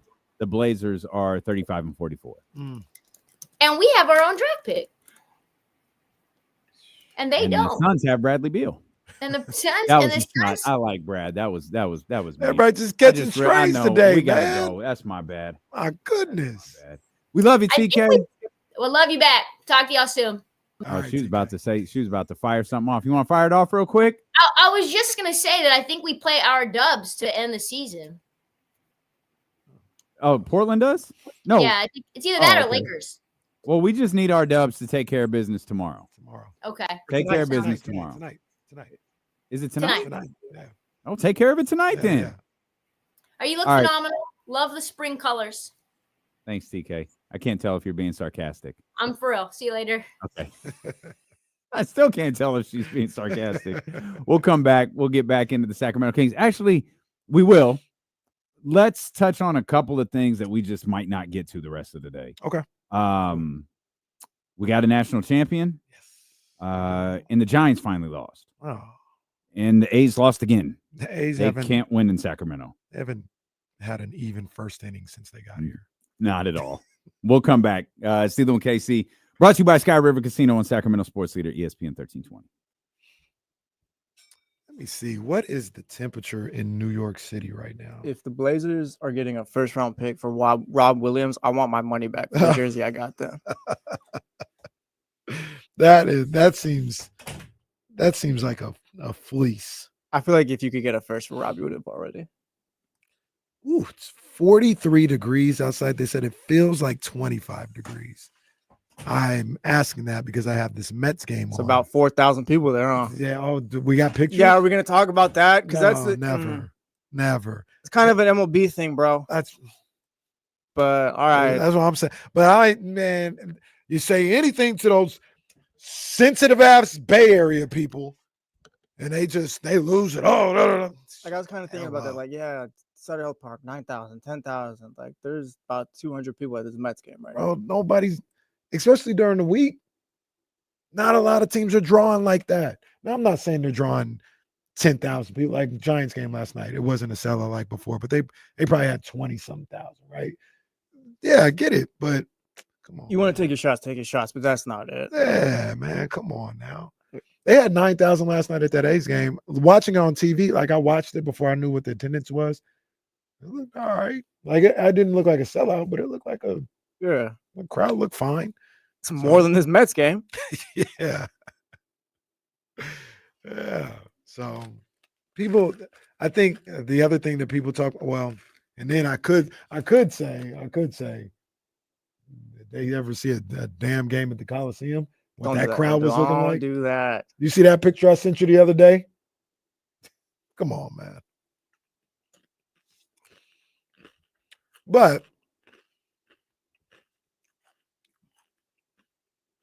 I said because everybody is dressed like they're at their new Meadowlands out there. Oh, hold on, Aldrin. Are you talking to me? Do you even know what you're arguing? Jesus Christ! Like this was so. You see what happens? You see what God, happens? like you just be talking sometimes, bro.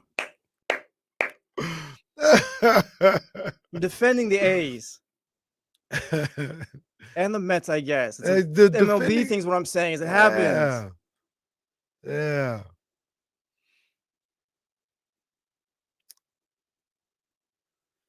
Nah, Drew down. Just people in the Bay Area. They think they know every goddamn thing. They think they know everything. They don't know shit half the time. They told us they would never even come here in the first place. Because and here's the other thing. Here's the other thing I always say. They're like, why would they leave a top 5 market to go to Sacramento? Let's be real. Oakland. They mask it with the Oakland Bay Area thing. Oakland is not a top 5 market. The Bay Area is a top 5 market. Oakland is not. And there's not a lot of people, because I've lived out there, there's not a lot of people that live in San Francisco and travel to Oakland because they're A's fans. Now, that doesn't happen. That barely even happens with San Jose. Shout out San Jose. Shout out Super T in San Jose, too. Big ups, man. I like my time in San Jose. I got to get back out there. It's just so damn far. It is. It's a mission from here to there. It's hella far. Where? San Jose. Yeah, driving to those Jams concerts. Too damn far. I put the word out. Complex gonna hate me at the end of this. I said, "Hey, Thunder Valley." I said, "Hey, yeah, bruh, I know. We need to be on that goddamn stage. Yeah, stop playing. There's no excuse. Kenny trying to get things done again. Complex really gonna be mad at me after. Like this guy won't leave me alone. Complex gonna be mad at both of us at some point. I wish these two idiots would just do the show that I asked them to do and leave me alone. Man, yeah, they be making us work here. Yeah. But that's all right. That's all right. Hey, did you see people? All right, I'm being tongue in cheek, everybody. I'm just being a little S starter. But all the people like, oh, ISO basketball. You need to move the ball around. Just one guy having the ball at the end of the games. It's just that's not the way it's supposed to be. You see what happens when you try to run a play at the end of the game? I think see what happens? I think your boy cheesed up right there, though. No, lights got a little too bright right there, I think. You overthought that one. The guys, they were all over. They just showed it. They were all over the shot. That shot had no chance. It was going to get sent to where Charles Barkley was sitting if he would have shot it. Well, it might have been a better outcome than what actually happened because I ain't never seen a game end like that. We're talking about NBA basketball. We're going to play for the NBA players. The college, those last few minutes of that game was disgusting. By the way, okay. Well, I thought he was I saw your tweet. You're a little harsh on the hell no. That was gross. That was hot dog water. That was awful. That was disgusting. Yeah, it wasn't good. It was drama, sure, but it was not good basketball. Get the ball in the hands of your best player and let him go to work. Yeah, there's a difference between a good game and a close game. Yeah, that was a close game. That was a close game. There was nothing good about that Florida. That game, I will say, it was really, really physical. I appreciated that. Those boys was getting after it. And I think that played a role in some of the offensive execution. Because I was watching it with Reese, and I was like, "Yo, this game is physical. Like this is This is not no game for no punks. Like, this game is physical. And sometimes when you have that and the way the refs end up letting them play, you're going to get some questionable offense sometimes, especially at the college level. Shout out Ralph Sampson, too. We're sorry. Looked really sad. What happened? He just looked really sad on the sideline. Why was he? Oh, Kelvin. Who's Ralph? Who's Ralph? He went to Virginia. Who's Ralph? Was he on the sideline? That was he's an NBA former NBA player. Yeah. How the hell I pulled that one? I don't know. That's pretty Shout out funny, Kelvin though. Sampson. Kelvin Ralph Sampson now. Kelvin deserves to look sad. Yeah, Kelvin. Like Houston has had some heartbreak. They've lost virtually everywhere in the tournament. Yeah. National championships, Final Fours, Elite Eight, sweet. Like, they have lost everywhere without winning it all. Yeah. That's tough. tough. And he's been in the game for, I think, 40 plus years. Yeah. And, that was a shot that was his latest shot, because I was looking at one of the articles. They are favored to be number 1 next year, Houston. He went crazy in the transfer portal or whatever, but you just never know. You never know. Yeah. And now that situation, they had that game, to a certain degree. You're up, I think, as much as 14. 14. In the second 12. half. Yeah, you were up 12 in the second half. In the second half, and kind of let that one slip away. And that was tough. I thought that was I understand what Jesse was saying, and I just feel bad for the guy. I thought it was a great game, though. Like, I loved the way they were competing. It wasn't great execution. It wasn't college pretty. basketball is an acquired taste. It wasn't pretty like that. And maybe you watch more college basketball than Jesse and I do, so you're kind of used to the ebbs and flows of the game. Like, it's not, if you watch couple hundred NBA games a year and then tap in for the tournament without the major stars out, right. It's different. Like, even you see a lot of this with Dukes and some of the, but like when Duke is playing, you're watching Cooper Flag, right? Your eyes kind of train on him because he's an NBA player. Yeah. Watching last night was like, I was trying to double screen it for a while, and then the Kings were playing so well. I was like, I need to, like, because in my head I'm thinking, if the Kings win this, like, we're not giving this national title game any attention. So I kind of closed the iPad and just went to it when the game ended. And part of that was just because you're talking about how physical it was. I was just like, I'm not enjoying this. This is a tough watch. And those last few minutes, I need my threes, bro. Tougher. I need my threes. Get the threes up. Oh, because they're running plays. That's what I'm telling you. Running plays at the end of the game. Let them dudes go one-on-one. It's one of the frustrations I have, like, in NBA games too, when, like, Tatum has the ball and then they bring Horford Virginia ran a play. Virginia. That was a play. Bang. Which one? Jay Wright. That was a play. That was a play. That was, yes. That was a play. Yes, that was. You're right. That was not the end. I'm right. The end. No, that was not. Everybody's got to touch the ball. Well, no, it wasn't that. No, it wasn't that. Yeah, it wasn't that. Get the ball in your best. Yeah, we don't need to swing the ball around here with 7 seconds. Look, they were playing hot potato on that last possession. Well, that was the play. Well, I think some of them young men are. That's what I said. I think it's not their moment. I think that was the play, because if you look at the two bigs, they went and set an elevator screen for old boy. So you pass it, you pass it over to the sideline, they bring it back, and they go and set the elevator. That was a play. Well, and there's too much going on. There you have it. You saw what Houston did yesterday. That's why DeMar's got to go ISO from now on.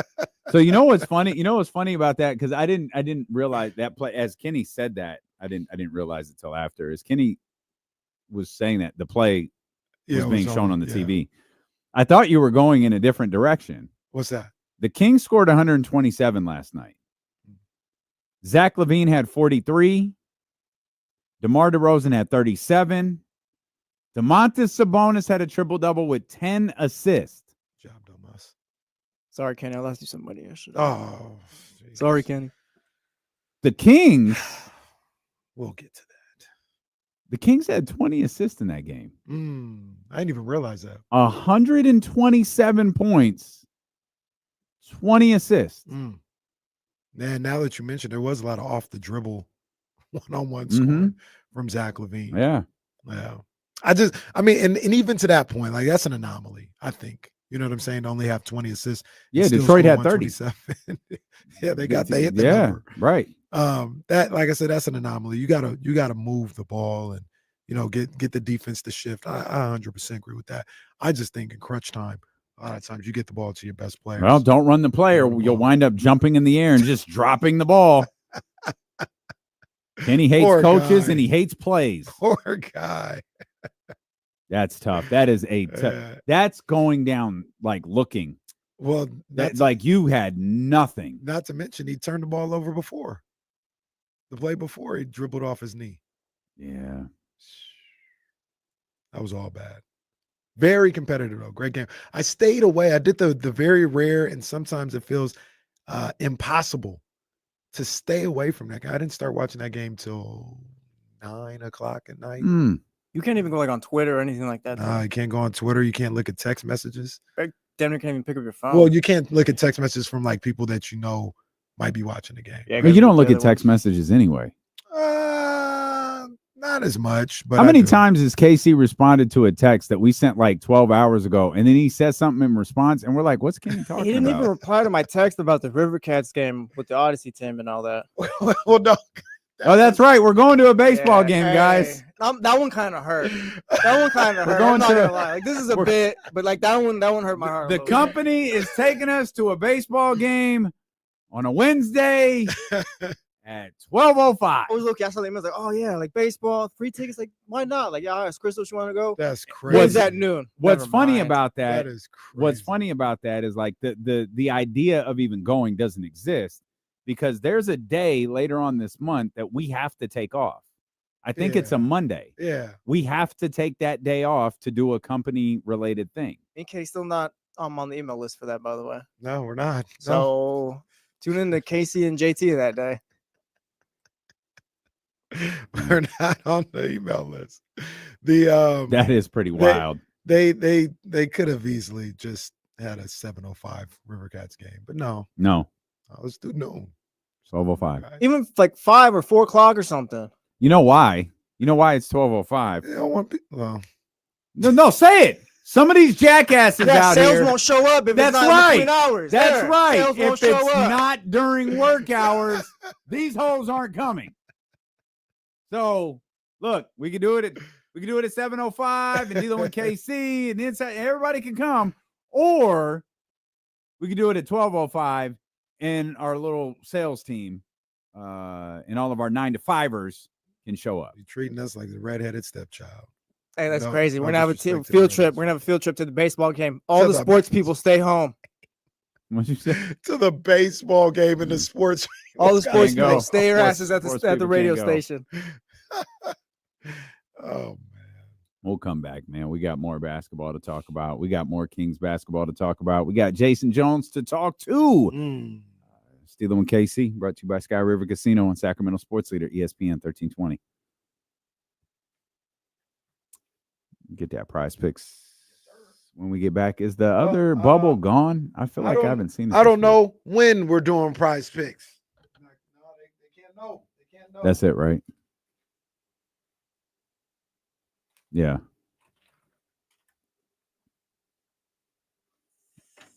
Wait, we did have that? Okay. All right.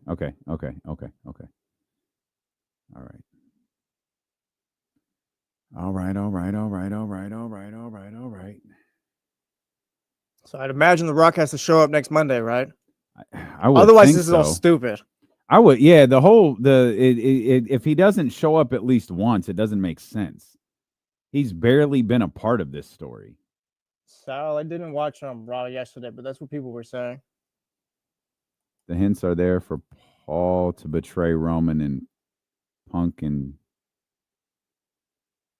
Oh, I see. Yeah, the only thing I saw was now you owe me a favor. That was the only thing I saw. It's like a battle for Paul Heyman or something.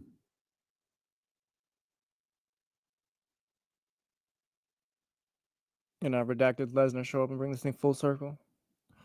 Jesus. Let's not do that. Would not put it past them. Well, that's true. That is true.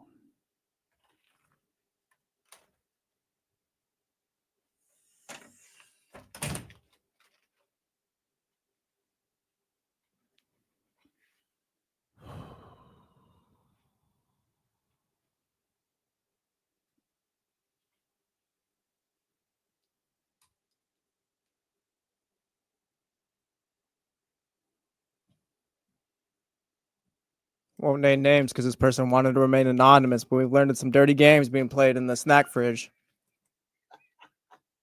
We know you're hiding energy drinks back there. You can't put the water bottles in front of them and lay them down. Like I said, we'll keep it anonymous for this person, but no, they're talking to us now as well. It's getting crazy, man. It's getting crazy. Eminem's got put out yesterday, already gone, huh? I think. Hey, believe it or not, I've been going to the Fortress of Snacktoon more lately too. Well, look, we wasn't even paying attention, but when it was brought to our attention, now we seeing. I've been sticking to the couple noodles and the Fortress of Snacktoon. That's it. Maybe a Sprite every now and then. I've been in the snack thing. Hey, James got the. I got some more chips. James got the good fruit snacks though. That's why. They don't know they're bomb. Those are the good ones. I think Jonathan should put a camera on there. There's cameras there. Oh, that's true. Kim used to know she used to know who didn't do the dishes. Like I said, you'll learn nothing about me and Kenny because we've already told you everything. Yeah, I'll pose in front of the camera. Yeah. There's my fruit snacks, my chips, and my drink right here. The local guy asking, D'Lo, we VIP at Monday Night Raw. The local guy, you are. My punk ass doesn't even have tickets. Please email me back. We both need tickets. Yeah. And an approved day off from 102.5. Yeah, there's a lot going on there. Which means, or else we'll be watching it on Netflix. Yeah, man. Log into Netflix. Oh boy, Go to One Center sure looks fun. Might just have to grab tickets for that one. Yeah, you can't miss out on The Rock, right? Man, did you guys? Prices are kind of crazy. No, they are crazy. Did you guys talk about it during? I don't know. Well, it doesn't matter because we're on that radio now. That I guess it's been confirmed. Roman will be there. Yeah, Roman will be there. Yeah, they advertised it. Roman will be there. Roman ain't been in Sacramento in a long time.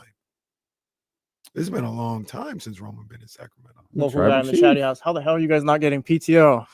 It's a 4-year battle. Yeah, that's not a thing. Also, we've really been pushing our luck with Complex lately. Yeah, Kenny's been I just bothered him again. Kenny's been to his office 4 times in the last 2 days. Yeah, really pushing our luck. And I haven't even told him about Friday yet, so it's not good. He's sick of us. He is about done. What do they say? Better ask for forgiveness, get forgiveness rather than permission. Yeah, well, no, this is one. Yeah, this is one we kind of got to ask for permission for. We can't be on Netflix like, hey. So for Raw. There's a lot of tickets available. God bless it, these joints is expensive. Yeah, no. They all listed as official platinum. Can a brother just get a regular ticket? Man, a standard ticket. Section 121. It's at least triple digits. I know that. At least triple digits. Fam. You're on the expensive resale I'm size, not. huh? No, I'm not on resale. Hold up. Section 121, row J, standard ticket. This is not a resale. $374. Come on. Okay, that's crazy. Come on. $374. I was looking at Insert Ticket Company here the other day, and it was like $130. Here, let me move up. Here, I'll move up to second row. That says it's official platinum. Such a scam. Cheapest ticket I found right now. 218 row M. 190. That's crazy. Yeah, they doing a little too much. Yeah, they're doing a little too much, and I love WWE. I got a 108 over here. You got a 108? I got a 108. I'm not telling nobody though. Man, I don't see a 108 anywhere. They kind of bugging, man. They I don't know kind what of the fees are looking like though. They kind of bugging. Let me see if I can find something. There you go. Shout out Vivid Seats. Come sponsor the show. You talking, and we're only talking lower bowl, right? Oh no, I was looking. No, I was looking at upper bowl. Sorry, never mind. That 190 was upper bowl. I'll go watch with D'Lo then. 118 is the cheapest I see to get in price. 118. Are y'all on Ticketmaster or a different website? Different. I go on Vivid. Yeah. Okay. I'm on Game Time. Those are the top two. Right there. 118 to sit where the local guy sits. Oh man, with his back against the end of the Golden One Center. Where Drew sits. Those are my favorite pictures. Those are my favorite pictures when a local guy is up there by himself in row Z or whatever it is. To your point, though, section 121, row P, 501 on the resale, obviously. But come on, man. We can't even use the YouTube super chats for this. No, we can't. Some guy in Philadelphia's got it. I bet he's gonna be at Raw next week. Well, maybe we would have been able to use Prize Picks, but I got fed bad information. To be honest, I kind of let you know, like, hey, this is all vibes right here. I didn't take a win last night, man. DeMontis Sabonis went crazy last night. And Jalen Duren didn't give me the rebounds I was looking for. The other two hit, but it don't matter because I'm back tonight. And it's not bean money, but I think I'm going to load up on our Dubs handling business tonight. I don't have their lineup just yet, but I think that's the way I'm going to go. Matter of fact, I talked crazy about the Bay Area. I didn't talk crazy about them, but I talked about the Bay Area during the break. Hell, an all Bay Area day. I'm going to put our Dubs on there, and then I'm going to put some Giants baseball on there. How about that? You know what I mean? I should put something on there for – I should put some on there for Tatis hitting the Cal Stirs building. Oh, my God. Maybe I should put some on there. That was a blast last night. My goodness. That's my boy, too. And we got to – that's what – I didn't go to the game, but that's what we pay money for, to see him do the little hop at third base and and go. So, yeah, I'm going to put the lineup together, man. It's going to be an all-Bay Area lineup today. Go to prizepicks.com. Well, go download the Prize Picks app, all right? Put in the promo code KIFM. Get $50 instantly with your first $5 lineup. That's promo code KIFM. $50 instantly with your first $5 lineup. You must be present in certain states. Go to prizepicks.com for more details. Prize Picks, run your game. Let's go. I hate this. Let's go. I hate this so much. Let's go, Zay. This is Zay back in first place. So stupid. Let's go. I'm trying to put together this crazy demon lineup. Oh, this isn't bad. I love when you go with the demon lineup. Yeah, but this is crazy. Steph against Phoenix, 31.5. Luka against OKC. Okay. He's 34.5. Damn. Shea versus LA is 34.5. That $20 fee pays out $470. That doesn't even seem realistic. Damn. That's crazy. Those are crazy points. That is a lot of points. That you Luka getting one, 34 plus from Shea and Luka? Yeah, that Luka one going crazy too, especially since he's gonna save all his buckets for tomorrow. Well, I'm more worried about them guys. They were all questionable until like an hour ago. They're all playing tonight. Luka, King and Austin Reeves. They're all playing tonight, which makes me wonder. Well, no, are they not playing tomorrow? LeBron and Reeves ain't playing tomorrow. No. Matter of fact, I'm not. Luka gonna take all the shots tomorrow, so you can play tonight, guys, because Luka gonna take all the shots. We have a couple of things going on real quick before we get back to sports. Found a fourth. Run Your Game is giving us a super chat. You know what I mean? Shout out to them. I guess Philly they'll be able to go to WrestleMania now with the extra couple dollars they get here, and then we got Filthy McNasty saying he was first on the Run Your Game. I see him right here. He's with the Run Your Game. It's too late. It's too late. Play has been run. It's too late. Play has been run. Zabo wins. Zabo wins, and the Filthy league is McNasty, over. That one does not qualify. There are no fire emojis on there.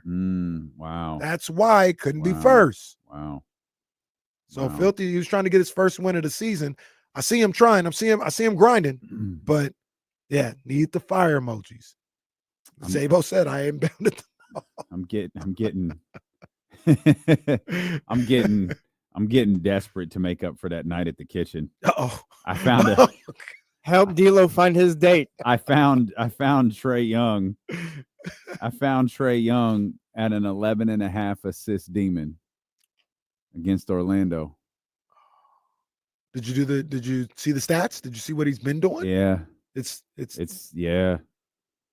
I'm gonna submit it. Oh man, demon. I love the all demon lineup. This is dumb. It's a $20 buy-in for $8.40. Pay for half of that kitchen. Okay. You pay for half of that night. Well, it's a pair of KC shoes though. But yeah, one of his bad pairs. It's true. I got some shoes today. Shout out to my man. He hooked it up. What did you get today? I don't know if you guys have seen the I think they're Nike React. There's their Nike's version of Crocs. And people have been going crazy over them. Okay. Like, oh, these things just so comfortable. They're amazing. I got to get da-da-da-da-da. And I'd asked the homie, I was like, oh, man, you seen these? I wish Jordan would have made those. He's like, oh, I got a couple extra pair, man. I'll give you one of mine. Wow, how nice. And I must be nice. Just it was almost before I was going to work, so I didn't really like walk around, but slid them on real quick. And, it's comfortable. It's whatever. It's so cool. You got Michael Jordan's like number on speed dial. It wasn't Michael Jordan. It wasn't. Who else would have Phil extra? Knight. Yeah. No, it wasn't Phil Knight either. Phil Knight, just like, hey Phil, shoot your boy. It's not true. None of this is true. It's not accurate. I'd be like, hey, can you shoot me those pair of shoes right there? He's like, yes, sir. That'll be $50. He happened to have an extra pair, a couple extra pair, and that's what happened there. It's not like I just asked him. He just all of my friends have extra shoes lying around that they could send me that are my size. They should shoot them your way. Well, they don't. They don't. Let's get back to the Kings. Anything on the Giants loss yesterday? Nah, man. Shout out. Snaps. I hate to see that. It was a great pitcher's duel. Well, they weren't going to win the rest of their game, so it's fine. Once again, that was your opinion. Well, not with that attitude. It's up for debate. But yeah, I'd never like to see the Giants lose, but I was happy to see Hunter Green with that performance. What a dominant performance. He was the new Strasburg, for lack of a better term, about 5-6 years ago. They had Tommy John surgery. He kind of fallen off, and then came back last year, had an all-star season, and the performance he had last night was sensational. He was throwing 1-on-1 in the ninth inning. He was an out short, or maybe 2 out shorts of the complete game shutout. These pitchers are just robots now, huh? Like you said, like you throw 100 ninth inning, no problem. Man, I remember when Aroldis Chapman came into the league at first, and he started to throw 100. Like, oh wow, this is insane. Now it's like everyone does it. This is what they do. And I think on the broadcast, Kruk and Kuiper were talking about that was the first time he had ever pitched into the ninth inning. He had never pitched in the ninth inning before, and he wasn't able to get the complete game shutout.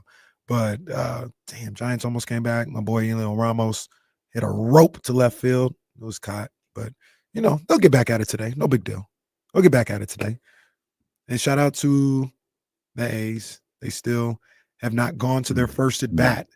Tied. That's poor Lawrence Butler every time. Why can everybody hit in this ballpark except the A's? Well, Soderstrom be hitting. Yeah, that boy balling. A's are just going down 2-4-0 every first inning now. Every first inning, that's crazy. And then, like I said, my boy Tatis, that was a bomb to left field. Bomb. I was surprised at how many Padre fans were. I didn't know there were that many Padre fans in the area, but a lot of Padre fans. And not another sellout yesterday, 9,000 people. That was the official attendance. I do want to be on record saying I am a little surprised by that. I am a little surprised that it hasn't been 14,000 every night. And maybe I was just wrong. Now, there's a couple things going on. Number one, baseball in general. Number two, I think the whole let me buy these season tickets and resell them has really hurt the visuals of people being in the stands. Because we talk about it all the time. We'll just go on Ticketmaster. Like tonight, I can go get, I don't need your resale tickets. Like I can go get $30 tickets. Yeah. And I think that was a little overstated when people were buying up those season tickets and thinking they could resell it. So, but yeah, I'm a little I'm a little shocked that I'm still giving it time. It's still April. I think in the summertime it'll be a little different, but I'm shocked that they're not 14,000 every night. Is that the biggest, I guess, the main way Sacramento can show that they're ready for MLB and all that? Because we're talking about at the break, like the Mets are only doing 4,000 a day. It looks like there's barely anyone there. Nobody like, there. It's not a Mets thing, but like it's an MLB thing. Where it's like just sometimes during the week you're not getting a lot of fans. So I wonder, like, is it going to be different from Sacramento? Like, do they kind of have to be the exception this year? Like, you guys got to show up. Yeah, no, I don't think you can drop to 1,000 or 2,000. Like, but I think I think there's also the component of how many of these are there? 80. Yeah, like that's a lot. Yeah, but like it's kind of an audition right now, no? Yeah. Like you got to show it somewhere. 10 to 14,000 81 times, including Wednesday afternoons, Monday nights.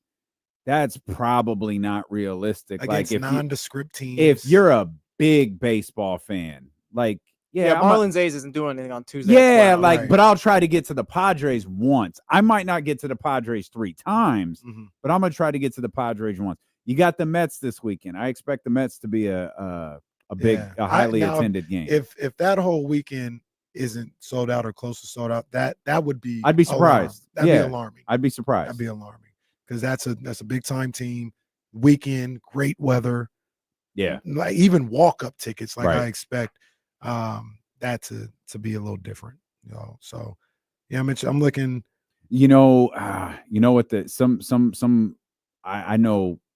I'm bad with school districts, but I know the girls Spring next breaks. week. Yeah. Yeah. So if people are stepping out for their spring break on Friday, they might miss the series. There could be a few things at play. Randomly, like I said, just randomly, the Royals last night, I just pulled it up. Royals Twins. They did 12,000.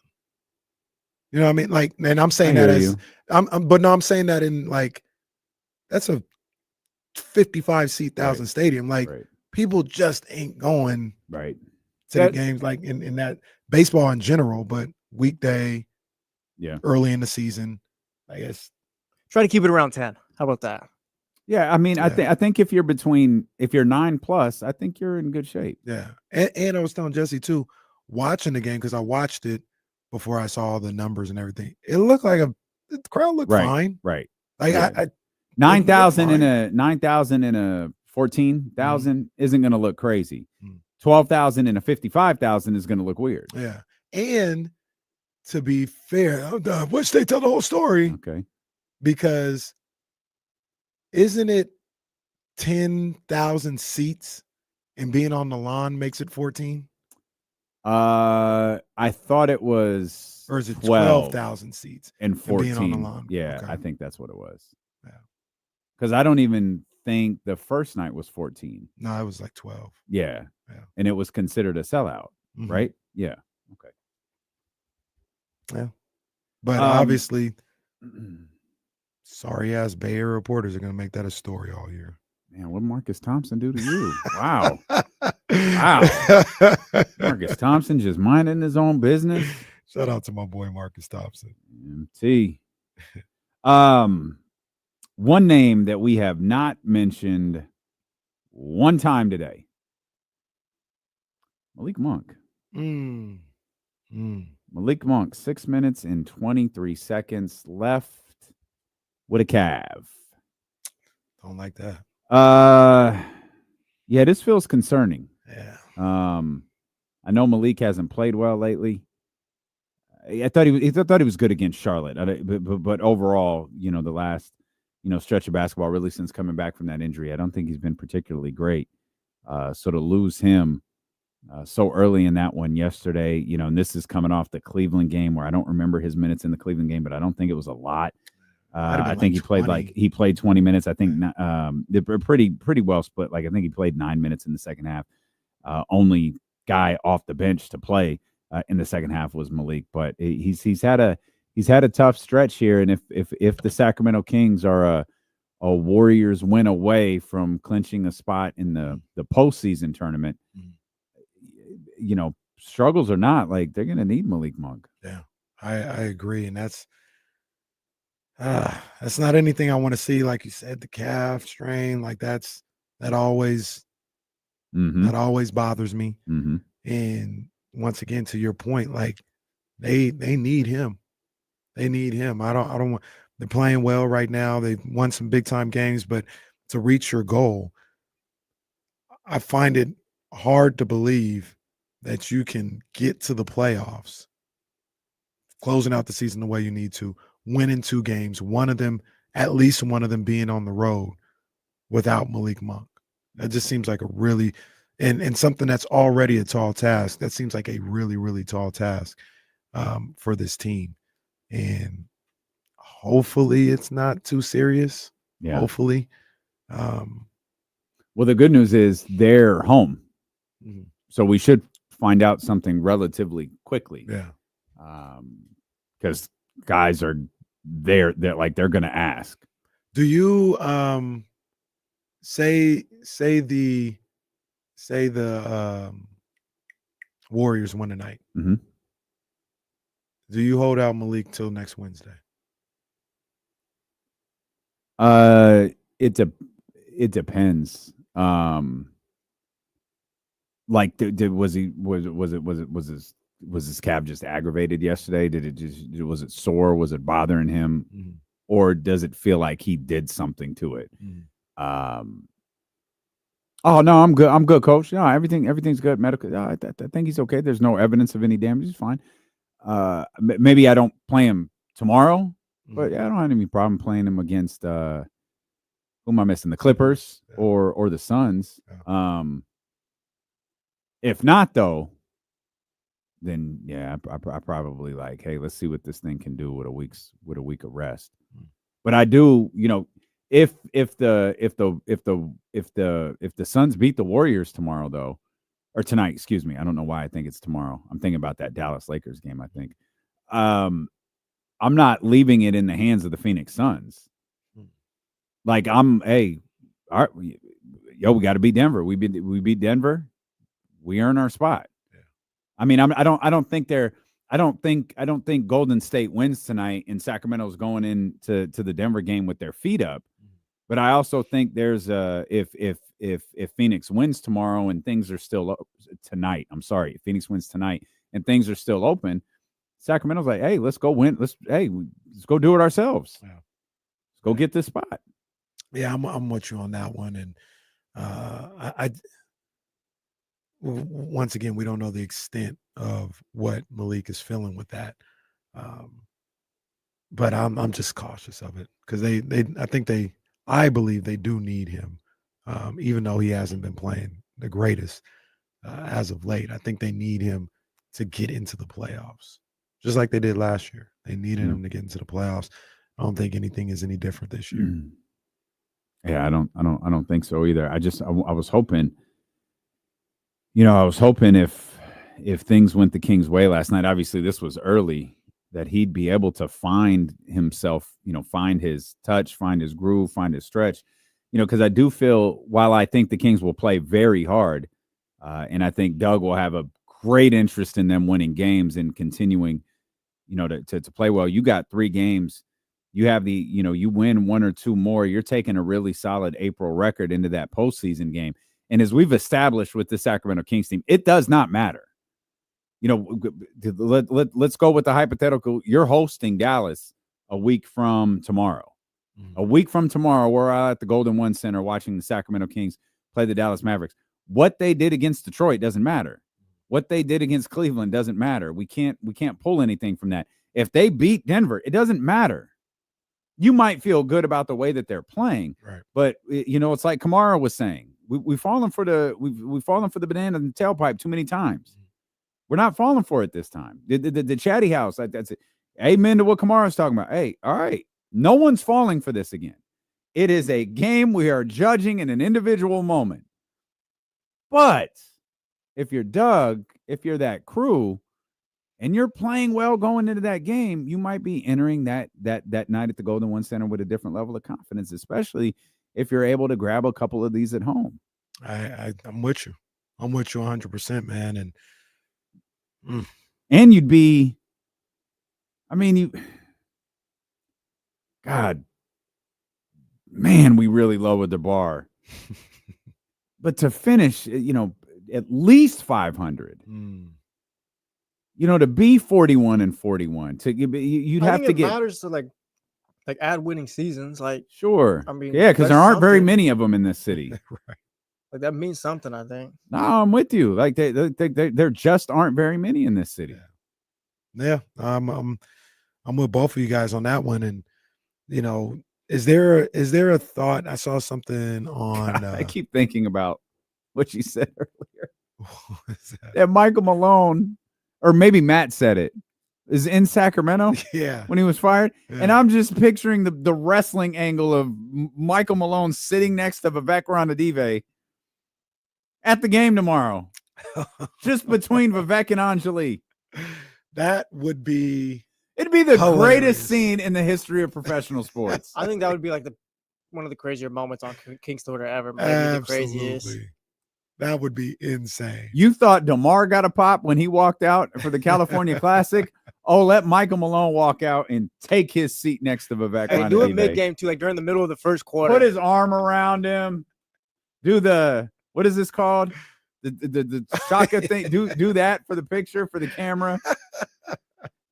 Put him on the big screen. Ladies and gentlemen, please welcome former Sacramento Kings head coach, Michael Malone. I think somebody said, give him theme music. Let him walk out from the tunnel. They not like us? Sure. Sure. That would be trippy. Kings are down 10. Then you hit the Ultimate Warriors music. Michael Malone coming down the tunnel. So that's Michael Malone with that black Air Force energy as he comes out to sit next to Vivek Ranadive. Sounds like Marv Albert doing a Mark Yeah, Jones that's not a. Marv is. Oh, wait a minute. That's Michael Malone. Now do Marv doing Mark Jones. Oh, wait a minute. That's Michael Malone coming to sit with Vivek Ranadive. He's got black Air Force energy. His impressions all have like They someone all kind of run together somehow. Like there's sometimes some Shaq mixed in. Yeah, like, the like, Marv Albert Shaq's one. there somewhere. Like Marv, that Mark Jones one, that was Marv at the end there. I think the Marv Albert one is the only one that doesn't have like some Doc Rivers like sound in it. I just remembered we talking no, for real, for people who don't know, like Drapes is my boy. Like that's my boy Drapes. So it's funny. He had a great call yesterday, especially like DeMar hit one, and he said, "Oh, don't hurt him, Zach," or something like that. And for one of them, he goes, "Oh, Zach LaVine, Harlem, stand up." Or something like that. I said, "Harlem, what?" He said, "Harlem in the house." Zach LaVine's not. They were in Detroit. Hold on. Did I miss something? It was one of his threes, man. He said something about. No. Zach LaVine is from Renton, Washington. He had it. He shot that from Brooklyn and hit the Hollywood Shuffle. Oh man! So I might have missed that, but I caught this one, and that was crazy. I missed that one. Hold on, we gotta go to break, but I think I missed that one. That was crazy. It was announcers gone wild yesterday. What? Jason Jones next here on ESPN 1320. Yeah, I missed that one, man. Oh yeah, she was like, God, the Kings have had so many self-inflicted gunshot wounds. Katie Jobs. Wow, this team looks like Plaxico Bears right now.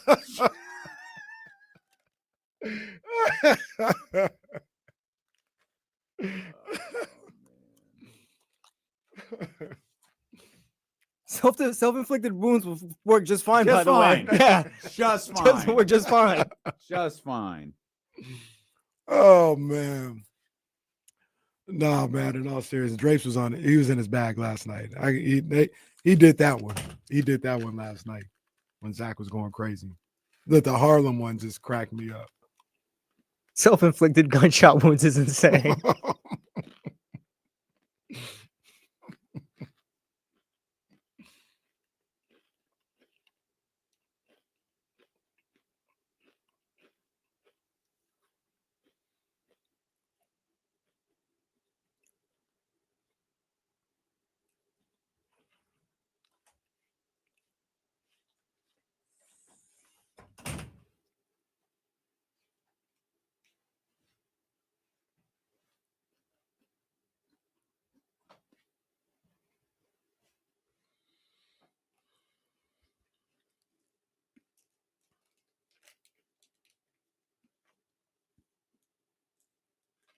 Harlem, stand up.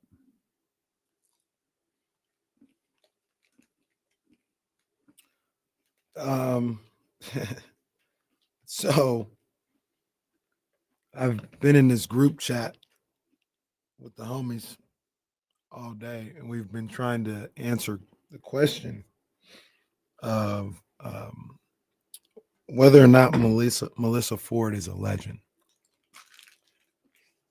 I say she is. I say she's the most infamous video vixen. I think she's the most infamous video vixen in hip hop. Are you trying to say famous? Or just infamous? Famous, like she gets associated with it, and all that other stuff. No, Famous. I think the infamous one goes to Superhead. Well, that's what somebody else brought up, but I don't think she's a video vixen. I think she was just somebody. She's been in videos, but you can't think of any videos that she was in. She's just known. I guess if you from watch the industry. videos like that, yeah. Like Melissa Ford, the first one that comes to mind is she was in Shake Your Ass. Flow Rider. She was in Flow Rider. Yeah. She's been in a few that are like famous videos. Yeah. I think we'll go with famous too. I think she's the most famous video vixen. I think she is a legend because why did she get pulled into this again? Just because she around Joe? Yeah, I think on the podcast they called her a legend, and then like some people were having discussions about whether or not she's a legend. Well, Drake said it. Drake did say it. They've had that conversation too before. Oh, okay. But yeah, I think because of, at least in that, there was an era where the video vixen was a thing. Yeah, very important in hip hop. Mm-hmm. And she's the top one. It's fine. I guess that's fine. But somebody did say super. I said, I don't know if she's a video vixen. What about that girl who was always on Maxim? Who's that? Oh, man. Esther Baxter. Somebody mentioned her. I don't think she was on Maxim too much, but who? Esther Baxter. Oh no, that's not who I'm thinking of.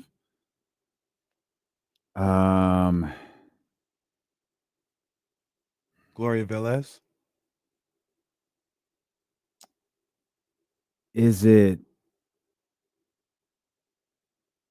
Am I thinking of Vita Guerrera? That's what I was about to say. Vita too. Vita might be who you're thinking of. Maybe it's not Maxim. Maybe King? It's FHM. I think Vita Guerrera is the one who I was thinking of, because she was in the Kanye joint. Yeah, Vita's a star too. She was a star.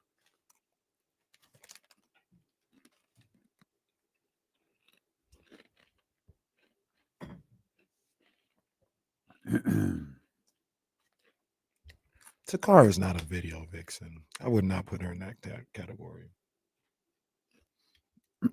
Takara is famous from America's Next Top that Model. is a commercial only. That is a YouTube exclusive. Well, I was giving her props. Well, that's fine. She got famous from America's Next Top Model. That's fine. That is show, by the way. Shout out to my girl Eva Pickford. YouTube exclusive conversation. As Kenny just continues to name off names that you might not be familiar with, and that's okay. These are models. That's sure. Guess who's back? Guess who's back? Eva is a model. The Sacramento Kings are signing guard Terrence Davis to a deal. Sources tell ESPN. Hey, TD! Let's go, baby! Yeah. I like that. Vibes are up. Hold on, man. We still got the sound up here. We should. Sensational. Yeah. I like that. All right, TD. Now, okay, all right. Okay, I think I know where you're going. Don't make it serious. No, I think I know where you're going. Does it worry you a little bit? Yeah. Absolutely. Oh, for like Malik, yeah. Well, how healthy is Terrence? Terrence just Oh, had Terrence, 50 the other Oh, night. Terrence is good. He's back. He's been going crazy. He's back. Malik insurance, maybe not like, oh, we think he's out, but just in case. Well, I want to point out they're here. They're home. Mm-hmm. It's 3:21. If MRIs have been done, they've been done. I don't know. This is you're right. This is a bit panicky. But okay. TD had All right. last Instagram post I saw on March 24th. He had 44 points, 12 3-pointers. Shout out TD. He still rock with us on social media. Man. He didn't de-airing us where he got tired of seeing that stuff. He didn't do that to us. He's still there on the stories, sending fire emojis. That's my boy TD. All right, I'm with that, man. It'd be even better if Malik is all good. Now we have them both back. Let's go. Just give Beam Team 1 back together. Why not?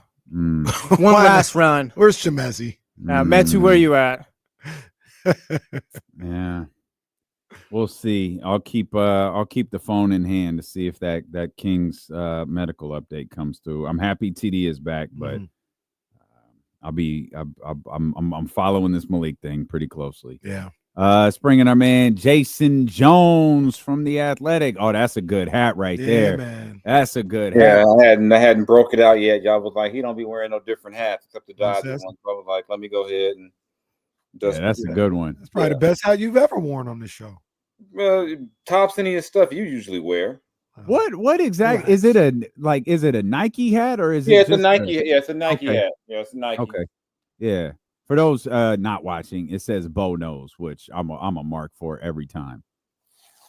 You Yeah, can't wear the, sticker off. you ain't gonna wear the hate hat of a, stickers. you ain't gonna wear the hat of a third place team today. So you know What you say? gotta do what you gotta do. Well, Not I gonna wear hear the you. hat of a third place team. You know what I mean? So You might want to chill with your talk, considering you root for about 15 teams. I get it. The one Kings team. made a big push to clinch ninth, and you feeling good, so you want to talk trash. I get it. All right, Jason. That's not yeah, fair. hey, come on. It didn't clinch ninth. It was 10th. And they need the Warriors to win tonight for them to clinch 10th. They made a big push now that it don't matter. Well, They're hell, gonna- man, It still matters to me, damn it. yeah. Still real to me.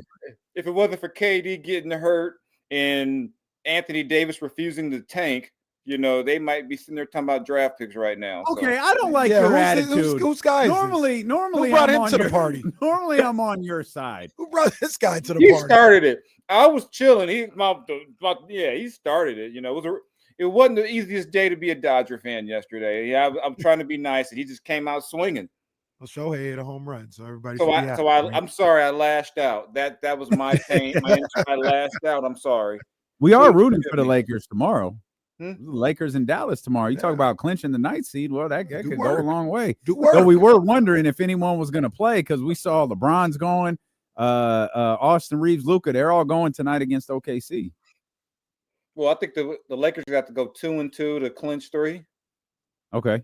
So I mean, you got to get. Maybe they're figuring, hey, we can get this one. And then you can get Dallas because I mean, Luka's playing in Dallas, so I mean, Luka might go for 65 tomorrow. That's what I said. Those guys are playing today because they know we ain't getting no shots tomorrow. So let's just let's play a regular game today. Luka going Kobe last game tomorrow. Yeah. They're gonna ask, can Nico sit like courtside? Oh, Nico gonna have like a suit you notice on. He's not gonna have like a dark blue suit on. He's going to have something very bright and noticeable to make sure the cameras catch him. If I was Nico, I wouldn't even watch the game. I wouldn't even come in the building that tomorrow. Like, I'm here. I ain't no punk. I'm here. What? Okay, better than me.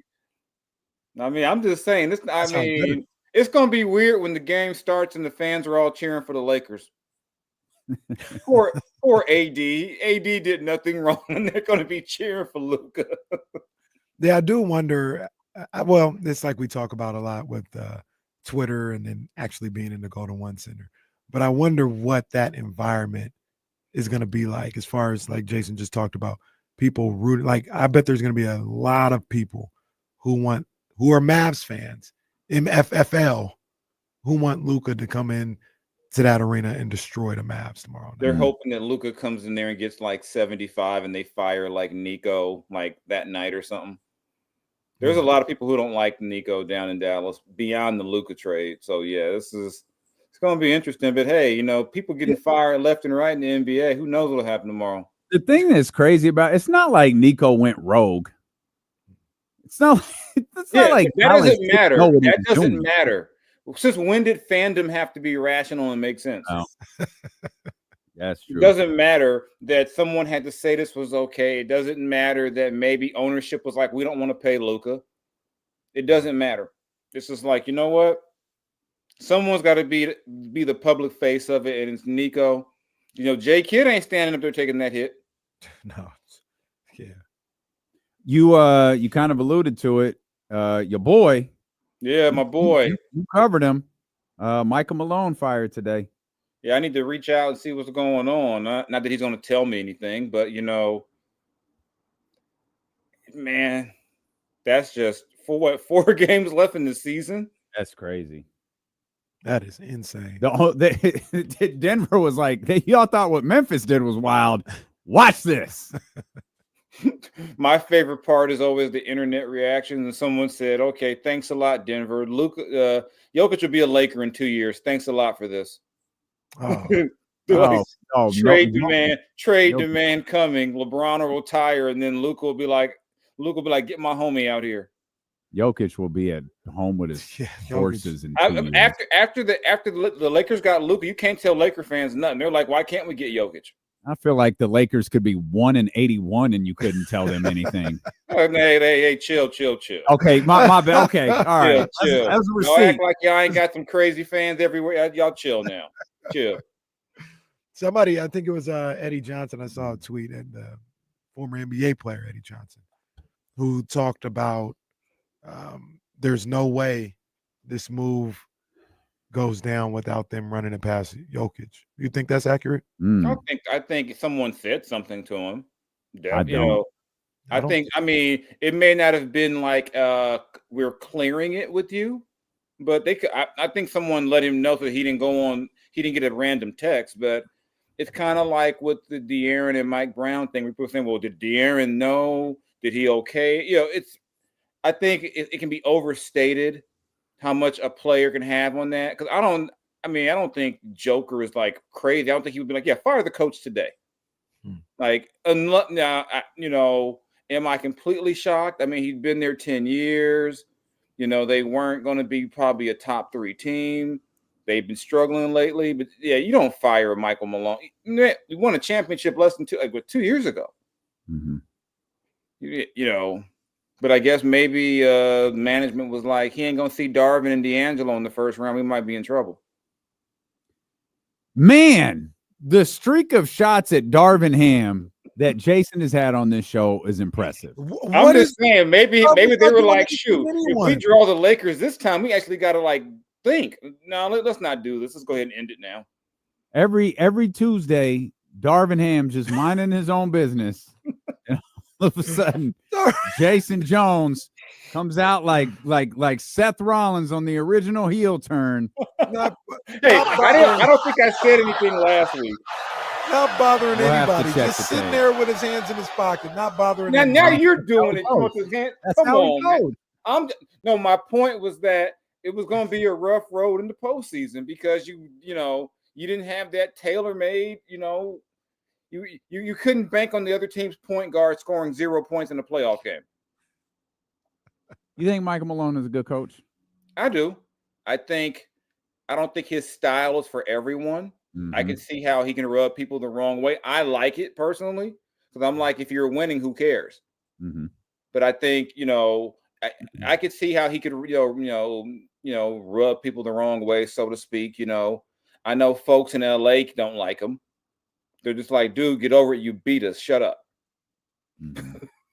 So, but I mean, I think he's a good coach. I mean, unless we're going to start saying guys who want, I forgot what his record is overall in Denver, but you look at what he got to, he got there in that post George Karl, post Brian Shaw era. They had a team with him, with Jokic and Nurkic together. It wasn't exactly the best constructed team, to get them to where they eventually became a championship caliber team. I think you got to give him a lot of credit. So I think Michael will be fine. Michael will bounce back somewhere. I mean, if Greg Popovich decides to retire, there's going to be other openings if he wants to coach. Because didn't he just sign an extension not that long ago? Maybe a year or two ago, because I remember after the title. Yeah. Well, we know extensions don't mean nothing with coaches. They don't mean nothing. Not a as damn Michael thing. Malone, as Mike Brown is well aware of. Yeah, the Kings spent years playing coaches who weren't working for them. So hey, it's just numbers on a piece of paper. They got to pay the guy who won't work for him anymore. What'd they give Mike $30 million to coach 18 games or 31 games? Yeah. Congratulations, man. I'm proud of Mike Brown for that, man. That's the American dream. He chilling. Big chilling. I mean, like you're upset, but you're like, I get over it. Mm-hmm.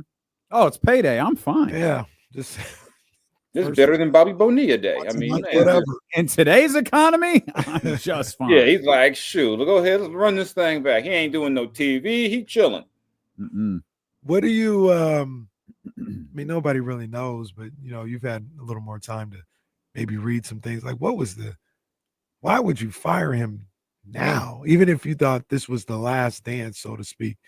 Like, you're 4 games away from the postseason. Go through the postseason, see what happens. Yeah, I guess they say things I've seen is partly was they've struggled lately. They lost 4 in a row. I think there's this discussion about we were probably going to do this anyway. Might as well get it out the way, I guess. But remember, the GM is gone too. Yeah. And I think with Kevin O'Connor said that they didn't get along. I'm like, well, this makes no sense. You fire them both then, I guess, if that's the case. But I mean, I don't think Denver's been healthy. I mean, I saw a game they played nationally. They might have had their starting lineup. I forgot. It was a small number of games. I mean, Jamal Murray is only Jamal Murray against D'Angelo Russell. Then other games, we don't know what you're going to get from him, and he's been hurt.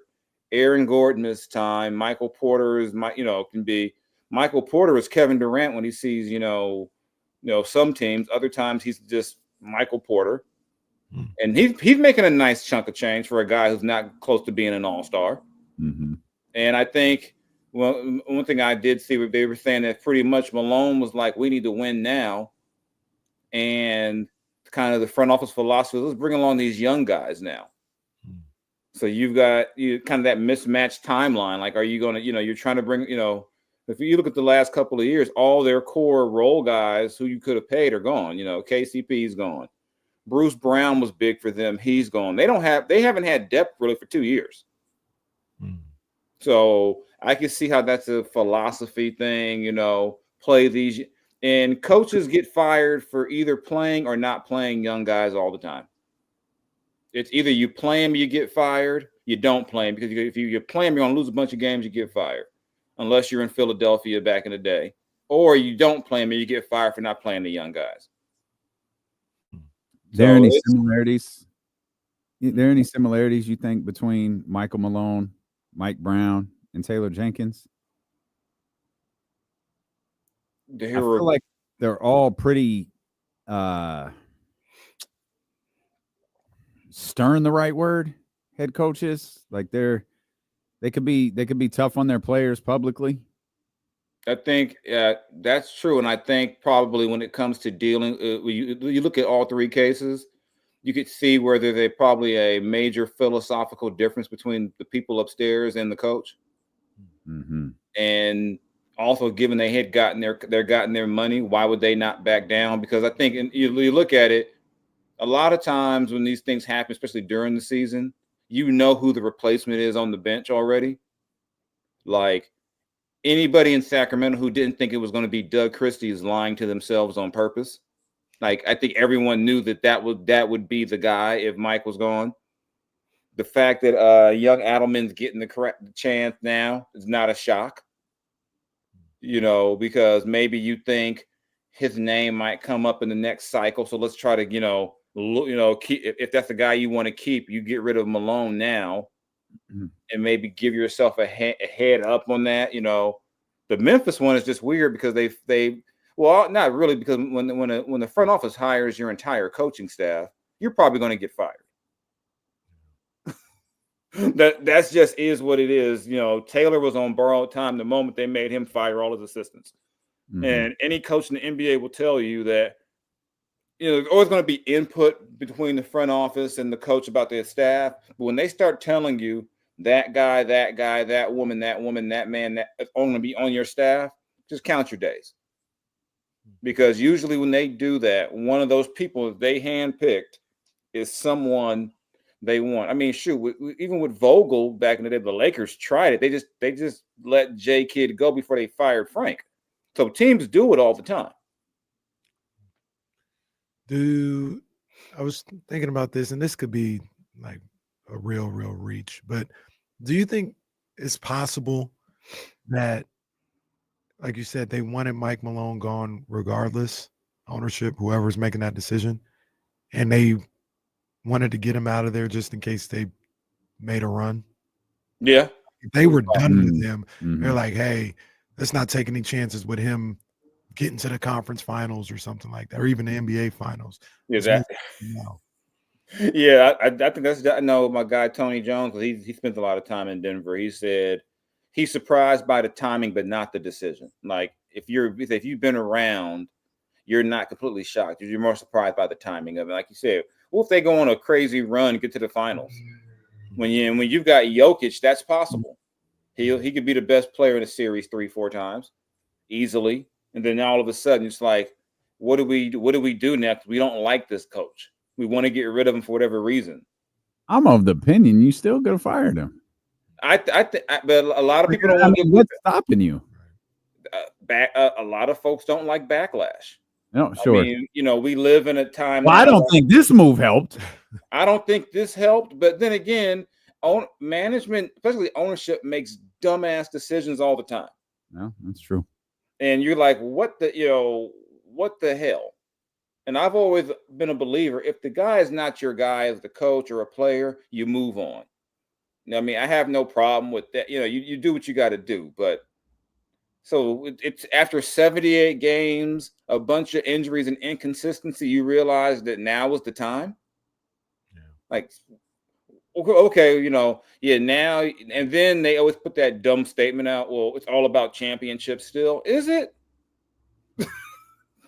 Yeah. Like, who are you fooling? We still have a championship standard. No, you don't. No, you don't. I mean, championship teams, if Denver had a thing, went into the luxury tax because they were trying to keep Bruce Brown and not lose him. We can't lose KCP. That's the all-in mentality. We've got Joker. We've already paid Murray and Porter and Gordon, and we're just going to fill in the holes. And I get it with the new salary cap structure and everything with the first apron and all that. But not everyone's going to be Boston. Not everyone's going to pay that big tax bill. And even Boston's going to have a reckoning with that at some point soon, where they're going to say, you know what? How much more do we want to pay? Boston got a championship, so they can justify it. But say, what if Boston loses in the second round this year? I'm not saying they will, just hypothetically, they lose in the second round. And they look at that tax bill, and they look at how much you're paying Porzingis, you're paying Derek White. I just think you're going to see a lot more times now where you have your one or two stars, or and then you just try to fill in the blanks around that. So I'm expecting even this offseason, you're probably going to see some big names traded, just for because partly for that reason, and also just the fact that you got to build your teams differently now. You think Denver was at the end of the road with this group that's been championship contenders for the past 3-4 years? We had talked about it yesterday on the show, where it was just like, you probably need to make some moves outside of like the the contract situation, like this group seems to be headed towards an end. Did you feel that way about them? I think as long as I think they had their core together. So I don't know if they were at the end. I think it all depends on the money. What are you willing to pay to keep that together?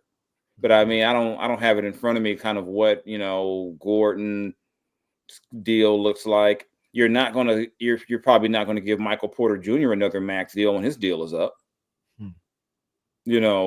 So I think you're gonna have to make some decisions. You might have to have traded a Michael Porter Jr. You might have had to maybe deal a Aaron Gordon. Is Jamal Murray going to hold up for a whole season? There's a lot of things to consider, but I think as long as you got Joker, you can't talk about you can't really say the window's closed. But they were going to have to reinvent themselves at some point. They were going to have to do something different, because like I said, it's hard to have 4 very highly paid players in today's NBA, especially when you're drafting where they tend to be drafting in recent years. If you're not getting rotation players or finding those gems in the second round, it can be tough. We speculated part of the reason they let Calvin Booth go was you wanted a general manager to come in here who didn't have an attachment to any of these guys. And if you have to move on from someone like Jamal Murray, you don't have a Calvin Booth who has this emotional attachment to him. You don't have an attachment to Michael Porter Jr. and his story. Obviously, you don't want to move Nikola Jokic, but I did speculate that you have to ask yourself some questions. Like, he's a very, very different individual. He is not a guy who appears to eat, sleep, breathe professional basketball. He has a job, and his job is to be a professional basketball player. He is a very, very good one. LeBron James is 40 years old. His identity for his entire life has been being a basketball player. Jokic, if Jokic, like in all seriousness, if Jokic retired at the end of the season, really, who would be surprised? Like, if you pay attention and you watch what's happening, like, it would be, I don't want Jokic to retire, but it wouldn't be like, oh my God, I can't believe this. It'd be like, well, the writing was on the wall. The man didn't even want to go to the championship parade. The man wanted to go see his horse. Yeah, I didn't even realize that this is the only coach that Jokic has played for. And that's crazy. Yeah, and how many guys could go that long in the league and only have one coach? Yeah, him, and think probably Murray too. Or maybe Murray got there during Shaw. Murray's older, right? No, Murray's younger. Yeah. Okay, so yeah, your top 2 guys have one coach their whole career, which is crazy. And he shouldn't have been fired. I wouldn't have fired him, none of that. But still a hell of a run for Mike Malone. Like in this climate today, with how coaches go, like. It was a nice run, man. Like you said, you coach those guys for as long as you did. You win a championship. You get to a few conference finals. That's a hell of a run by him, man. This is about the time when nowadays. This is about the time when teams and coaches separate. So yeah, lasting 10 years as a coach nowadays is insane. Like, you're just not going to see a lot of that anymore. I don't think. I mean, just the different iterations of the NBA over 10 years. Like, the way the league was when he got to Denver is nothing how the league is now. Right. So, I mean, to last 10 years anywhere in any sport is an accomplishment in itself. And I know there were times where people had speculated that maybe he was about to be on the outs, and then they do something really good. Then you kept him. And maybe that is part of it too, because maybe they wanted to do this before, and they're like, "Oh man, he messed around and got to the conference finals. Can't fire him now." Then, and sometimes it's just like I said, my guy Malone is a very demanding, intense guy, and that's just not for everybody. Maybe the people upstairs just didn't like that anymore. Maybe that type of personality works better when you're the number 1 seed, but when you're the number 4 seed and you're floundering, nobody wants to hear that the same way. Well, look, to that point, I remember on this show, we were talking about it, maybe not as loudly as we did Coach Bud, but I know I felt if they didn't at least get to the finals the year they won the championship, I thought Mike Malone was going to be gone that year. Yeah, there was. Yeah, I mean, he had survived it for a couple of years. If he's a cat, he used up 7, 8 of those 9 lives. Mhm. But there was times where you said, I don't know. Then And this was losing in the playoffs. This wasn't Right, not making right. the playoffs. This was because he was and like one of losing. the years, I think the year they lost to the Warriors in 22. That was the year they didn't have Jamal Murray. Because it was like when they would come up short, there would be legit reasons. You'd be like, well, 22, you don't have Jamal Murray. Right. So I think, So what you're saying is that if it wasn't for D'Angelo Russell and my guy, he might have got fired in 2023. Oh, look, he tried to be nice and say, "My guy." So you're saying that he was on his way out the door, and then he got a stimulus package. Oh man, Darvin Ham. and then we started talking crazy to the. And like I said, and I know Malone. I told him, I'm like, you got to stall my city out, man. You got to stall us out. I mean, he was on LA's head, and then they got a coach who could draw something up, and then they started But I just think 10 years. It's probably it might have just been time. I feel like you really got to entertain trading Jamal Murray. I think so. I think that's not a crazy idea. I mean, given his salary, given the injury history, he might be your most tradable asset. I mean, outside of obviously Joker, but you look at maybe there's a team out there that thinks he's a type of player who puts them over the top. Or does maybe there's a team where he fits just right, and instead of Jamal Murray being your second best player, he's your third best player, and maybe that makes you a championship team. I realize, I'm kind of a hater with Jamal Murray. I don't know why. It's not like we talk about his injury history. It's not like he's playing Joel Embiid level numbers of games. He's still playing 50, 60 games every year. It just feels like we're always, if Jamal Murray does this, the Nuggets can, and he's done it once. Yeah, it feels if he's your number 2, you're sort of, I don't know that you can. I'll ask both of you guys, would you take him here in Sacramento? Say they do have the DeMar trade that everybody talks about. You got Jamal, Zach, and Sabonis. That's a wash to me. It's a wash. Yeah, I don't know. It's fine. He's young. He's younger. He's 27. It's a wash, in my opinion. Yeah, I don't know if Jamal Murray in that situation you just said really moves the needle. I guess it's going to be like, oh my God, they just made a big deal. It's like, I mean, not that he's. I think Jamal. I remember someone was trying to make an argument with me that Jamal Murray was on a Hall of Fame track, and I'm like, what are you smoking? He's in the Hall of good players. Good. He's in the Al Horford wing. Yeah, he's in the no. Al Horford at least made All-Star teams. Oh, Jamal, I mean, you think about the way he's talking about. Jamal's never been an All-Star. I mean, he's averaged about 18 to 20 for his career. I mean, especially in this era especially in this era, the way teams are scoring, that's not exactly crazy numbers. Yeah. And I think, but he has a lot of big time moments where you say you would think, oh man, he's he has these moments. I think if you erase the LA Lakers from his highlight reel, his moments decreased considerably. Oh, they're in the bubble. He had the bubble stretch where was it him? Yeah, he's one of the guys who came out the bubble. Yeah, and no one counts the bubble, but we all saw it. That's the thing. We all saw it. The only guy who couldn't duplicate it outside the bubble was T.J. Warren. Yeah. T.J. Warren was damn Michael Jordan in the bubble. He was like, what the hell? And when Jamal did it after that, it's just that, like I said, he has so many moments. Like it was him going back and forth with Donovan Mitchell. I mean, that was fun to watch. That run in 23 was something else. But then again, you get to where it's like, but if he's your second best player, are you really a championship team? Unless everything falls. That run, they had everything fell perfectly. The seating fell perfectly. They got to, and then, that Miami team winning a championship. Yeah, you get to the finals and Boston doesn't make it. You get freaking, you get Miami. And then even how they lost last year was just, I mean, I think if you're talking about, if they had fired Malone after the way they lost last year, I'd have got it. To come on, to lose the game 7 at home the way they did. I could see it. It's just weird to wait 78 more games as if crazy. It's because if you're willing to fire him today, you were willing to fire him a year ago.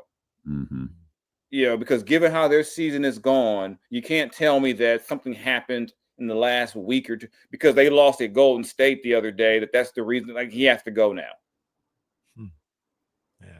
Jay, you gonna get the LeBron Barbie? What? No, I'm cool on that. I'm cool. It looked fire. It looks just like him. It looked, yeah. It literally looks exactly like him. Yeah, I just don't know what I would do with that. I mean, it just would sit somewhere. I mean, I'd rather have. I mean, my collection of bobbleheads. I don't know if I can really stick a Barbie. Is it called a Barbie or called a Ken if it's LeBron, or is it called a LeBron? Well, Ken, Ken is a Barbie. Yeah, it's what it is. Like Ken is a Barbie. So LeBron is a Barbie. LeBron is not a Ken. No, like it's an actual, like it's an actual Barbie. Ken, but it's part of the brand. Ken is a Barbie. Okay, just checking. Like Barbie is the name of the signature doll, but like if you look at the package, it'll say Barbie collection, and it's LeBron James, and he's got his bag on. He's got his little man. He's got his bag and his headphones. It looks exactly like LeBron. It does look dead on him. Looks like a picture. This is crazy.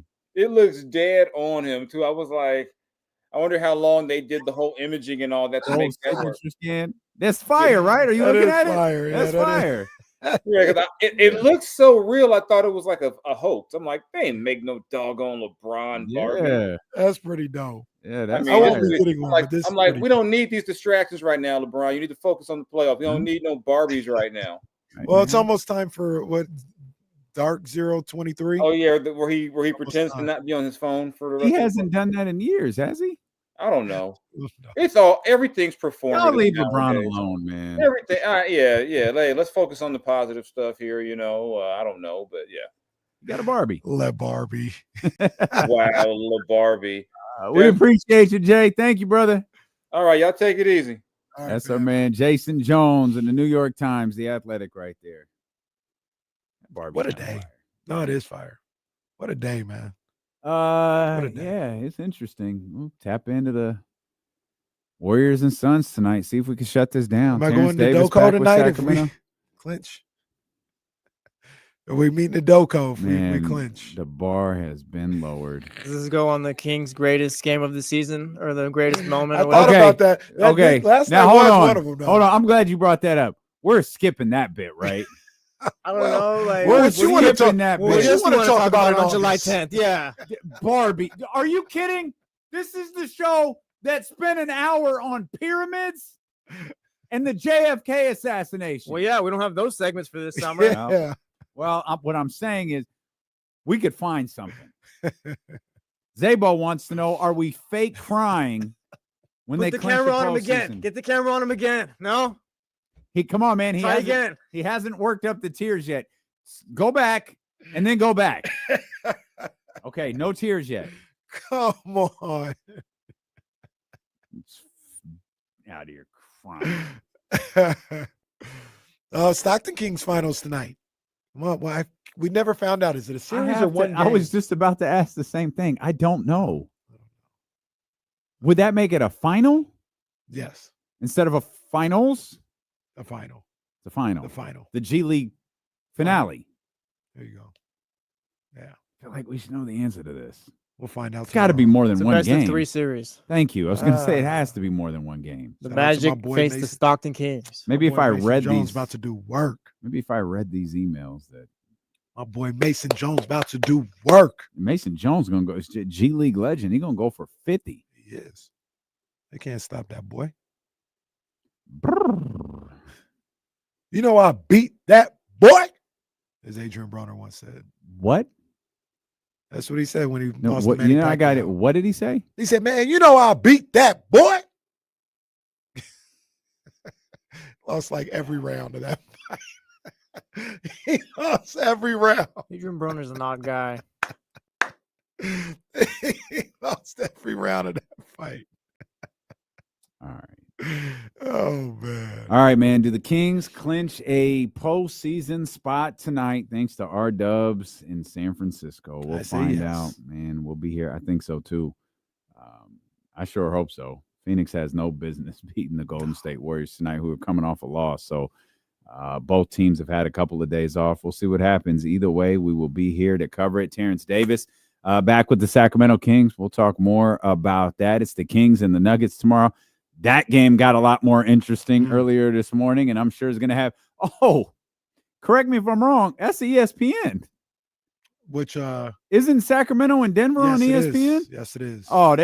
Oh, keep that energy.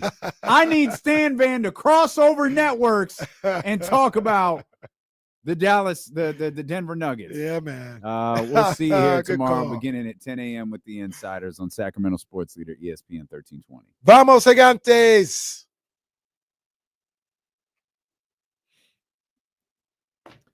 All right, y'all. I can't think of a single reason for us to be here any longer. You got what? I got a game to go to, Little League game. Let's go. All right, y'all. See you guys tomorrow, man. Have a great day. Well, there you go. It's finally happening. Have a great evening, y'all. We'll see y'all tomorrow.